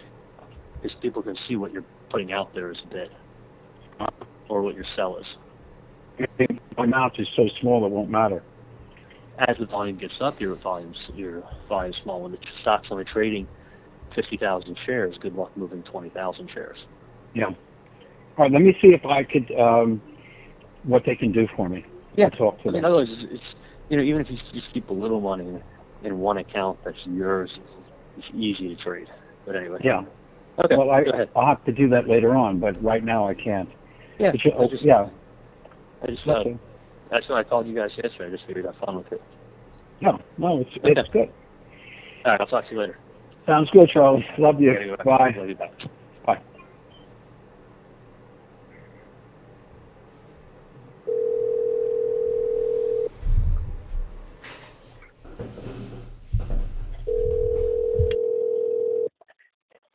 I just lay down here. What's happening? Jay, how are you? Good. Are you still in that office you were fighting with on Friday night, on Wednesday or Tuesday? When was that? I don't even remember. I was still there. I've been leaving like 10 o'clock at night from the office. Oh, come on, man! Enough already. All right, do what you gotta do. I'm getting there. My back's getting there. Yeah. Well, you got that policy in place. Well, it's a nice peace of mind, that policy. Yeah. So I just Okay, it's funny. so I want to, we can pick up where we left off. Okay, so this is the question: do I just have my dad go ahead and make out the check that you told him to make out for that amount, or do we make the correction? Theoretically, you need to pay in $30,000-$40,000 a quarter, okay? Because you're making, give or take, $1 million, and your tax is going to be, between $250 and $300. So, if I can, you got to remember that the net entertainment, you always lose 50%. So if I took 50,000, you only get 25. If I took 100,000, you get 50. Okay, so I can show you, when we have time, I can show you what some other businesses, other professionals, lawyers, doctors do, percentage-wise, so you can see how you're going to fit in. And I know you want to be aggressive, and I have no problem with that. Okay. And the only reason why I say mine's a little different in that I have 25 offices. Right, I understand. You have no physical, you have no physical office. I totally understand that. But if we ever do have an audit, it would be something that would throw off a diagnostic. So I always want to try to avoid that. But yeah, I want mine to pass the smell test, but I don't want it to look like I'm a Boy Scout. No, we're not Boy Scouts, dude. All right, so fuck that. Okay, I just making sure. I had you paying $198. We make a point of doing it okay? legally. So we're down to $110. So we're not doing bad, okay? For your extension, all right, man. So we're going in the right direction. I promise. But that's 110. But I'm still paying other stuff too on top of that, quarterly, right, or monthly.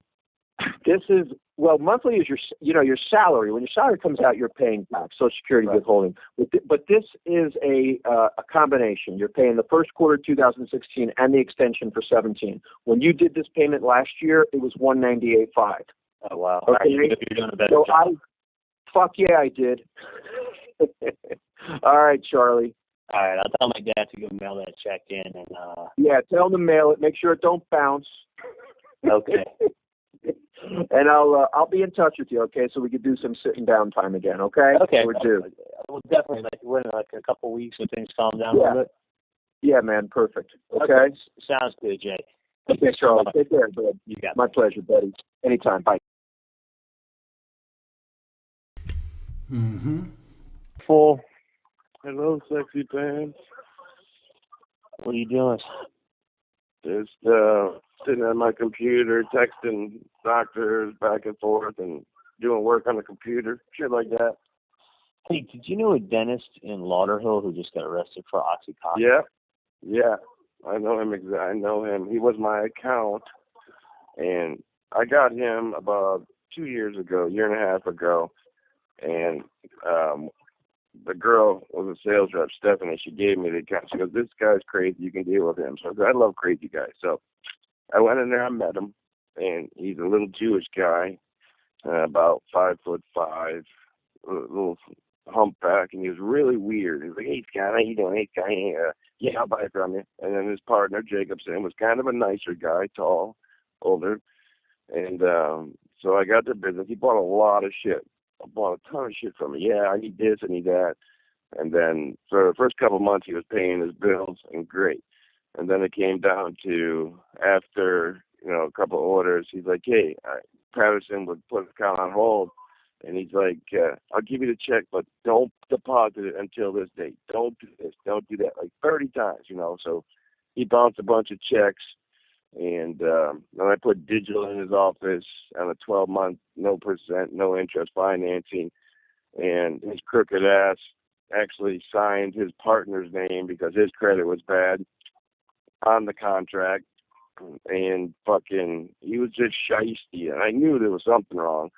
And then I stopped going in there because we had to close his account because he bounced. We got lawsuits against him because he didn't pay his bills.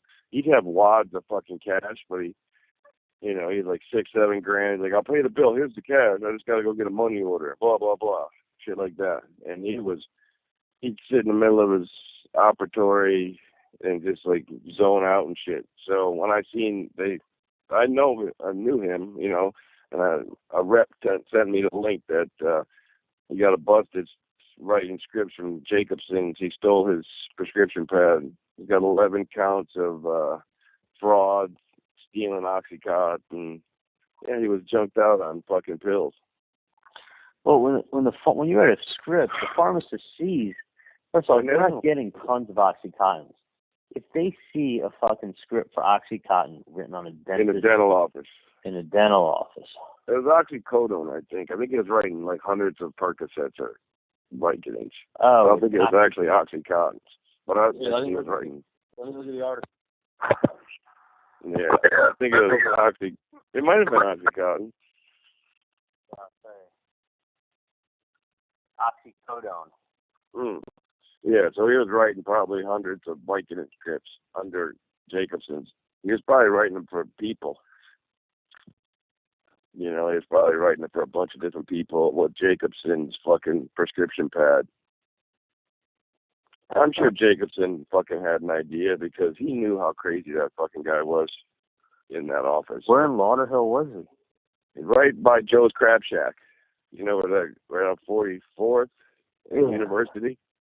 On the right-hand side, those strip malls and office in there. Really? Yeah, his strip mall doesn't narrow it down. Florida is a strip mall, isn't it? It's just one big strip mall. front desk girl, his assistant, a lean black girl, sweetheart girl, you know. Fucking, I texted her today. I'm like, you all right? Let's see what happened, you know. Just make sure if you're not working, if you need work, let me know. She's like, I really appreciate you thinking about me. I'm still here, though. Jacobson's going to work, so. That guy's going to be fucking put away for a while, boy. You think they'll put him in jail? Yeah, he'll get some jail time. The only way nowadays, because he's doing shit like that, they'll say they try to bargain or work a deal, like turn people in to try to help his he's got nobody to turn in. Yeah, that's what I'm saying. Unless he's got like 4 or 5 scumbag friends that he was writing scripts for, he can snitch those bitches out. But yeah, I think he's gonna cause a lot of money. He's gonna lose his life. He's a shitty dentist anyway, so he was doing like Medicaid stuff, I think. You know. So you think he was doing drugs back then, for sure? Oh yeah, he was definitely doing them. I knew he was doing something because, like I said, he was sitting in his chair and fucking just creeping out a little bit. So always wired, like real fucking zipping through, running through the office. So I knew he was doing something. How old of a guy? He's probably in his 50s, and he had a girlfriend. Go up in his office, show me a picture of his girlfriend. He was just a really eccentric fucking guy, real weird. But he was buying a ton of shit for me. The first couple months he was paying his bills, everything was great. You know, he just made good money, and then I don't know. He's been doing these things probably for a while, man. So that sucks. And then Mark Frankel committed suicide. Who? Dr. Mark Frankel. Which one's he? I think he's down in Aventura. He killed himself a week ago or a couple days ago. I don't know how he did it, but I found out he's dead. Really? Was he still practicing? Suicide. Yeah, he was practicing. Was he in a town of yours? He's a middle-aged guy, too. I don't know. Kids, really successful periodontist. He was like the periodontist for the fucking Seminole tribe. Yeah. Why the fuck he kill himself? Nobody knows. He got in the car and turned the engine on in the garage. Jesus Christ. I don't understand all these fucking guys. They got, a good life, and they just can't deal with the stress, I guess. Doesn't make any sense, man. Doesn't make any fucking sense, brother. Where you at, home? Yeah, I'm home. Nice. For sure. Yeah, and you're gonna like it. It's good, boy. It's called God's Gift. Nice. Did you get some for old bud? Yeah, the old bud got. He's happy as pig and shit. He had to go. He said he got the same thing, same deal, $17.50. That's great. For the half. Yeah. I know. That's what I'm saying. My boy's going to the Philippines in a couple of weeks, and he's got like 6 peas on him, and he had to get rid of some. So he goes, I got to get rid of the cost just to get rid of it. to give me some cash back in my pocket. So I said, because I said, if there's any, he goes, I could do one more deal. I said, well, my boy will probably want it. So, Fuck yeah. I know, it can't beat that shit at fucking all. That's what Bud was happy. He had to go. He said he had to get a home equity loan or something. Bud made it happen. Yeah. He goes, That's don't enough tell shit. the wife. He goes, don't let the wife know. I said, I fucking don't know your wife. I ain't gonna tell her. So. That's awesome. Yeah. And took care of your boy, man. He's a good dude. I like him a lot. I love it. Dude, I come home from work the other day. I bought Darren's Range Rover, right? Come home from work. He fucking washed my car. Yeah, he's the best, dude. When do you have a neighbor that sees the car is dirty and comes over and washes it? Never. Never. He's awesome. What did you have at your house? When I went to deliver the Bud, you had the Orkin guy there, and then a truck in your driveway. Whose fucking truck is that? That's the guy that does my properties and fix stuff around the house. And thought you moved more people in. Yeah, right. So a little termite action at the house. Oh God, yeah, get that shit done. They're spraying for him. Yeah. What did Kat ever call you back or text you or anything? Nothing today, man. From last night, she's still from that text after you seen her. She nothing. She never responded. She never responded to Sunday, and she didn't respond writing anything last night when I left. Oh yeah, fuck that bitch. Cause you got so much pussy, dude. She's just not worth it. And she'll be like, "Hey Charlie, how you been? Haven't seen you for a while." Yeah. She'll come back to you, boy. Say. What's your Uncle Louie say? The only thing better than new pussy.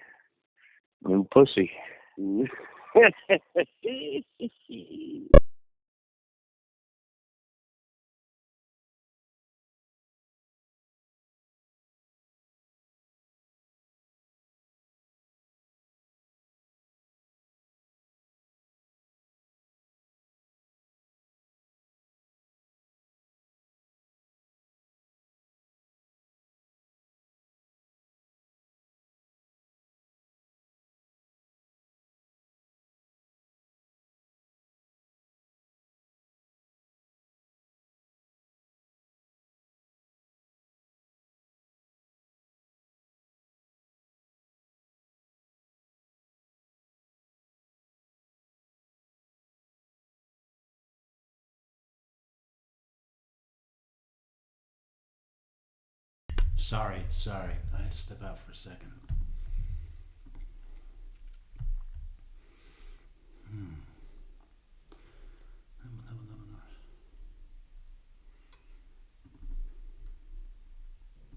What's up, man? Hey, buddy, how are you? Good. How are you? Good. Man, it's fucking crazy. Yesterday, I got taken to the HOV lane on the way to work. So I had a sedated patient sitting there for 45 minutes waiting for me. And, like, just as I pull up, you call, and I got in there, you called, and I'm like, fuck, I need to put the orders in. I got a sedated patient, I got all the staff, and everybody, like, looking at me like, what the fuck are you doing? Did you do it? No. It didn't matter. It never hit those points anyway. No, but it definitely hit 97 and 96. Yeah, I would have sold 5,000 shares. Yeah, it's still, you got to chip away at it, But all right, but I understand. Look, I'm just trying to help you out, I know, and I'm fucking grateful as can be. That's the one thing that sucks about my job is when I'm in my office, I can do what I want. I can go in the back and say, listen, I'm making a phone call for 15 minutes. Don't bother me. When I'm in someone else's office, it's like I'm the employee. I'm just wearing the employee. I make a lot of money, but I'm wearing the employee hat, and it's like, you know what I'm saying? Yeah. No, dude, I get it. I completely get it. Like you get one of your employees to come in and like show up an hour late and then start doing shit that's important. You're gonna look at him and be like, and I just like this office is giving me a hard time already. Dude, don't even piss me off. No, I'm grateful that you fucking called me up. On a good note, I think I'm gonna buy. There's like, I got a car problem too. We both have. Maybe we'll go to therapy together. I just got a new one, so. What'd you get? Just begin with an L? No. I got rid of the M5. Okay. You got the Panamera Turbo. No, I could have. I didn't like it. Is that what you got? No. Give me I got the M6 competition pack. Oh, nice. M6 is the 4-door. No, the M6 is the 2-door, but I got it in a 4-door. Okay, I think I've seen it in a 4-door. Yeah, the M6 competition pack. I decided that the M5 wasn't good enough, wasn't showy enough for me and my needs. So I went with the M6 competition pack. It is a 2-door model, but I got it in the 4-door. What did you get? Like the matte finish or? No. What color? Do you? Someone's selling a go-kart up there, up in Barroso. Brand new. The guy's in it for like $9,500, and I think he'll take $3,200, and he only has 5 hours on the engine. What the fuck are you gonna do with a go-kart, dude? Well, go-karting. Engine. 5 hours. I mean, if you can get like 50 to 75 hours before you have to do like a rebuild. A rebuild's $1,200 on these motors, like top and bottom. But I mean, you realize how long 50 hours of racing is. Like, if I took you out and you raced for an hour, you may not even make the whole hour, and you're gonna have like sore muscles the next day. On the track up there, up in West Palm. And I got off it, and then I ended up racing these go-karts. It was more fun racing these go-karts than it was driving the Ferrari. I mean, they're loud as fuck, too. And they weigh so little. The carts weigh like 120. It was more fun driving these go-karts than it was driving a Ferrari. What have I been doing with my Ferrari? I should have been in a go-kart the whole time. I guess it depends where you are, though, Charlie, right? I mean, if you're at the go-kart track, go-karts would be a good idea. But if you're anywhere else, I'd go with the Ferrari. In a Ferrari, you have you have a chance to not look like a complete cunt. But in a go-kart, you look like a cunt 100% of the time, even on the track. 100 pounds. So the power to weight ratio that they're putting out. I glanced at Cool before I headed up in the car. I'm driving up to Jupiter right now to work. I saw it was like at 93 something. Yeah. I'm letting it kind of trade out today. It's Friday. Okay. But yeah, I mean, yesterday you could have gotten out of like 5, 6, maybe 7,000 shares. But look, it'll move again next week, and we're getting closer. So, you think it'll pop in a couple weeks? I think that it's got to do it real soon. Just because I'll talk to you on the other thing, but yes, I do. I'm not worried at all. Okay.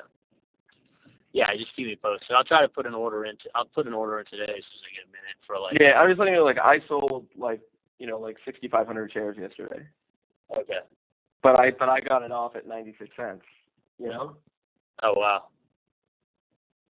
Yeah, it's different. Like this kind of stuff when you're sitting there. That's like when we first started doing this stuff, like years ago. I was like, you're like, got to put the order in now. I'm like, there's a patient laying there. Hey, GS Dogs Mom. Good morning from Florida. Good morning, Florida. How you doing? Florida's finest.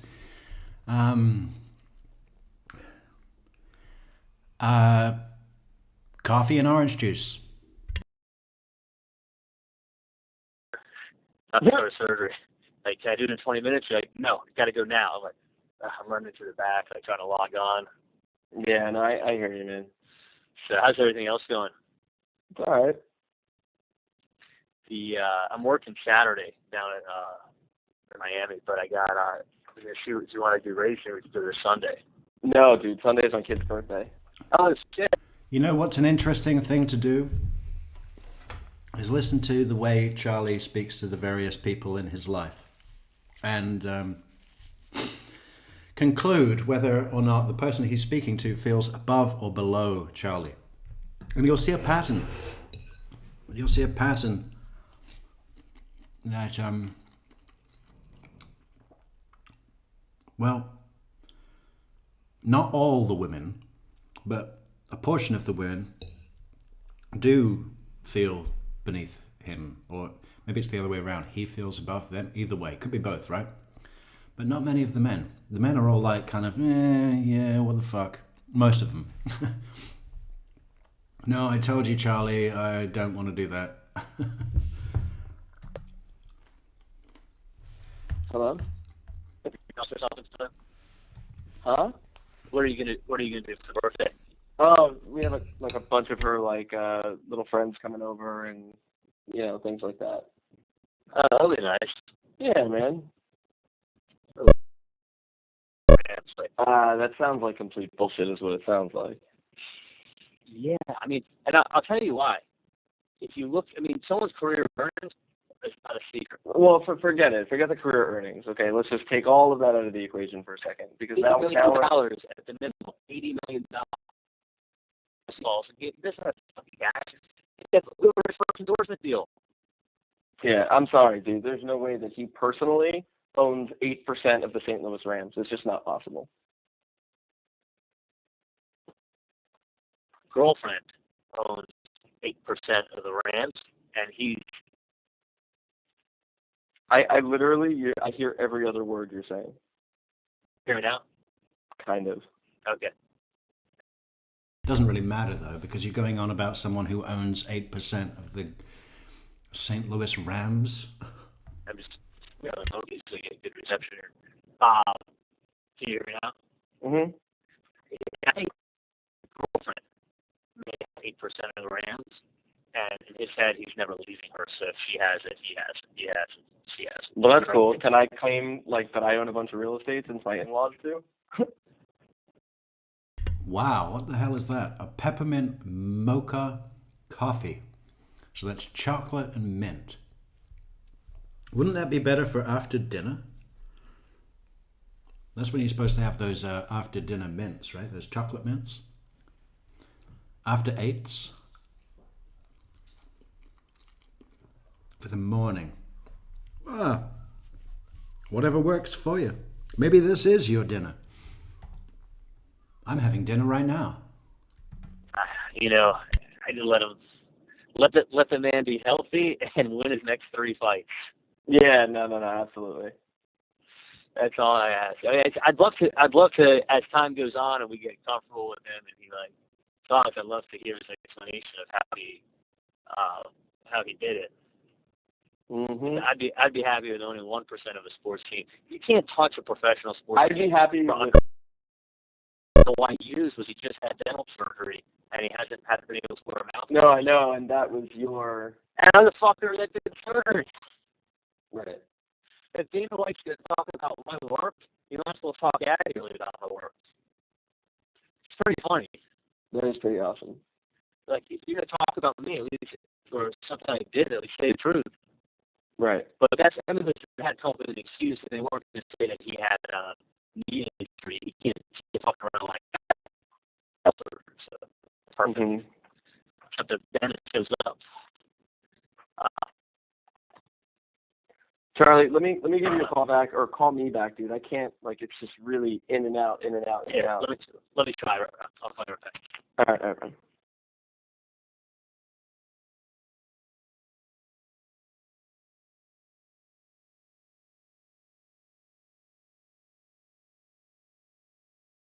It was 11:16 on the 15th. We're getting very close to the bump. 15th.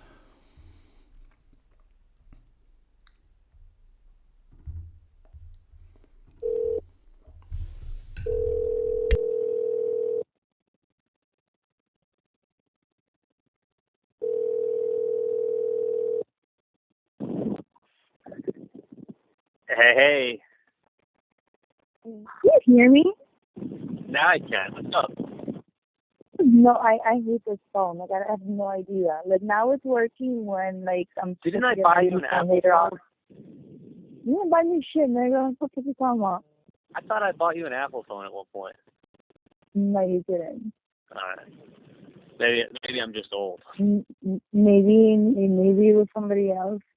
Oh yeah, it must have been. Yeah. You just buy everything for everybody. Yeah, I buy it for everybody else but you. Hey, I just wanted to let you know I called them again yesterday. She said she was sending another text to the owner. She'd done it before and he never responded. You just want that Saturday night, right?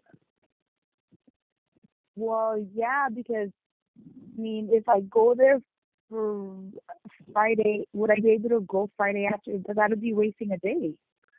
I mean, it's kind of silly if you go there Friday at like 10 o'clock at night. Well, no, I wouldn't get there that late, but it'll have to, like, you know, at least once I pick them up from school, okay, and drop them off earlier. Right. And get off of work. I'm happy to do it. It's only an hour away. It's not far. Key Largo's closer. Island Murada's. It's probably right there. It's an hour and 25 minutes. Island Murada. Yeah.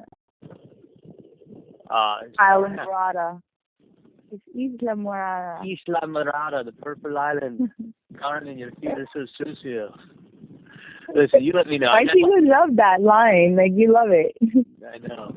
Well, let me know, and I'll do it. I'd like you to get much use out of it. Like, even on Sunday, like, they'll be like, oh, you got to check out by 1, but they'll still let you, like, hang by the pool and just fucking keep a bag of clothes in the car, do your whole day. You could always come back to the pool at, like, 5, 6 o'clock, go for a swim, shower and change there, and then go. Hey, I want to get you a trip. I want to arrange this trip for you. And I'm going to speak to my guy on Key West, and, you know, he's the owner, so he has the good cottage. So I should be able to get you the good owner's good cottage. But here's the thing. I'm going to want you to do exactly what I say all the time that you're there. So, you know, even when you're going to leave, you will sit by the pool for the whole day. You'll have the whole day. You can leave a bag in the car and have the whole day. And then, you know that place we went for those soft shell crabs? I'm going to speak to him and get you a reservation. Oh, it sounds great. It sounds great. What time do you want me to, I know, what else? What else? What else would they be doing? I don't know. What time do you want me to wipe my ass? Like, crawl out of my ass. Charlie, what the fuck? We'll have a nice dinner and then leave the Keys like 8 o'clock so you don't hit fucking rush hour traffic. Yeah. You know, I think it's going to be like, like if you're like, oh, we got to leave Sunday at like 11 o'clock, it's kind of stupid. But if you get the whole day, it actually feels like you're down there a lot more time. Go to that place, Chef Michael's, where that hogfish is. That was awesome. We went to. That hogfish at Chef Michael's was the best hogfish outside of Miami, and you know it. So head on over to Chef Michael's, just like everybody. Maybe we should start controlling people's day. Head over to chefbuymeacoffee.com/True Crime Metrix. Chef Michael's for the hogfish, the best hogfish in town. Support the channel on PayPal or by buying a handsome t-shirt in our merch store. Fantastic merch store. I want to see more kosher style merch going out. What have we got? We've got the shrimp and the cheeseburger. And did we do the pizza one already? I don't know. Check it out. It's in like, the, wasn't it further down, right? Link. Like, It was. They'll tell you where it is. not further down, but like on the way back. Yeah, like from the mornings, literally like 3 blocks away. Yeah, I think I remember. Go there and like get the hogfish and go there at like 6:30 and then get on the road by 8 and then be home. Save your compassion for the Markells. Ruth Markel is more interested in her book signing than seeing the boys.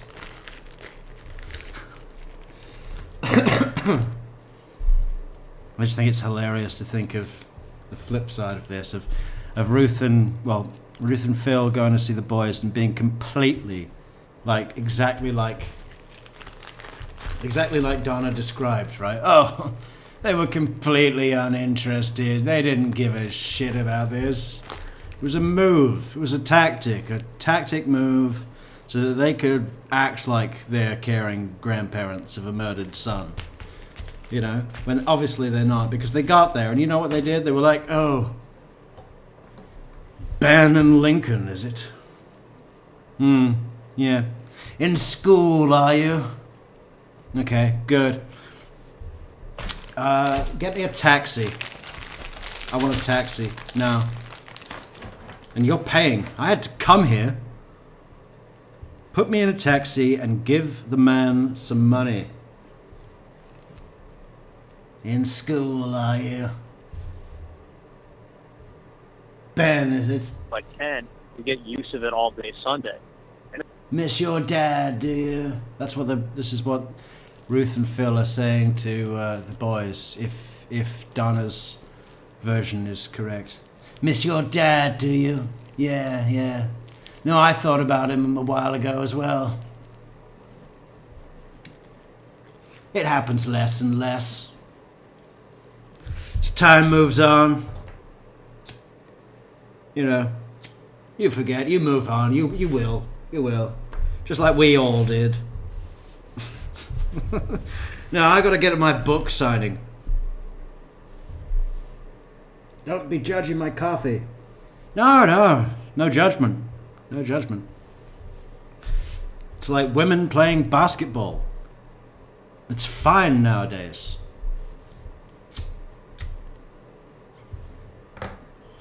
You know?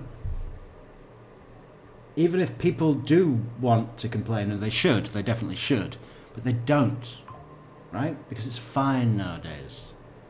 Women can play basketball with each other. I mean, you know, if anyone wants to watch that, you know, or they could go and watch something real, like Men and Sport. Yeah, I don't think I've ever played basketball. What is the deal? You got to get the ball in the hoop, but is there more to it than that? Because American football, I don't know. I have no idea what any of that is about. Touchdown, right? You got to get the ball to the line, and you don't have to dive on the floor. You just have to. The ball has to touch the line, basically, and you can do that by running it over there, dodging all of those defenders, right? And or you could just kick it up. But then there's that big post goal, you know, at either end. And what happens with that? I don't know. I mean, I know that sometimes they try and kick it through the middle, but I think that's only sometimes. And then the whole thing with the huddle and the formation, I have no idea what is going on there at all. They're cool as shit. They don't care. Yeah, and they get ready, my kids ready, because they have school on Monday. I watched Adam Sandler in The Waterboy. I suppose there was a bit in Ace Ventura, Pet Detective. Even Forrest Gump had a little tiny bit. Fucking A, bro. I'm gonna fucking fuck up where the fuck you fucking with me. Boom! Thank you, Christine. Would you consider the moniker ... I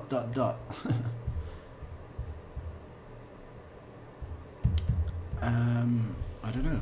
I need to hear the rest of your question.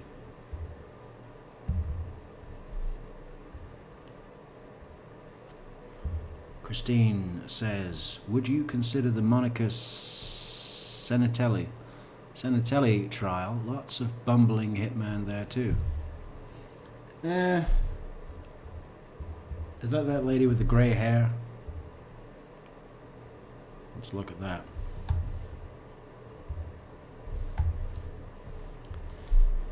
Oh yeah, this one. Love affair murder trial. California. Do they have justice in California?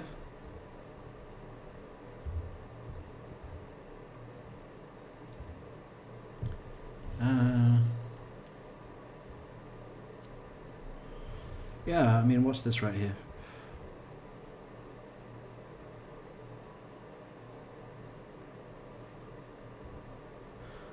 Oh wow, 3,000 troops in Minneapolis. Yeah, we've got to have a look at that ICE shooting. Maybe we should do that right now. I don't know, is that going to push me into a political sphere? Political argument? It's okay for Bruce Rivers, he's from Minnesota. Lives about a mile away from the shooting. Yeah, Monica Senatelli trial. Your app was wonky. App. That's not my PayPal, the app. That's them, and it's very good. Shut up, it's not wonky. Everyone head over to PayPal to support the shit out of this channel. Bumbling Hitman, lots of video, lots of wiretaps. Okay. Yeah, well, probably. Soon. Probably.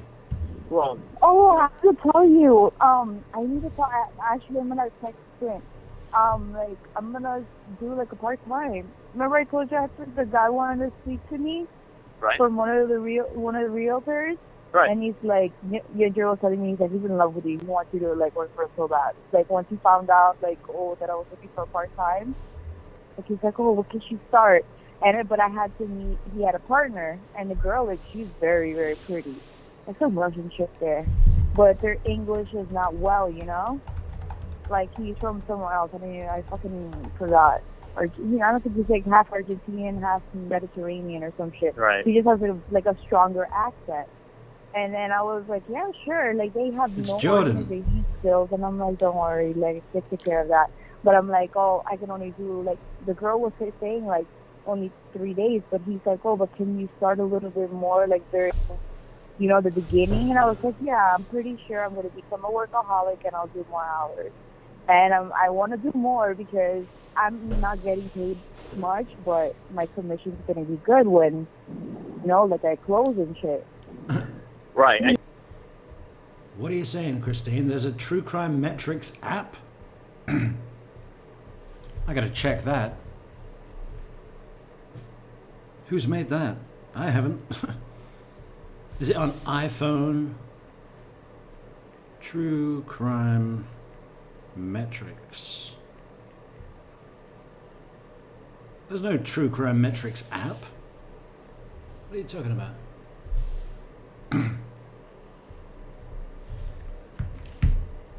You don't stop working for us. No, I'm not. Like, I'm gonna still work for you. Like, I have good. to. Like, I'm getting paid nothing. I was fucking worried for a second there. You're doing such a good job. I'm not kidding. All right, thank you. Oh, okay. Okay. Cool. But you've got it now, and it works. Fantastic. All right, now you can tell. I'm My not heart was leaving anywhere. my heart was in my mouth. I'm not young. I can't take. Oh, I thought you were gonna be like, oh, since you're like employee of the month, you've been working for us for like a year and a couple months now. Like, you were gonna raise me. Well, I did not getting paid anything, but I kind of wanted to talk to Chris since he's a realtor, like a little bit more, so at least I come in there like on Monday because I told him, let me, you know, because I have things to take care of. Let me take care of everything first. I have to actually like go all the way to Progress today and pick up a suit that this guy wanted so bad and spent so much money on. Like, I want a suit. I don't have a suit. Let me get one suit. I'm like, all right, whatever. I don't even have a suit. Oh, but that suit, like when he put it on, I was like, damn. But the guy that was helping him, he was like also hot, so I was like, okay, I'll wait outside. Dude, you want to hear the funniest thing? I got pulled over by a cop yesterday, right? I don't have my fucking driver's license because I was on the boat with Why? on Sunday. I was on the boat playing on Sunday, so I'm like, dude, hold my license because I didn't want to fall on him. He had So he had it. Whatever. He So had it. I'm in my car. I've got my limo tent. I'm driving in the fucking HOV lane. I get pulled over by a cop, by Florida Highway Patrol. So you going fast? Yeah, and I was going fast too. So I passed him. He was in the regular lane, and I fucking passed that thing. In the HOV. So I hand him my concealed weapons permit, and I hand him my registration. I go, officer, I said I left my license at my friend's house the other day. It's totally my fault. He looks at me in my scrubs. I go, he goes, what do you do? I go, I'm an ER doc at Broward General. He goes, okay. He goes, you lied. He goes, do you have a weapon in the vehicle? And I said, yes, I do, sir. He goes, where is it? I said, it's underneath my seat. I said, but I'm not going to reach for it. I go, can I get out of the car and let you get it? He goes, yes, thank you. He goes, good call. So I got out, and he ran everything, and he goes, okay, you can come back in the car. He took the bull. This is a great example how narcissistic personality disorder people actually believe that everybody else is as fucked up as they are, right? Charlie Adelson's big thing here is that he got pulled over by a cop, Florida Highway Patrol, and he was speeding and blah, blah, blah. He said, I've got a gun and, you know, my hands are on the wheel and, you know, you can unload it, blah, blah, blah, blah. Comply. And when he was in his scrubs and the cop said, where do you work? And he said, Broward General. Broward General. Not a dentist office, dental office. But Broward General, because he thinks that the cop will let him off for this reason, right? This is the reason. Because if that cop goes out on duty tomorrow and gets shot and gets rushed to Broward General, and the first doctor he sees is the doctor that he gave a ticket to for speeding yesterday, then Charlie thinks that the cop will think that that doctor will not save his life because he's angry about the ticket, right? And I just love if the Hippocratic Oath did actually read that way. First, do no harm, unless a cop gave you a ticket, a warranted ticket yesterday for committing the offense that you actually did do, then you can, you know, give them a little pain. You know, maybe withhold some of their urgent care. Yeah, Hippocratic Oath. The tough version. Bullets out of the gun, came over and the bullets, and he goes, here you go, sir. Okay. And I was totally at fault. I said, I'm just late to the hospital. And he came back over. He's like, I apologize. It's just taking a while to run the serial number on the gun. He's like, can I have your social? So I gave him my fucking cell phone number first. I'm like, wait, no, that's my cell. He's like, yeah, I figured that. All right, we just crossed 7 hours on the stream. It's 2 o'clock in the afternoon here. So this will be our last call for this segment. That's long enough, right?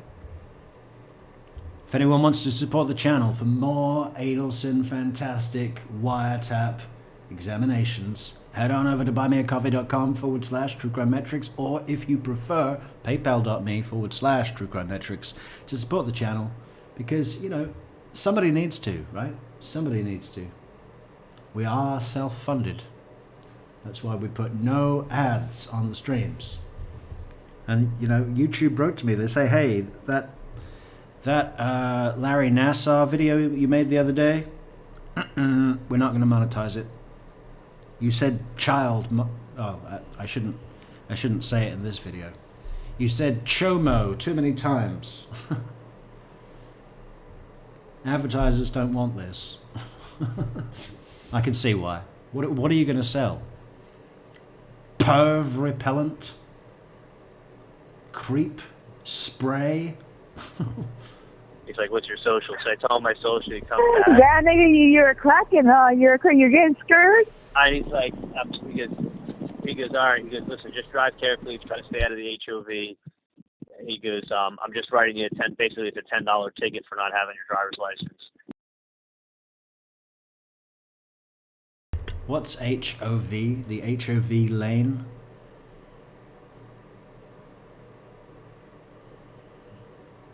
Heavy.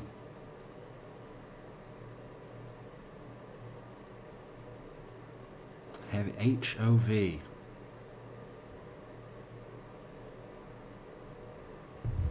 need to find out.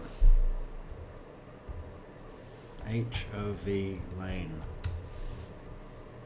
High occupancy vehicle lane. Okay.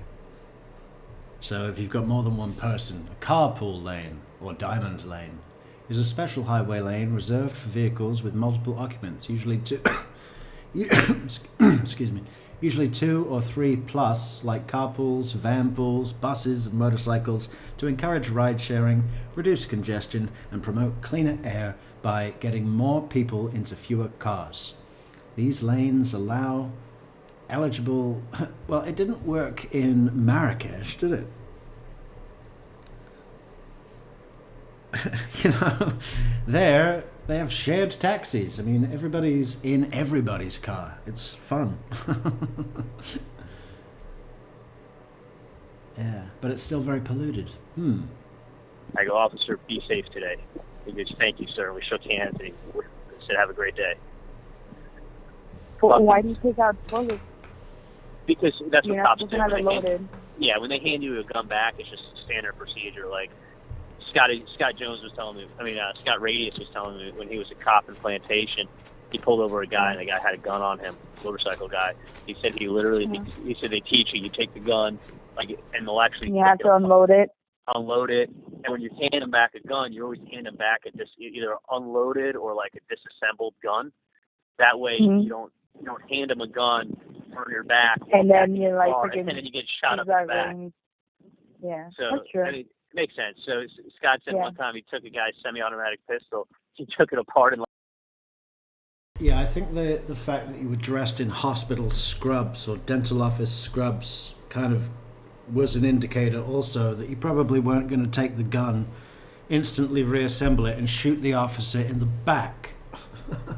The whole doctor thing.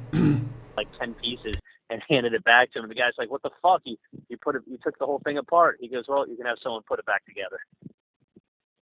You don't hand someone a fucking gun and turn your back on a stranger." Yeah, of course. So he took all the bullets out, and then I'm like, "Oh, sir, my weapon." Yeah. And that's the first rule that they taught me in thug school.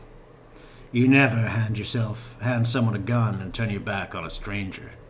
Stranger is danger, and you don't turn your back on danger. Ever. Because that's how you be the danger. Be the danger that you want to see in the world. Be an Adelson. Oh my God, he's like, "I would have been driving around all day trying to find you." I mean, it's okay, don't worry about it. He apologized and handed me my gun back. Fucking $9 top and $10 bottoms. Scrubs. Tell me that's not fucking awesome. He didn't ask me for.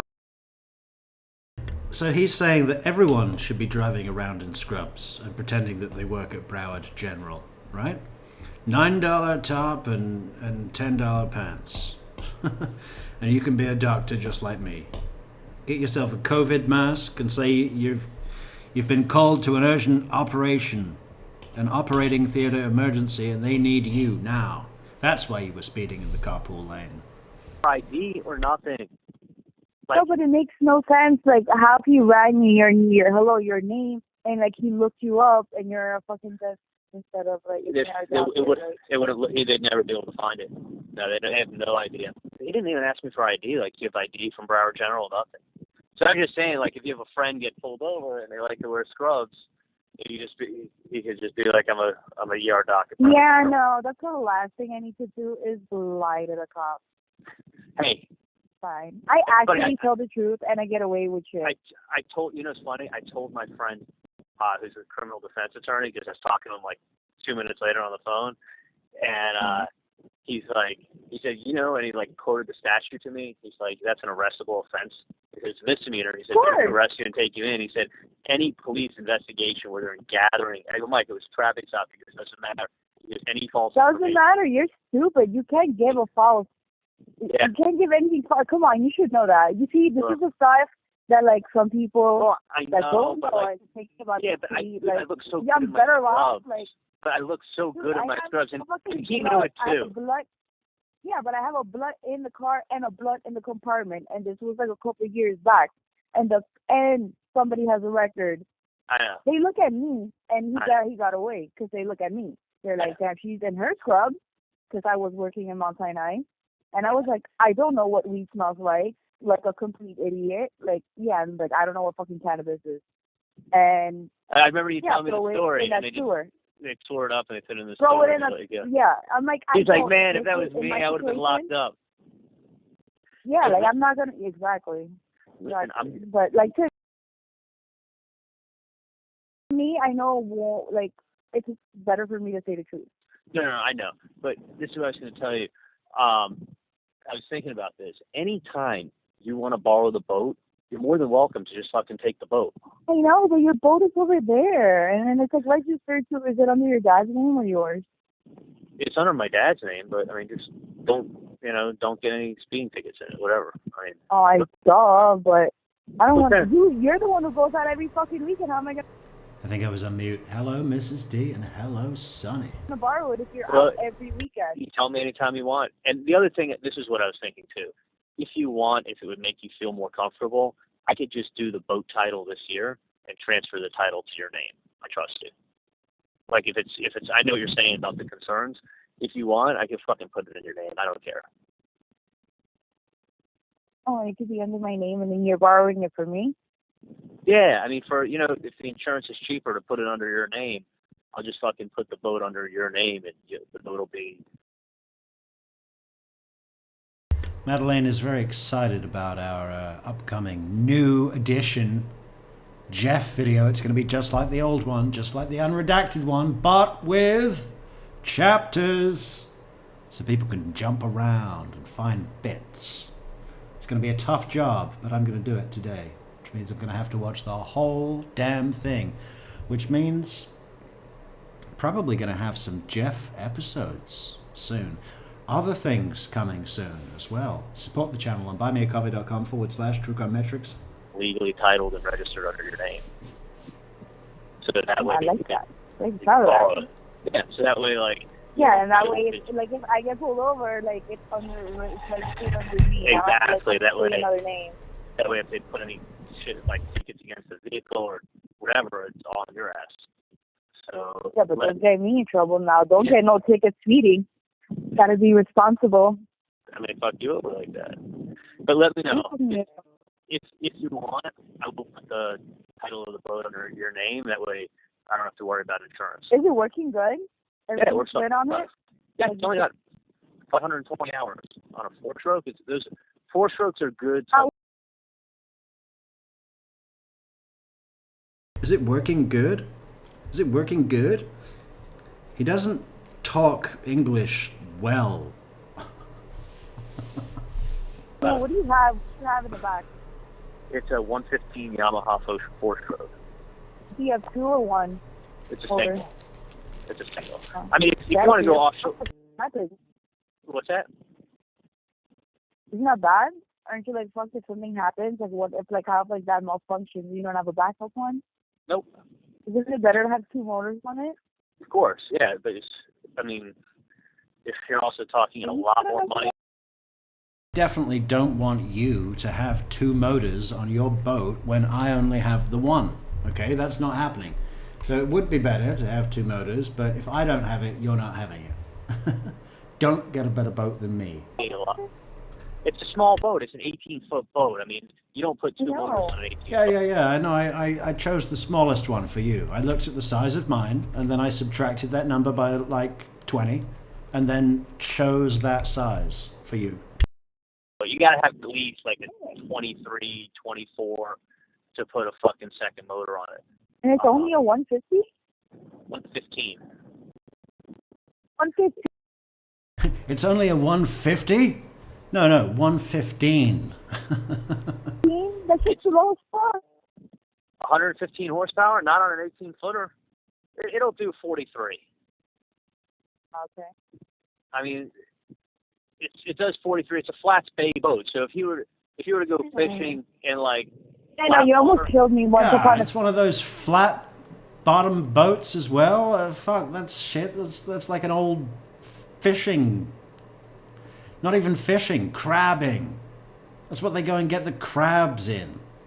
Crab's boat. Time in the fucking darkness with no gun, no nothing. Who would have died? Remember, dude, tell me that wasn't scary. Fuck, Fuck, when we were driving back through. No, I was scared because I was like, this guy is not prepared. In my head, I was like, shit, my life. Well, if you got stranded back there, you're up to fuck shit. I was scared because in my head I was like, this guy is not prepared. He's probably drunk, trying to fucking steer the boat with his dick.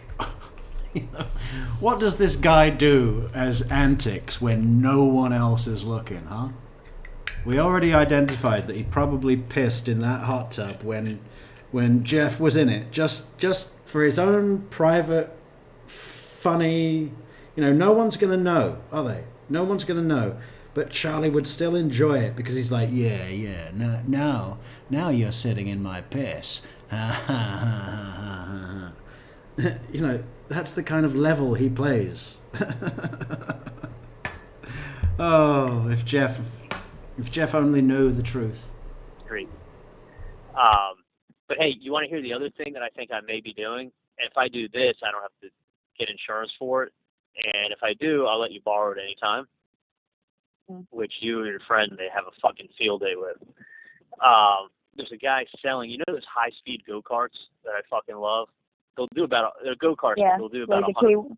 Yeah, I know. He keeps telling me, can we go to the K1 speed? And I'm like, I was thinking about the other one that you told me before because I'm scared. I can't go that fast. Nah, the other one. He loves that shit. Okay, there's the one that I'm gonna buy brand new is $10,000. God, why? And there's the guy selling his because it's a fucking race vehicle, dude. It'll do 115 miles an hour. Oh, but you have to have it in the track. Like you can't be just fucking in the street with that shit. Yeah, well, you go up to the track and race it. It'll cost. It's a $50 track fee. I'm gonna give it. You can borrow it anytime you want.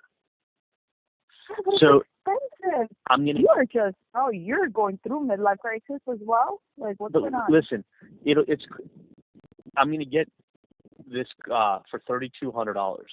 Okay, brand new. Oh, okay. I thought you said 10 for 10. Well, stacks. that's I'm what like, the guy paid $10,000 for it. He only has 5 hours on the motor. He used it for 5 fucking hours. He's like a horse guy up in West Palm. He doesn't care about money. So it's got 5 fucking hours on it. I'm gonna buy it for $3,200. He paid $9,500 for it last year. So for $3,200, I'm gonna buy it, and I'm either gonna keep it at my house or I may keep it up at the racetrack. If I keep it up at the racetrack, all you have to do is drive up there, and I'll call up and say you got permission to race, and then you can take my race car out up there, and it's $50 for the track fee. You go fucking racing all day on it, and you can race people. It's fucking bad. On the track, you'll probably get it up to about 75. To give you an idea, it's fast. It's fucking fast.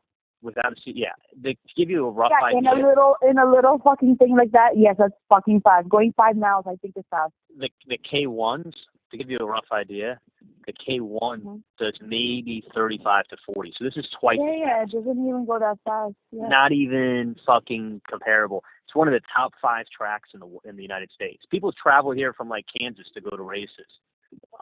Really? Anyway, yeah. I mean, it's like they've met.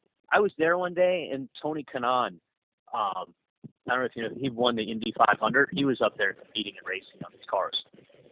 Like, Julio Castro driver. You know who goes up there all the time to race his kart on this go-kart track is Julio Castroneves. He's from Miami. He's that big Formula One driver. Mario Andretti's been up there. I mean, these guys race up there all the time.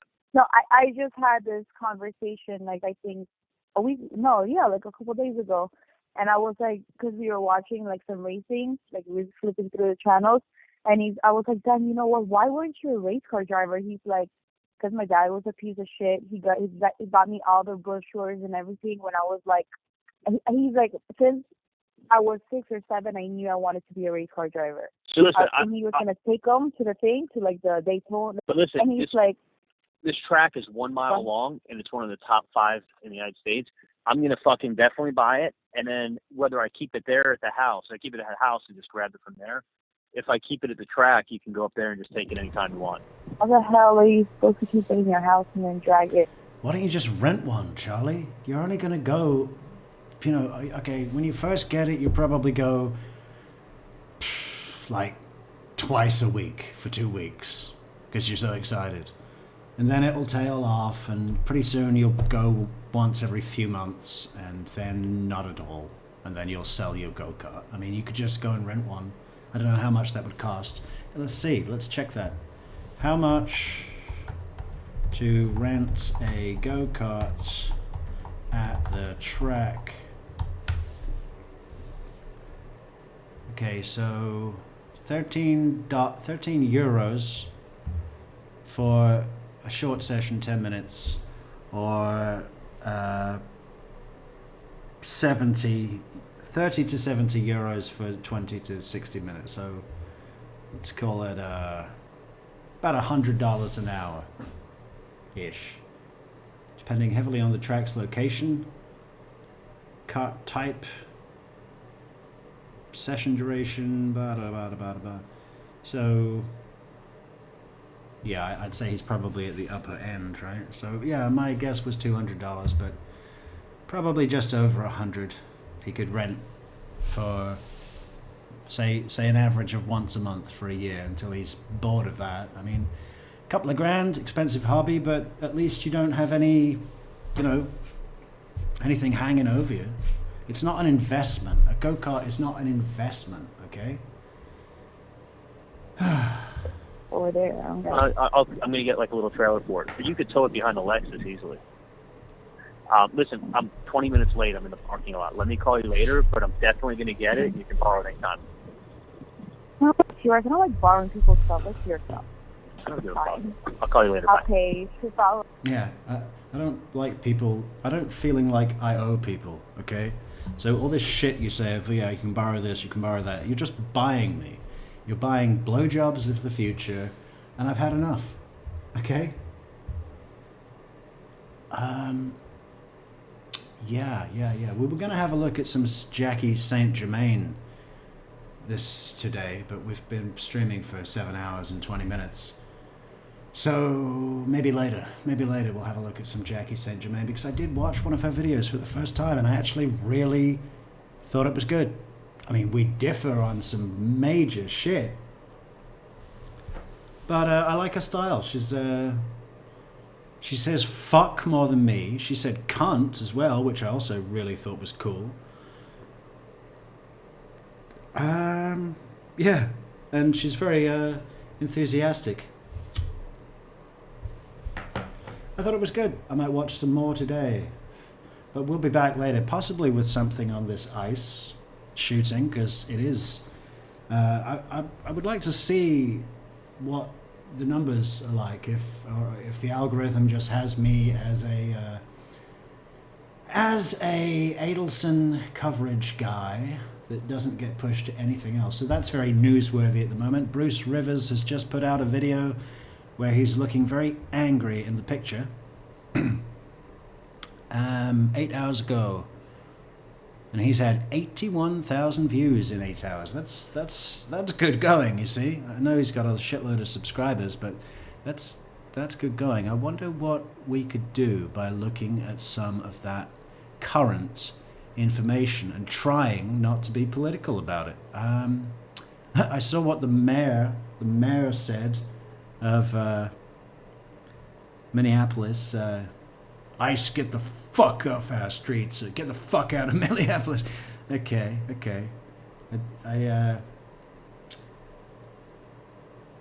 I get it. I don't know if that's going to be effective for whatever he was intending to do with that rhetoric, but we'll try and have a look at that at a deep dive Sunday afternoon, True Crime Metrix special episode, coming at you live from the basement of the secret volcano underlayer, Metrix Studios, somewhere in Portugal. Everything is transactional to the narcissist. Because they have no moral center, right? And they don't believe anyone else does either, which makes it even more easy. Like, the narcissist will fucking steal from you with the justification that if they didn't steal from you, you would have stolen from them, right? So they do this almost like defensive thing against an offense that hasn't happened and wasn't going to happen. Which is maddening, isn't it? I wish they could just fucking lighten the fuck up. Jackie is such a ILF. You mean a MILF?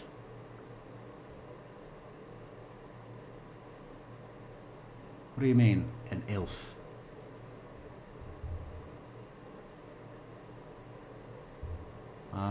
I don't know. I was listening it into the car, so I didn't really see much visually. Jersey. Oh, good morning, Jersey. Yeah, welcome back, Jersey. Have you ever been to the real Jersey? The original? It's funny, there's not a new Guernsey. If there's New Jersey, there should be a new Guernsey. And the other one, Sark, and Herm, and there's another one. I think it's Alderney. Let's look it up. British Channel Isles. Alderney, Sark, Herm, Jersey, and Guernsey. Well, I got all of them. There you go. Okay, we'll be back later. Thank you, everybody. Thank you for chatting, super coffee go-getting, super sticker giving, super bulletproof Metrix moderating. We'll see you later on this afternoon. Have a great Sunday. Have a happy Sunday. Spread the love. Spread the joy. January is almost out of here, and we can get on with the rest of this 2026. It's going to be a healthy year. Big chunks. Tremendous strides. See you later, everybody.